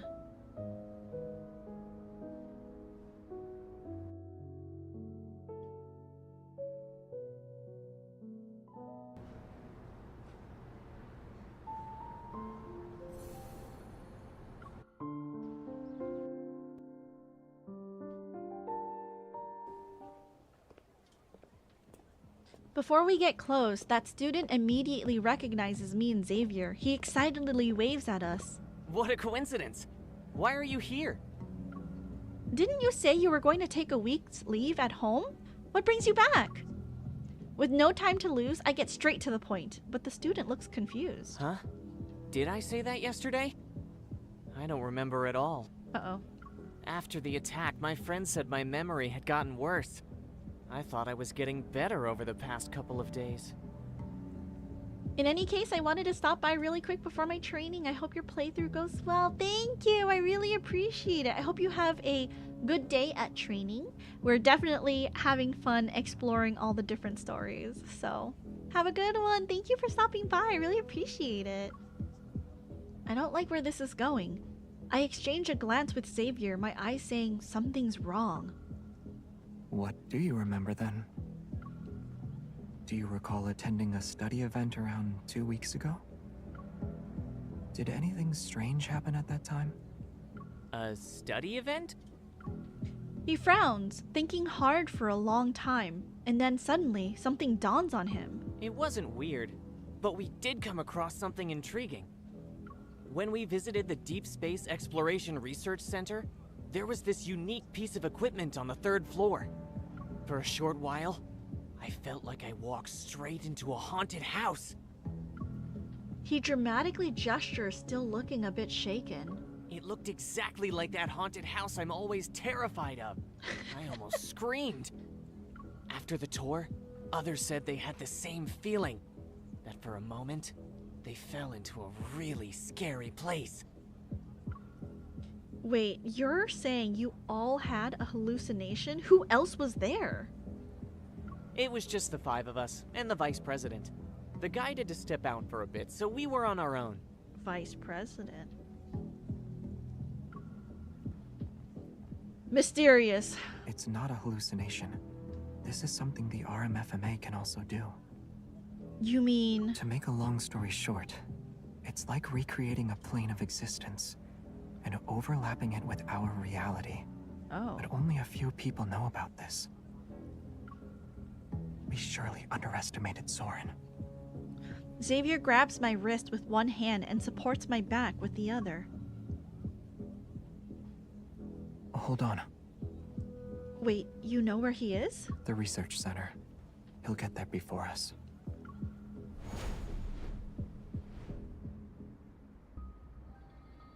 Daylight's last glimmer sinks below the horizon and night arrives. As we stand in front of the research center again, the building takes on a more mysterious air under the night sky. Soren stands under the skylight on the 3rd floor. His back faces us. You're quicker than I thought. I should have known the moment I saw you. Xavier stops behind him. After a brief pause of tension, Soren turns around. Do you think you can still order me around, Xavier? He has a glance at me. Then he looks away. You can't. And neither can she. A sudden gust of wind stirs the indoor air. My heart trembles as I sense a faint energy fluctuation. Xavier, something's here! A light blade forms in Xavier's hand. I also take out my firearm from my belt holster. I walk over and stand next to him. Let's take down Soren before the Wanderer arrives. But before I can get closer, Soren disappears. I hear his voice behind me. It's too late. It'll take you to the place you've always wanted to visit. What does that mean? He can also teleport. Could he be... The intensity of the energy fluctuation significantly soars. Xavier's hunter's watch as well as mine beep at the same time before I can react. In a shadowy corner where the moonbeam doesn't reach, a colossal beast has stirred to life. This energy, it's fierce! A wanderer with an ether core. It can't stay here. We need to lure it out! The light blade cleaves through the heavy darkness. Its shockwaves ripple to the end of the corridor. The Wanderer pauses its assault before creating an even fiercer wall of wind. It charges towards us once again. You took the bait. A huge shadow looms over us. I turn around and aim my gun. The expected protofield doesn't materialize. Instead, I feel a sudden coolness on my face as if I'm being pushed through a barrier. Out of the corner of my eye, the RMFMA lights up again. Before everything goes completely dark, I reach for Xavier's hand. And I grab nothing. Amazing username, says Ash.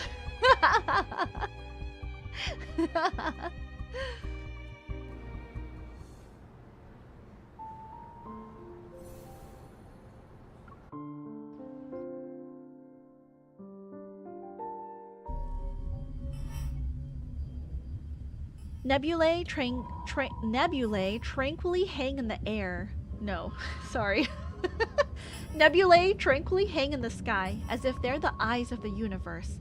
Faint rays of light spill over the shadows of trees that sway like waves. This feels like a protofield. Countless waves of both strong and subtle forces swirl through my heart. I stand in this unfamiliar forest enveloped in thick fog. This definitely isn't a regular protofield. The energy here is erratic and the fluctuations are violent. Xavier, can you hear me? I call out to him several times, but only the wind's rustling of branches and leaves answers me. He was probably dragged into the protofield too. I have to find him quickly. I look up and a meteor streaks across the sky. It leaves behind a trail of fire as it flies past the tops of tall trees. A meteor? Several more follow suit before I can say more. All of them are heading toward one side of the forest.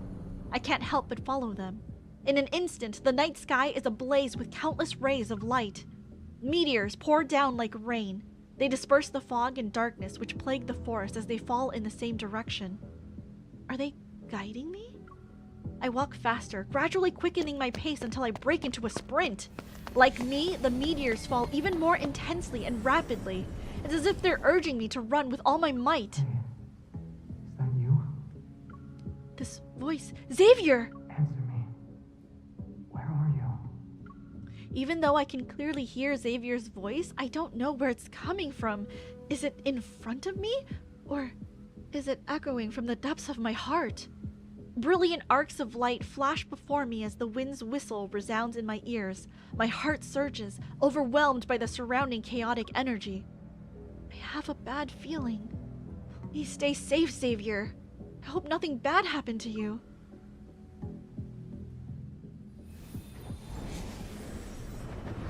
As I traverse the dense forest, a mirror-like lake suddenly comes into view. Meteors streak down, falling into the expanse where the lake meets the sky. The energy fluctuation gets even stronger now. It pulls at my heart to the point where I struggle to breathe. Overwhelmed, I stumble and sink to my knees. I'm not interested in playing hide and seek. Come out. Xavier? I frantically look around and spot Xavier near the lake shores. Another figure quickly appears in front of him. We're old friends at the end of the day, right? But you decided to greet me with a sword. Oops, sorry. Soren? No, that's just an illusion. Soren adjusts his glasses, and his previously friendly, bashful expression vanishes. You haven't changed, even after all these years. You're still afraid of Starfall Forest. As if you're any different. To you, the ends always justify the means. How do they know each other? What are you trying to say? You have no right to criticize me! Soren's laughter, twisted with rage, contorts his features into an unsettling and unrecognizable expression. I used my life's work on you. I did everything I could to help you pass through the deep space tunnel. And what did I get in return? I was abandoned, trampled on, and turned into an outcast in this time and space. Oh. Those were the rewards for your choices. His figure vanishes with his words. He reappears in front of Soren in the blink of an eye, the tip of his sword poised to kill. Obligatory fuck you, Soren? I have no idea what is going on. So, Xavier went through the deep space tunnel? Countless sharp light blades rain down on Soren. Only his panicked voice can be heard within the dazzling spectacle of light. You. Killing an apparition is a waste of time. You have a fave yet? Sushiro, welcome in. Yes, currently my fave is ZAYNE. I really liked him when I first started 2 years ago and then dropped the game. And then since 2 weeks ago, I've been really liking him. Soren from the Guardians of Ga'Hoole? Xavier, I see. No, I said ZAYNE! ZAYNE! It's ZAYNE! ZAYNE's my favorite! No, don't mistake me! I'm not a Xavier girly. I'm not, no offense to Xavier girlies, but I love ZAYNE.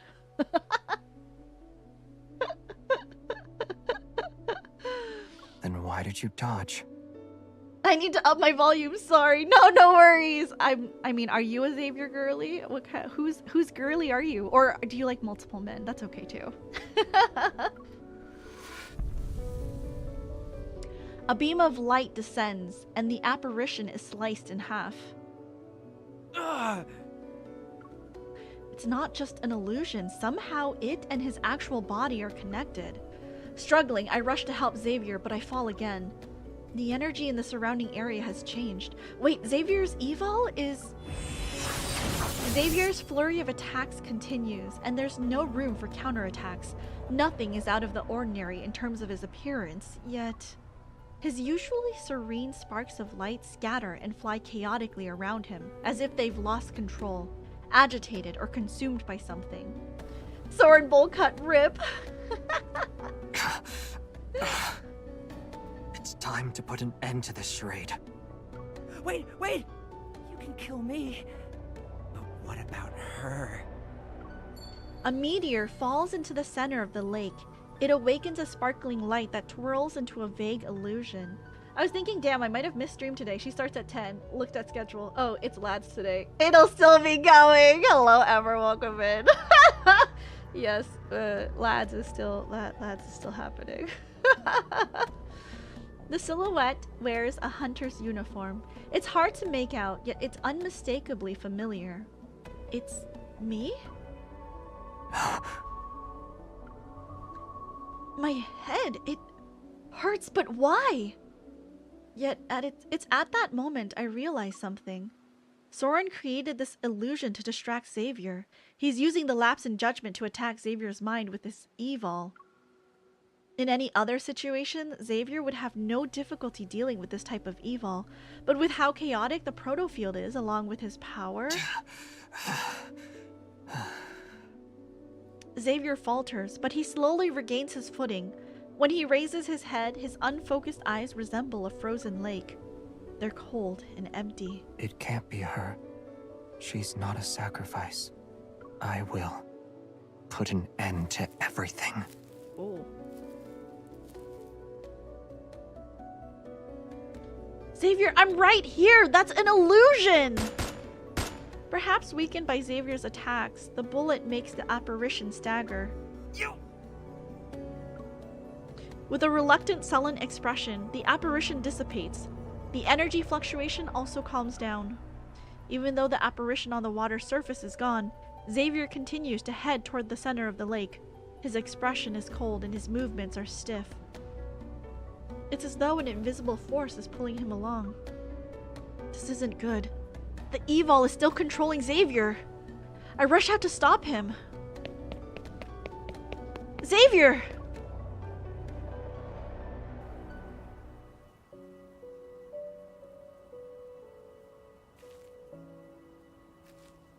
A planet that uses to survive.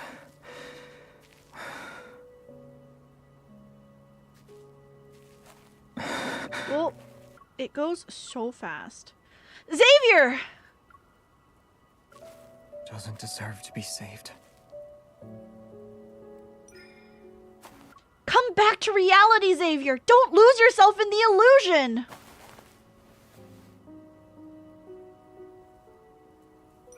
Look, I'm right here!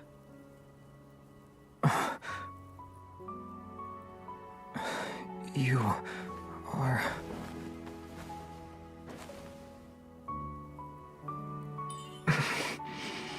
What's wrong? Are you hurt?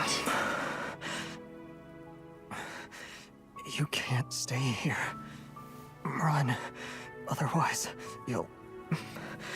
as well. His power is fading. Is this space trying to consume him?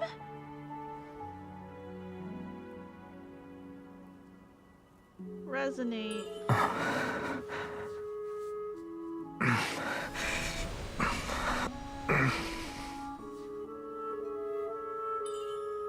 What's going on?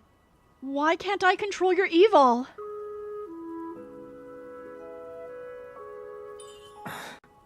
It's okay.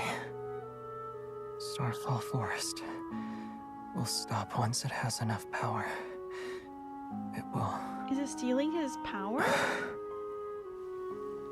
I didn't protect you before. At least, it chose me this time. Have we been here before? Enough power? In that case... the Aether Core's power should satisfy it. No.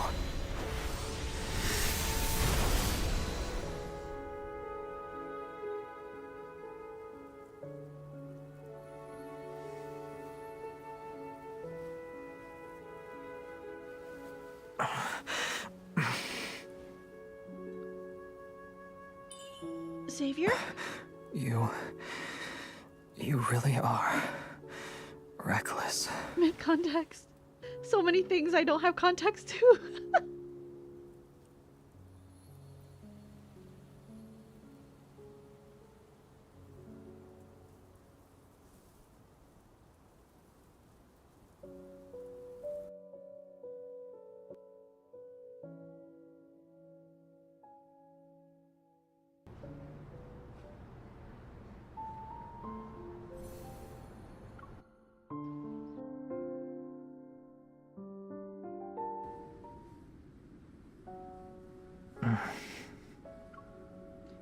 Do you recognize me, Xavier? Hey. Are you okay? Don't move. I apply medicine to the wound on his arm, but he abruptly pulls away. I almost drop the bandage. Xavier ignores my command and grabs my shoulders. He gives me a once-over. I'm fine. Don't tell me you're underestimating the power of an ether core. I underestimated you. An ether core's power isn't something anyone should mess with. If you use it carelessly, the protofield would have devoured you. What then? I couldn't just stand there. I couldn't just stand there and watch you get consumed. Saving you took priority. You didn't answer the question. What will happen then? I don't know. His hands grip my shoulders more tightly. I glance at Xavier's pursed lips and pat his tense arm. Xavier, are you mad? I admit I was a little reckless, but wouldn't you have done the same thing if you were me? Don't be upset. It won't help you heal and might affect your evil.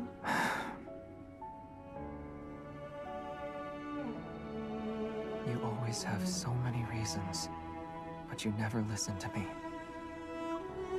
I will next time.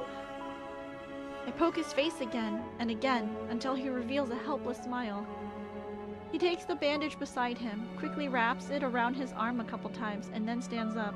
The energy fluctuations around us have only temporarily subsided. They could spike again at any moment. And Soren is adding fuel to the fire.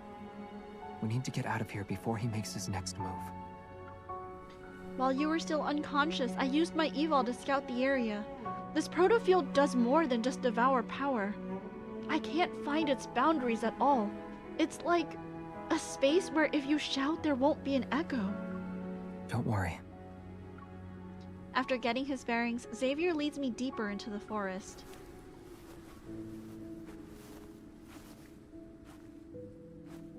The protofield's environment was based on my memories, so there might be something that can help us leave. I've never heard of a wanderer that could invade and read memories before. Or does this wanderer's connection with the ether core make it different? There's also the possibility that Soren made some modifications to it. After a brief silence, I carefully choose my words before speaking. Soren, he used to be your ally, right? It was a long, long time ago. The light blade slices through several overgrown branches to clear a path. It dissipates into shimmering specks of light.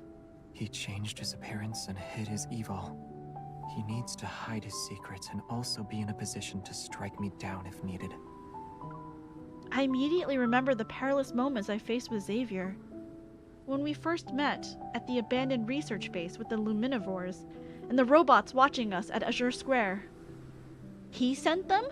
Maybe. Xavier holds out a small light as if sensing something. He releases it out and lets out a dry laugh. This forest. It's a trap clearly designed for me. This can only be his doing. He really seems to know you well, but he also hates you. Recalling the conversation I heard, I hesitate for a second. Did something happen in this forest? Is that why you're afraid of it? Moonlight gently falls, softening Xavier's features into a blur. Then I hear his voice again.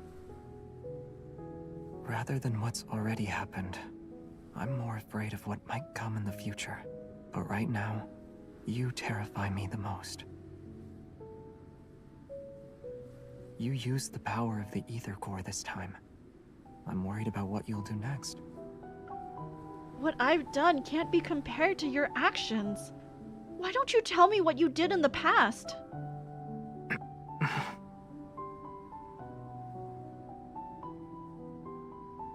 We're here.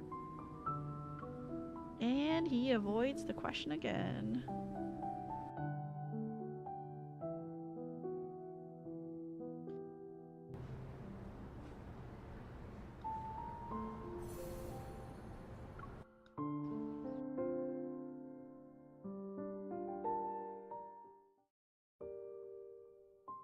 Following his gaze, I see a massive spaceship hidden behind the towering trees.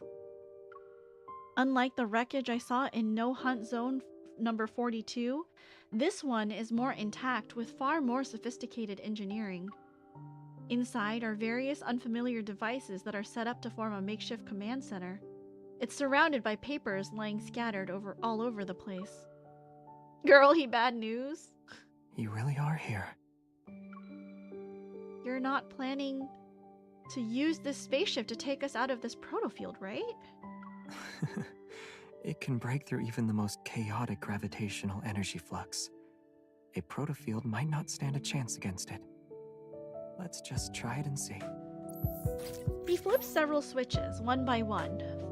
Faint blue lights illuminate it. Trace back to Phyllis 1101, PLS. Philos. We've heard that before. Philos, that name sounds familiar. It's my That homeland. thing MC said. A place far away from here. I silently repeat the name to myself and feel a strange sensation as it resounds in the depths of my heart. I pick up the papers next to him. The messy handwriting and symbols seem like they're from another universe. Backtracker's logbook. Spatiotemporal coordinate parameters. You and Soren were both members of the Backtrackers? Yes. The image of the spaceship slowly loads onto a floating holographic screen.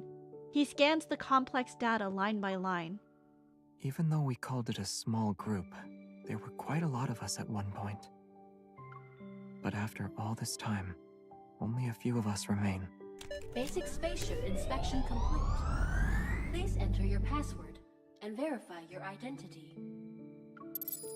Xavier doesn't respond and continues to press certain buttons on the panel.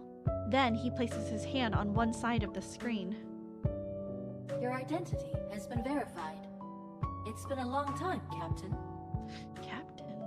Prepare for departure. Understood. Commencing pre-flight checks. Aren't you going to ask me more questions? I want to. You must have many more questions. I won't hide anything. Just ask. I do have a lot, like... Who were the Backtrackers? Why did you come to this world? And where did the spaceship come from? However... You said... Everyone has secrets and motives. At the very least, I know you're not my enemy. That's all the assurance I need. Besides, now's not the best time for long stories.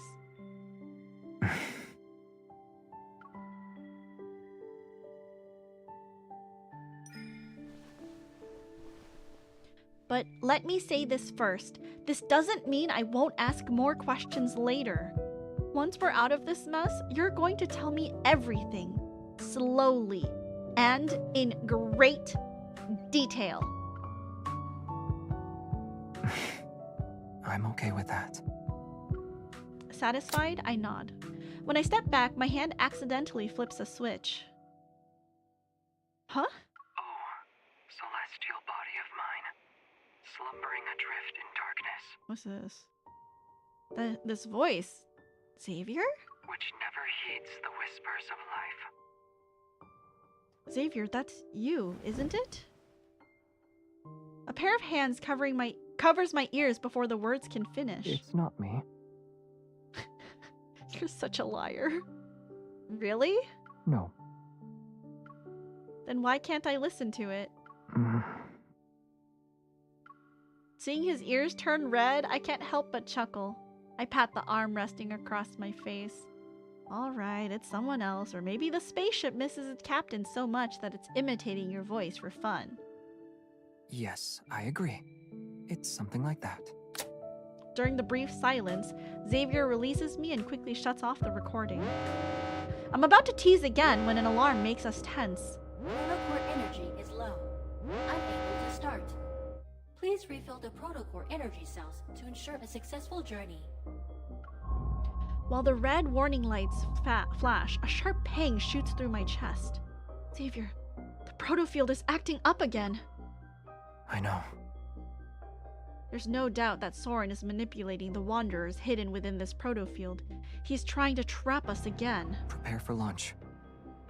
It's recommended to refill the protocore energy cells before takeoff. Do you still want to proceed with the launch? Yes. Understood. Initiating countdown. Don't worry. Before I can object, Xavier pushes me into a seat in the cockpit. Protocore energy isn't the only thing that can fuel this spaceship. Although it can't support long voyages, escaping this protofield should be no problem. After pressing a few buttons on the control panel, he takes something from the cabin wall and fastens it to his wrists. He sits down in the cockpit and takes my hand. He presses it against his chest and a sense of foreboding washes over me.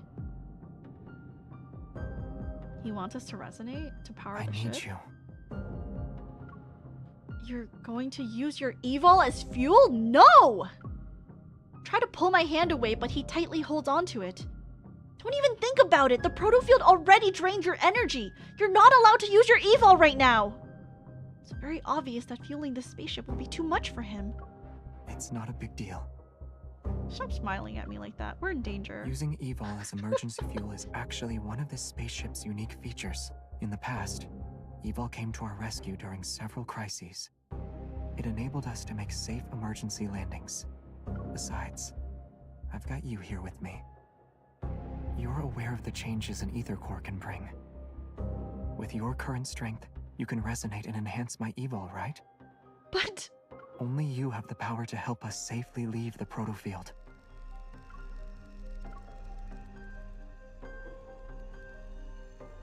Trust me. He cups my cheek with his other hand. With a soft voice, he makes a promise to me. Your power will keep me safe. Counting down. 10, 9, 8, 7. My heartbeat races. Whether it's because of our current circumstances or the intensifying energy fluctuations, the pain in my chest grows sharper. Amid the blaring alarms, the spaceship begins its final countdown. The flickering lights spiral into chaos. Xavier looks at me, his expression as calm as it always is. He's waiting for me to respond. All right, let all the power flow through me. I'll keep you safe, I promise! I know.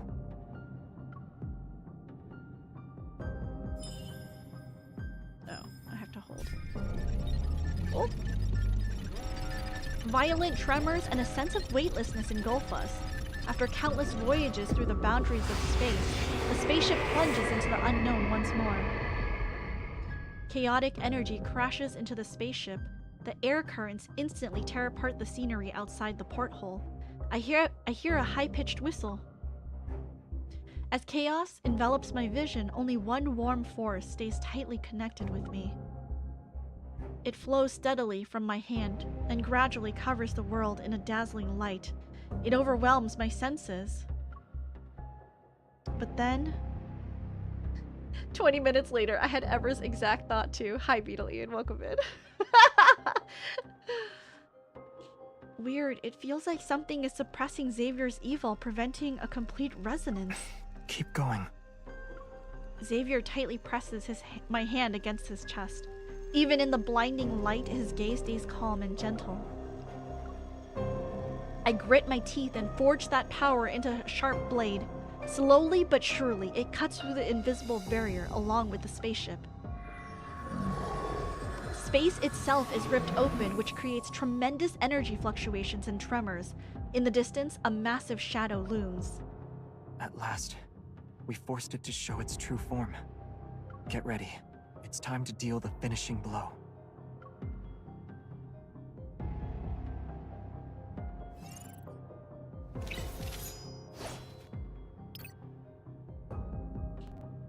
What's up? Hello, welcome in on the YouTube side. Welcome, welcome. How are you? Happy Sunday. Welcome in. Hope you've been having a good start to your Sunday. Well, it's almost over now. The day is half over, so I hope your weekend has been good.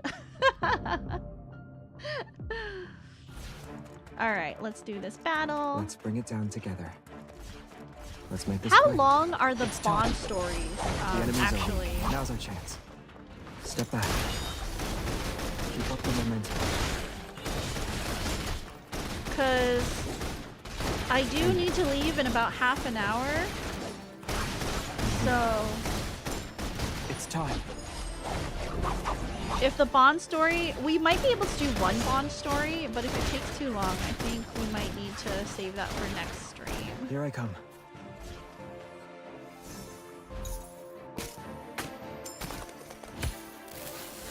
Elysian Sword Service. is going to get enough. It's time. Be careful.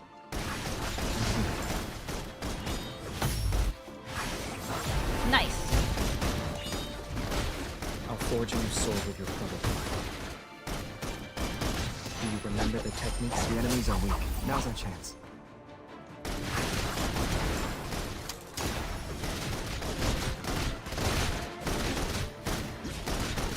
Watch out. It's getting back up. Become one with your sword. Here I come. They don't take too long, actually. Oh, perfect. Okay, that's great. Oops. No one's supposed to blow that. He's still locked up.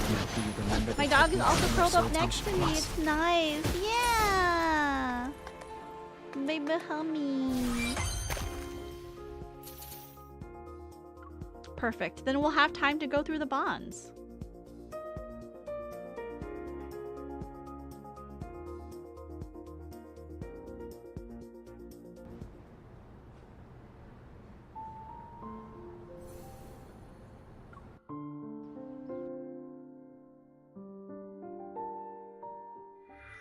A deafening roar fills my mind and strips away my senses.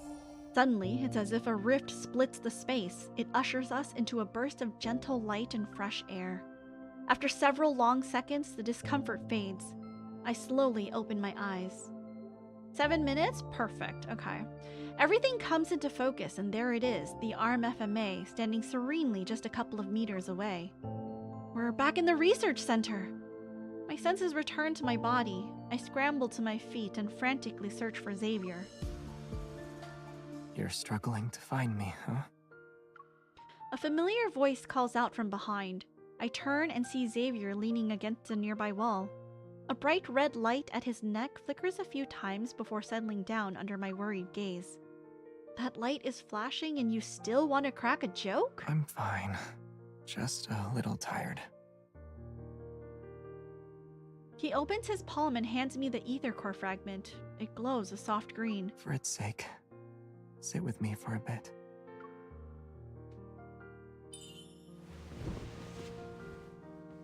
Unable to resist Xavier's expectant eyes, I approach him and sit down. I already sent the collected data and our coordinates back to HQ. The police will also be involved. They'll be here within 15 minutes. We don't have much time. We need to... I'm about to get up, but he grabs my arm. Let's make the most out of these uninterrupted 15 minutes. I feel a cool touch at my ear after Xavier pulls out a pair of wireless earbuds. There's just enough time for one song. Then we'll be in a hurry again. Who invites a girl to listen to music with a wireless earbud? You should have offered me wired earbuds. That way, we'd be close enough that we couldn't drift apart. I'm too tired to drift into a place that's far away from you. Oh.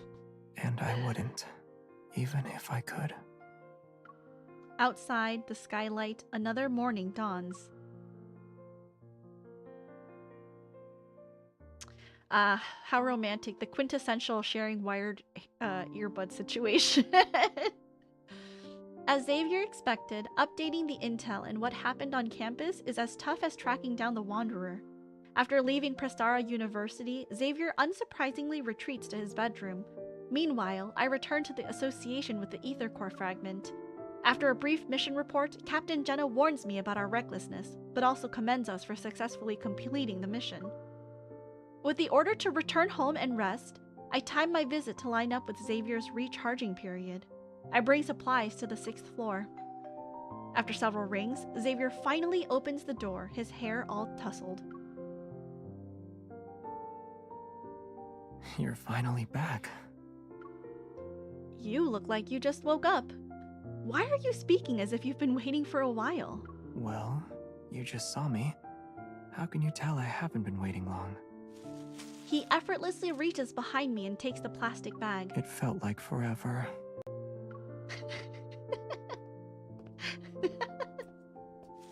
I slip on my slippers and head to the living room. Xavier is already intently unpacking the bag full of food next to the coffee table. He pulls out 2 food boxes from the plastic bag and removes their packaging. Is this from that store downstairs at the association? You went back there? You needed to recharge, so someone had to return that ether core fragment, right? Right. Thanks, partner. Oh, Captain Jenna wanted me to relay a message to you. What is it? With mashed potatoes still in his mouth, Xavier looks up while the spoon is held between his lips. It's a warning. She said if you deliberately put her team member in danger again, she won't let you off the hook. Got it. I'll remind her about settling the other 5 verbal warnings she gave me. In that brief silence, Xavier lowers his gaze and eats his mashed potatoes 1 spoonful at a time. Did Prestara University say anything? Surveillance and witness protection are ongoing, but we still haven't found Soren. If we haven't found him by now, chances are we never will. He casually talks about it, but his words carry a mixture of indiscernible emotions. I decided not to dwell on it. You don't know where he's gone either? Nope. As I reflect upon everything, the vague, untangled clues pile up and cast a large shadow behind the clear image of Soren. Getting out of this precarious situation unscathed isn't something he could accomplish on his own. Only a few groups could pull that off. Who's supporting him? After finishing a box of mashed potatoes, Xavier retrieves a stack of documents and a sealed bag from under the coffee table. Inside the sealed bag is a tiny button-sized device. I can't help but pick it up. What is this? Ulysses found it at the research center. He urgently sent it over. This is the energy Initial fluctuation tests thing. show it has a radio frequency chip that can resonate with metaflux fluctuations.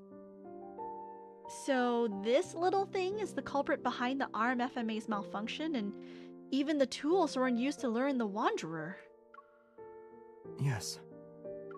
The room falls silent again. I follow the train of my thoughts and speak up. Can you also use that device to recreate a plane of existence and overlap it with the reality? You mentioned earlier that this is something only your people know about. That's right. But you know I don't like illusion stuff. Xavier calmly says. I nod and put the sealed bag back on the table. Who can help him make that? Xavier doesn't respond immediately. Instead, he pushes the stack of documents toward me. Here's the latest analysis and theories based on what we know. It includes a list of groups with similar tech. Go through it, and you'll come to your own conclusions. As always, Xavier doesn't explain. It's as if he's already at the finish line with the answers. He's quietly waiting to see if I'll join him or choose a different path. However, I'm not content with following his lead this time. I place my hand over his and stop the documents he's pushing toward me in their tracks. Awesome! Welcome in. How are you? Welcome, welcome. Let me give you a shout out. How are you? Happy Sunday! Isn't it your rest day today? Are you resting? Are you having a good rest? I'll read these later. Xavier, I'd rather trust what you have to say right now. After a brief pause, Xavier purses his lips and finally meets my intense gaze. It's Ever. Ever. Some of the backtrackers are also involved. They know everything you know, and they've had their eyes on you for some time, right? Yes. That makes them our common enemy, then. Outside, the leaves rustle as the wind slips in through the gap in the window. The curtains flutter. My shadow merges with Xavier's, and it feels like the impenetrable door in his heart has opened slightly. Usually Saturday is my rest day, but I swapped it with today because of the 3-year Annie yesterday. I was going to work more, but the studio staff told me no. Rest! If you set a rest day, you should have a rest day. That's why I don't have a rest day. If I don't have a rest day, I can't rest. I can just keep going. This time, we're finally standing on the same side. Oh. How mysterious.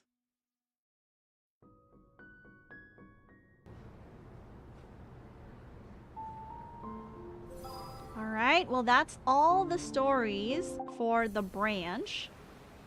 There's probably gonna be more, but for right now, I did promise we would pause and we would do the Bond story. If I did that, I'm pretty sure my mods would crucify me. I don't know. When I want to do fun things like content creation and I'm also working a full-time job, I don't got time to be resting. What's this? Shining. Okay. Unfortunately, I was literally whining about this to my friend yesterday. I was like, unfortunately, I don't get paid to do content creation. But, like, I do, but not enough to, you know, make it a thing. So, like, I gotta do it in my spare time. And, I don't want to waste any time that I have, you know? I know, you sleep less than me. Next time my studio staff or mods get uppity about it, I'm just gonna point at you and be like, but Princess does it. Yeah. Point at me and be like, you know, from 8 a.m. to literally 1 a.m. Princess is go, go, go. And then she doesn't sleep until 3 a.m. So, you know, like, I can do all this stuff too. How is it bonds are in... Is it in Falling for you? Is that where the bonds are? Bond, yes. Okay. This is my usual schedule? Well, here's how it usually goes. At 7 o'clock, I wake up, I take Hermes out, and then 7:30, I'm on my way to the office because I have to go back into the office. 8 a.m. to 5 p.m., I'm working my full-time job, and then I get home at like 6, and then stream starts at 6:30. I'm trying to eat, and then from 6:30 to like 10 p.m. I'm streaming, and then from 10 p.m. till after that I'm literally recording or practicing violin or doing whatever else. And then at like 1:30 a.m. is usually when my alarm rings, and it's like, Princess, it's time to go to bed because you're staying up too late. You really should stop what you're doing and wrap it up. And then from 2 a.m. to 3 a.m. I'm like, okay, well, let me just wrap up, and then I do all this stuff, and then I go to bed, and then I do the same thing all over again. I feel that. Most of the time I only get 3 to 4 hours of sleep each day. Yeah, it's like, if I can't do the stuff that I want to do, I gotta make time for it. So you know what? We just, you know, grab a few hours from the sleep column, throw it out so that we can do other stuff. Okay, Bond, Plushie Go-Go. Let me download this, and then, oh, and then we should download all the bonds, yeah? Download.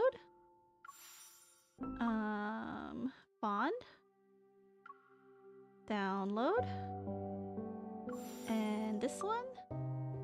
Bond. Download. Does Caleb have a bond too? Oh, bond. Download. Okay.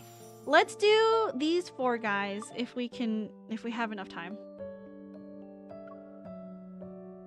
Start.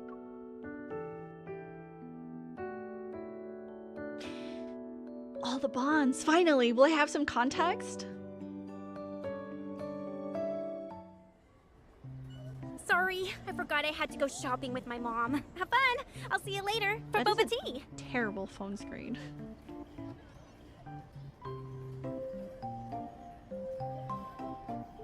Oh. Fine. I'll have all the plushies to myself then. She promised she would hang out with me today. Oh. It's really struggling.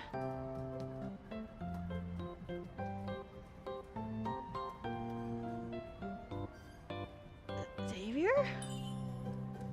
Xavier, are you here to play with the claw machines too? It's due. 500 Tree Shade Road. Wasn't this a video rental store? It was over a decade ago. The owners moved away a while back. I have the right street number, and this should be the place. It's going to be dangerous here today. You should go home for your own safety. I see nothing unusual. Hey, wait, do you know something that I don't? What, is something wrong with it? This plushie has been tampered with. It's blatantly obvious. Is he cheating? I don't want to stop him. Can I have the plushie? I think it's so funny. I've seen, who have I seen use their evil? I've seen Caleb use their evil, ZAYNE, and Xavier. I've seen all three of those guys use their evil at the plushie mini game because they couldn't get the plushie. It was really funny. I get it. We can't use brute force with all these civilians here. Ooh.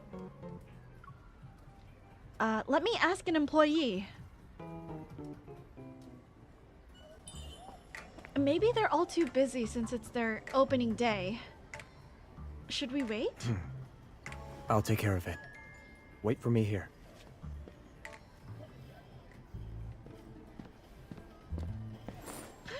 Huh? Let's take the matter into our own hands.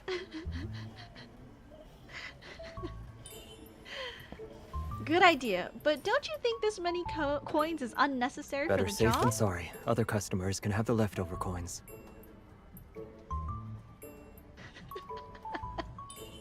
That's very generous of you. Energy fluctuations are faint, but I sense signs of an explosion. Is he really bad at it? I'm impressed. To hide explosives in a toy like this, what a sinister plan. You got it. You're really a master at everything you do. Don't touch it when it falls out.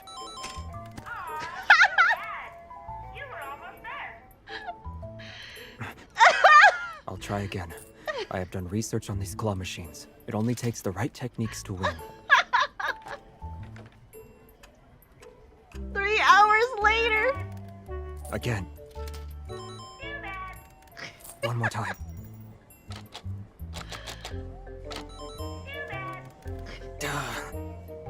One more time. Should I try? Xavier, should I try?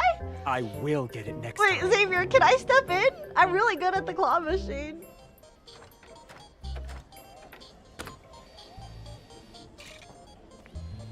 You can do it! Oh my god.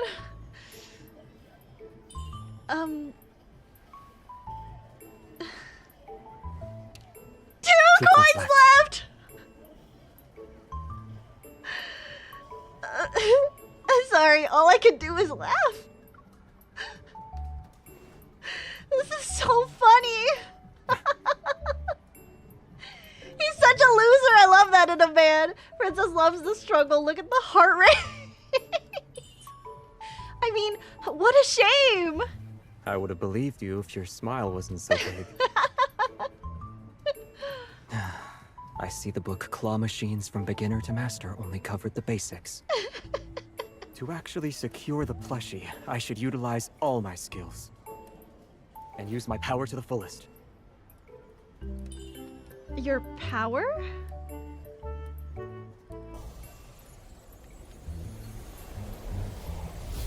That's cheating, dude.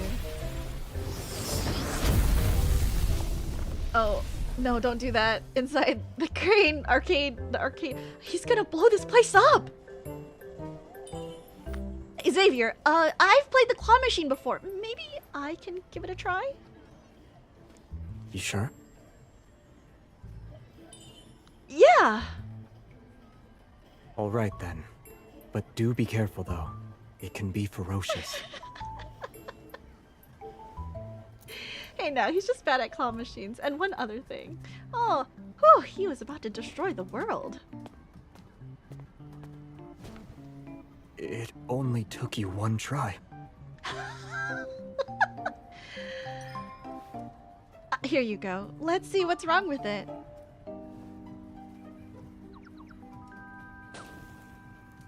Huh? Mom, look! They've got the special plushie!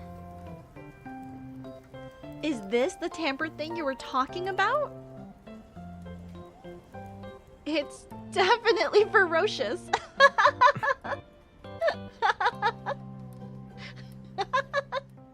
He's so cute.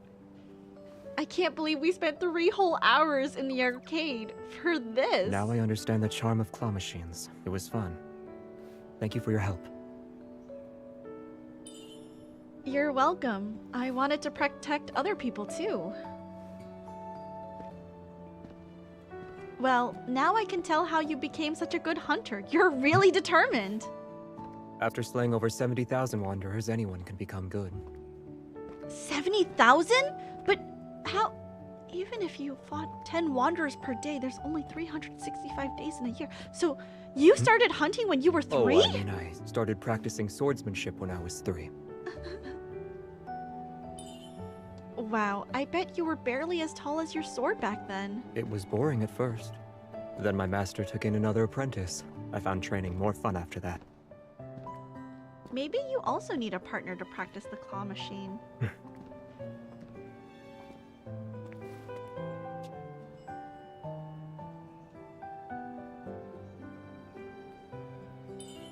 Yes? You're a good partner.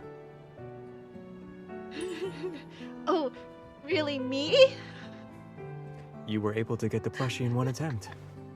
You can be my teacher. Teacher? Why? What would Don't you worry. need to... With my observation skills and reaction speed, being my teacher should be easy. So, I want you to teach me how to win at the claw machine. Sure, I'm happy to help, but if it takes over 3 hours every time... In exchange, I'll be your partner and hunt wanderers with you. Oh, that's how she got him to be his partner. Really? Consider this my down payment. Now we have a deal. I'll be going now. Come find me when you need help with anything. All because of a plushie. I see. Xavier? Xavier! He always disappears without a trace. How am I supposed to find him?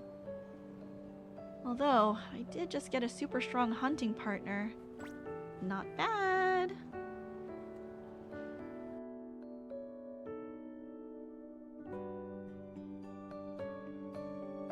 Cute.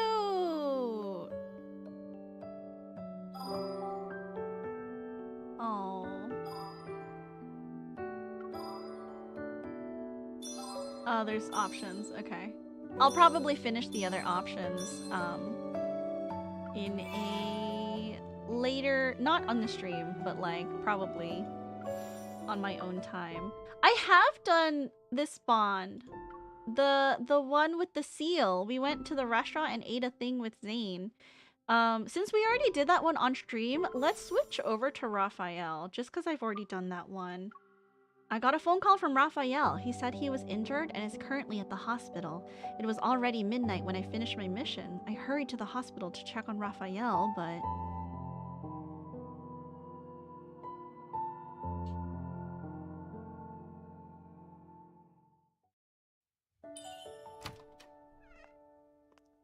Rafayel! Oh, sorry I'm late. What happened? Are you alright? Rafayel? Hey. Who are you? Oh. What? You are... You do seem a bit familiar. Have we met before? It's been a while. I can't remember. Rafayel, what are you talking about? You don't remember? You don't remember me. Did you want me to remember you? Let's talk then. I mean, after all, why else would you be here so late at night? Didn't you call me to come visit you because you're injured? Oh, really? When did I call you? Really confusing. That's a different band for ZAYNE.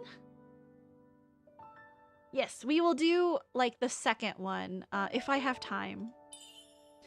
This morning... This morning, huh?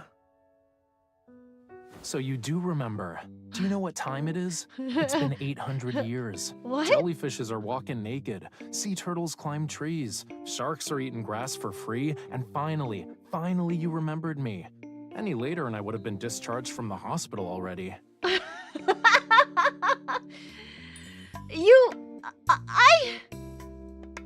was emergency. An emergency mission came up. Another mission. Ah, I see. So I should assign you a mission next time I want to see you. Didn't show up. Didn't answer your phone. I thought you were in trouble. Sit down already. Stop looking like I'm picking on you. Jellyfish are naked. They sure are. Sit down. Okay, I'm getting scolded.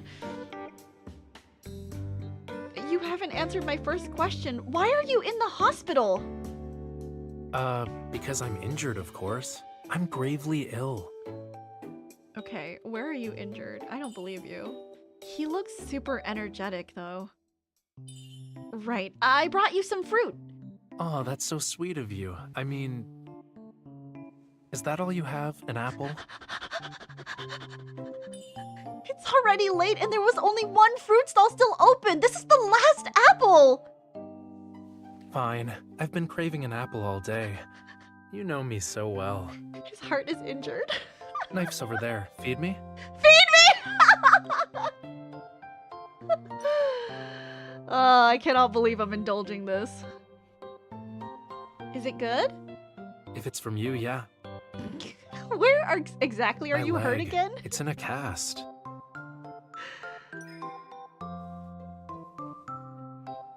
Is it that bad? What did you do? Well, some kid was crossing the road without looking, so I pushed him out of the way. In the end, I fell and broke a bone. What? Dude, that's crazy. So, will you have to stay here for a while then? Don't tell anyone else. Those tabloids are gonna praise me non-stop again if they find out. I prefer to keep a low profile. Really? Is that On so? my honor. Broken bones take time to heal, and even eating an apple takes effort. Maybe you can smuggle me out of here. The nurses are so mean. I can't even leave this room. How am I supposed to smuggle someone out of a hospital? Visiting time is up. Please leave. Oh, okay. Why didn't you knock? This is my private room. Ignore her. I'm the patient, so what I say goes. I don't think you can fight with the nurse. Mr. Rafayel, you told me that you came out of the bathtub, stepped in a paintbrush, and twisted your ankle. What made you check yourself into the hospital? Rich people have weird hobbies.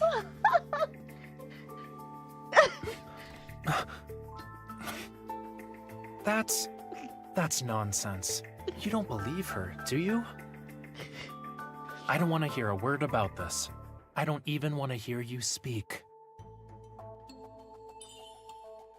Don't say it. Hold it in and swallow. So that's how you got hurt! Messy home? I'm just gonna laugh at him. Quiet down, will you? You do know it's scary hearing that sort of laughter at this hour in a hospital, right? Hey, stop it. Did you lose your mind or something? Time's up. Ah, it's so noisy. This diva, OMG! Take your cast off and get some rest. I'm going to head home worry-free. Visits are half an hour, and you leave after only a few minutes? You're doing just fine. I have work in the morning. Wait for me. Huh? Let's go. What are we waiting for? Can't I be around you a while longer? All right. Walking with you in a moonlit garden is a wonderful experience. Fun even. We've only taken a few steps outside. Doesn't matter. My ankle's twisted, so I'm moving slowly. No rush. I see you're still in a good mood. Hush, don't talk. I think I hear something screaming. Teasing me again? I love this dramatic fish. You're teasing me again, aren't you? Why would I? You're not fun to tease. You... Shh! I really did hear something. Is there a wanderer in the hospital? Yeah, a wanderer. It could be that. Looks like it came from over there. Come on, why don't we check it out? The way I see it, you just don't want to go back to your room. Yup, the sound came from over here. This pool changes out its water every night, so it's pretty clean. The fish are... super fat. Maybe the cafeteria keeps them for food.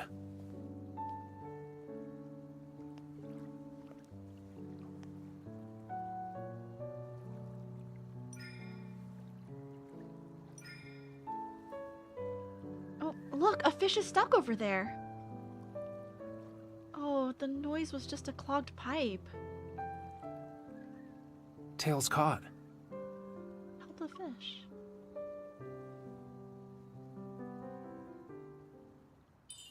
Got it. Your willingness to rescue strays? It's very worrisome. What's so worrying about it? One can never know what an innocent act of kindness means to someone. Is he talking about himself? What do you mean? Since you have a naive perspective on life, allow me to tell you a story.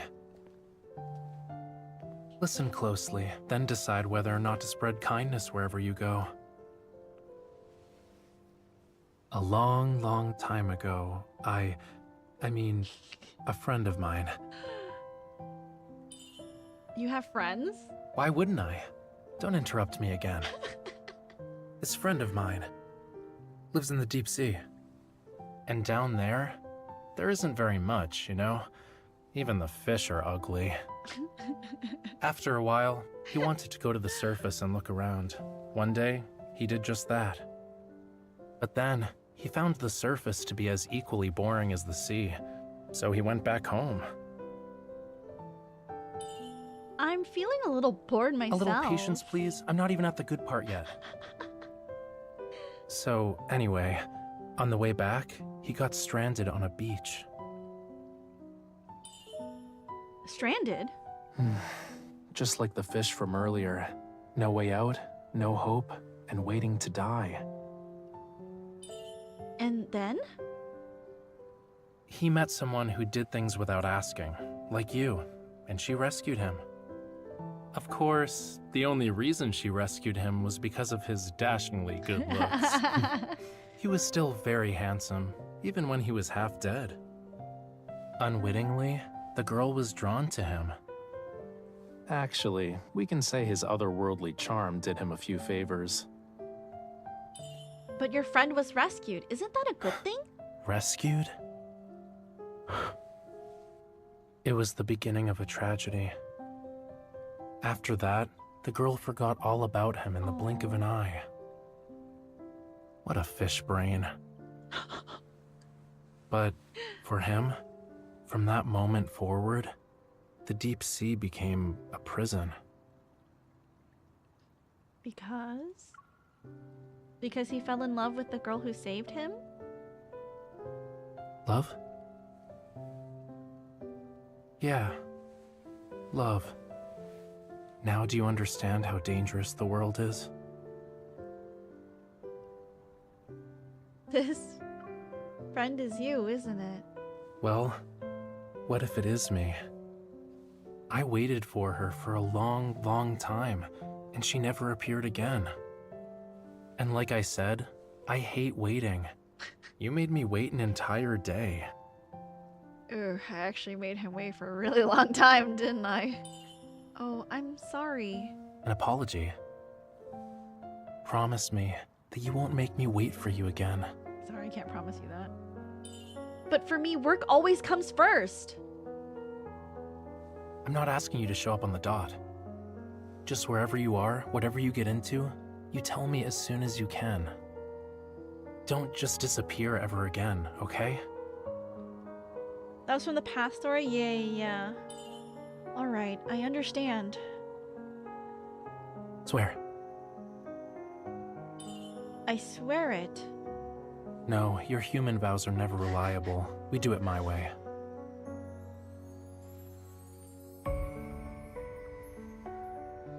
Close your eyes.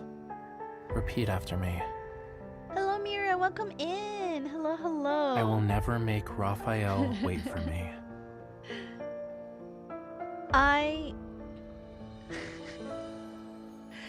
Oh, we'll do it normal. I will never make Rafayel wait for me.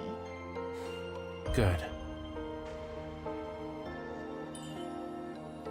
Where did the fish come from? This is a ceremonial vow of my people. Fish are the emissaries of the ocean. If the vow has the blessing of the ocean, then a fish will appear between our palms. Don't forget what you said today. Aha! Found you. How romantic. Sneaking out with a twisted ankle for a date. Mr. Rafayel, you're such a Romeo. Come on. I'm just trying to escort her home.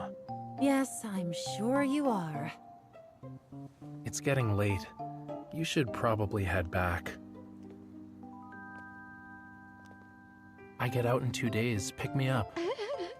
And remember, don't be late again. Got it.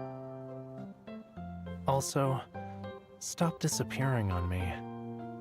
Because I don't want to feel anxious and frustrated again. Also, welcome in, Mira. Hello. We actually didn't get to Homecoming Wings. I didn't realize Prologue to tomorrow would be so long. We finished up all 3 of the guys' different paths. So I decided we would hop over to the Bond section because both Kamir and Dark said that there's some story that I might, like context, I might be missing. So we're doing some of the bonds right now. Okay, I do need to go, but I did want to do at least Sylus's bond. So before we finished for the evening, let's do Sylus's bond. We'll wrap up, and then the next stream, we're gonna finish Prologue to tomorrow and start Homecoming Wings. So I think next week that's what we'll do, but for right now, let's finish this bond. I have to get the brooch within 24 hours so that Sylus will allow me to go to the auction and look for the ether core. If Sylus believes this can stop me, he's wrong! I did! I didn't realize how long Prologue to tomorrow would be. I'm glad I skipped it to get Caleb, just, you know, like, because we still haven't gotten to Homecoming Wings yet, so I'm glad. Is she showering? You should not be here right now.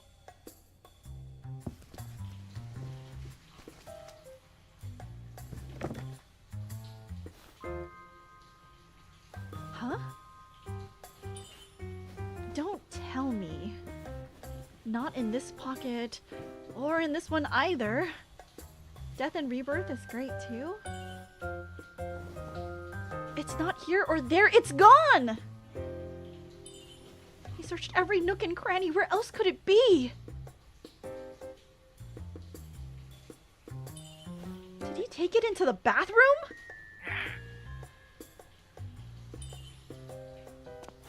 Tell me, did you eat it?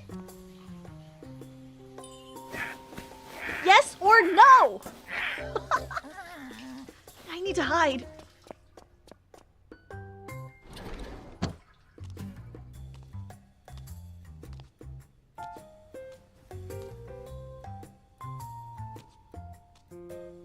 Why does he have to come out now?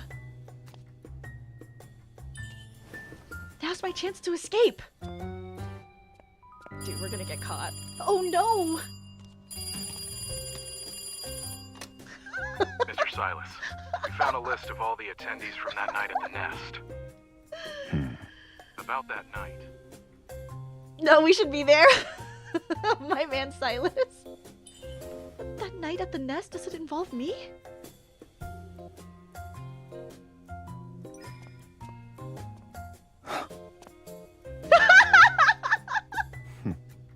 Mr. Sylus?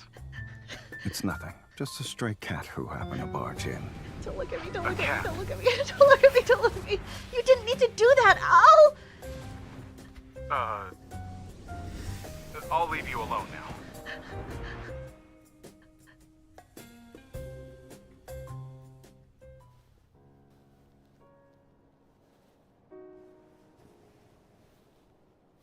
This is the 4th time we've met since last night, kitten. You set a time limit for finding the brooch, but you didn't say how I should find it. I doubt I'm breaking any rules. Do I need to remind you about your so-called methods from before? You're panting at the half-naked man? No, I'm not. Get out.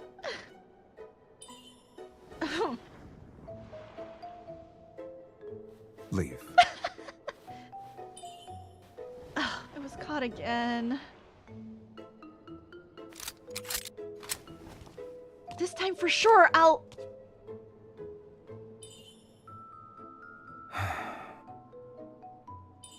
I know. I'll go now.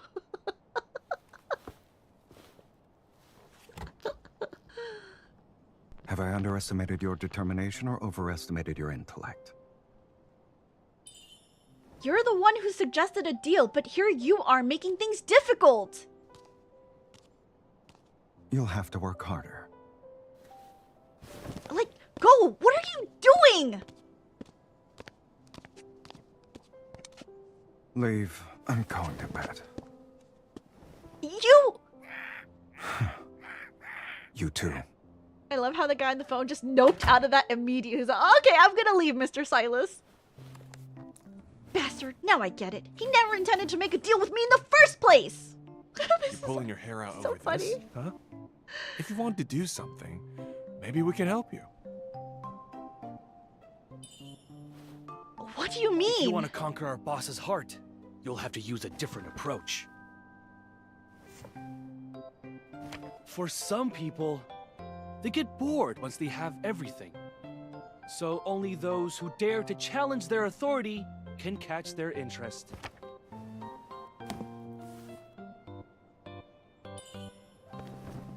When you're dealing with such a person, you bow down and submit to take them out in one go. In other words, strike when they're off guard. Boss is the least guarded when he's sleeping. you only have one shot. Don't waste this chance. Just do it. The bros are back.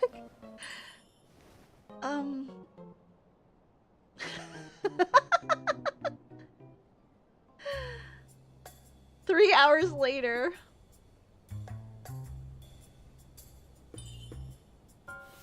Evil ceiling handcuffs and a tranquilizer gun.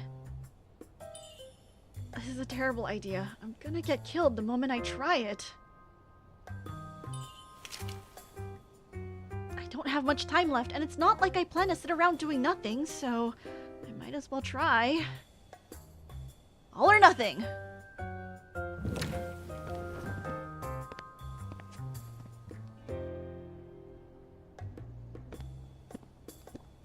Sneaky, sneaky.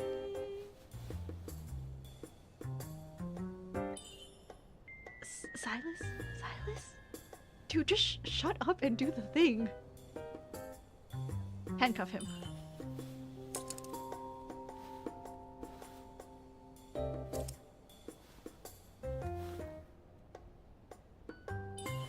This is exactly what you get for all the terrible things you do.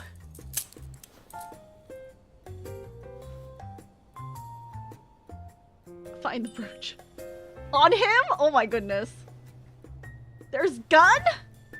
Hi, Yam. We're gonna finish this, and then I'm gonna wrap up stream. At this hour. Want me to tell you a bedtime story? Oh. Obviously, Actually... You should be the one to figure out what's going on here. These handcuffs nullify a person's evil for an hour. No matter how powerful you are, you're helpless as of right now. Really? What do you plan to do then, since I've become your prey? Don't look, Yam! Cover your eyes! You're so innocent! So much for being done it for. Well, I wanted to make sure I got this done, so we're, you know... Where's the brooch? Help yourself. Don't mind if I do. Body search? From the beginning, you trapped me here, forced me to resonate with you, and even said we're the same?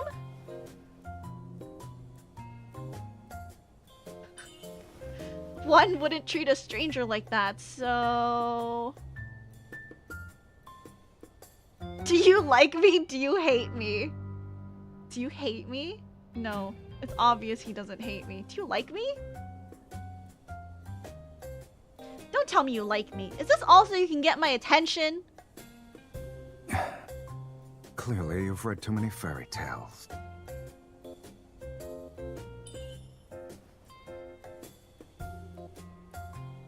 Body search. Does my answer matter?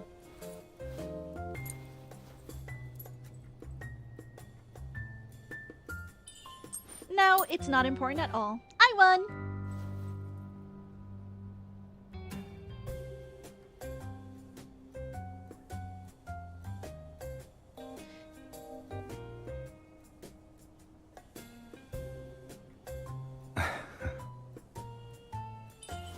Don't tell me. I won't go back on what I promised you. However, games are fun because of how thrilling they can be. Your attitude makes things boring.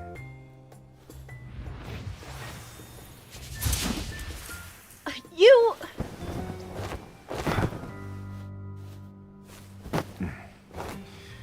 You're pretty good at running away. Fucking up so hard right now. Every time I'm away for a bit, every time it's like, what the hell? I want to be in MC's place. Give it back! Are you using this on me? So brash, aren't you? I'm keeping you around because you're still useful. And I truly enjoy watching my little prey struggle. Especially when it thinks it can escape from me. Let me go, I already have it! Oh!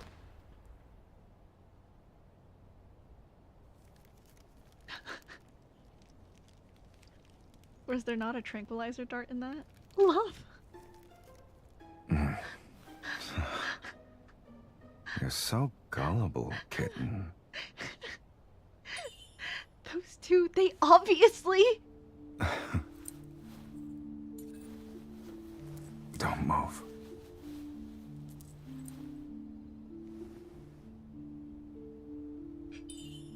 Does this count as passing your test? Barely. The auction is about to start. But what will happen after that? I'm ready for whatever is going on here.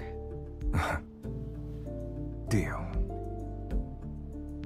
Don't lose this brooch. It proves you're allowed to come and go in the N109 zone as you please. Oh, is it one of like the symbols that's like, yeah, I'm a member of, you know. So different depending on whether it's consensual or not. Well, I think this game operates in the frame of this is consensual. I don't think we need to worry about that. Otherwise, you wouldn't be playing a game like this. Cool. Okay, we finished. Cool. Awesome. Okay, so that is everything that I wanted to get done. Well, no, it's not everything I wanted to get done. Oh, I wish we had more time to finish Prologue to okay, so many things are happening. I wish we had more time to finish Prologue to tomorrow, but we don't. So next week, I don't know how long this will take, but next week we'll finish this, and then after that we'll properly start Homecoming Wings. Because I know that's like Caleb's actual story. Okay, so I think that's it. We're gonna wrap up for today. Let's see who we can raid into, because I have to go grab dinner with a friend, and they are probably expecting me, and I'm a terrible friend for making them wait. But I'm sure they'll understand. Okay, let's go say hello to a friend who is live right now. Let's go take a look at our list here. When you want to talk, You may talk to me all you want. Yes, Zane. Shh, be quiet for right now. Who can we say hello to? Who's playing some games?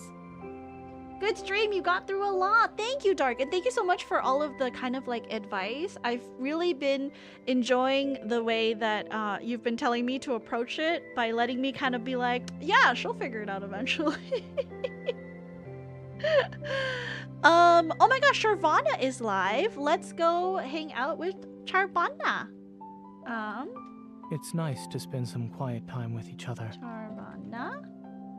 I'm gonna pin her link just in case you guys get left behind. But I love Charvana. She's absolutely the sweetest. If you are Hermes Raska is streaming, just sleeping. Yeah, look at him. Alright, you guys, as always, if you are a subscriber, both raid messages will work. If you are not a subscriber, you will need to copy the second one with the dog heads instead. Sorry, I'm trying to like get this. Okay, there we go. Pleasing others is unnecessary. Okay, Zane, I need you Just to be do what quiet you for like. like 2 seconds. So if you're not a subscriber, copy the dog head one, and we're heading over to Charvana. As always, you guys, please be happy, please be healthy, but most of all, please be kind. Be kind to others, because you never know what a smile, hug, or hello can do for someone who's having a bad day, and be kind to yourselves. Make sure you're staying hydrated. Get up and stretch your legs every once in a while, because if you don't, you might get an embolism, and then you'll die, and then we'll never see more of Love and Deep Space together. But if you want to see more Love and Deep Space, come by next week. I'm saving my pulls. We're gonna pull for Caleb's XO2 myth. We'll see how that goes, and I will talk to you all, you know, in a little bit. Tomorrow, no stream, but I will be doing a Wednesday vertical stream instead. We're gonna test out the waters. All right, say goodbye. I will see you all. Say hello to Charvana. Well, brain's not working. Say hello to Charvana for me, and I will talk to you guys later. Good night. Bye. Thank you for coming.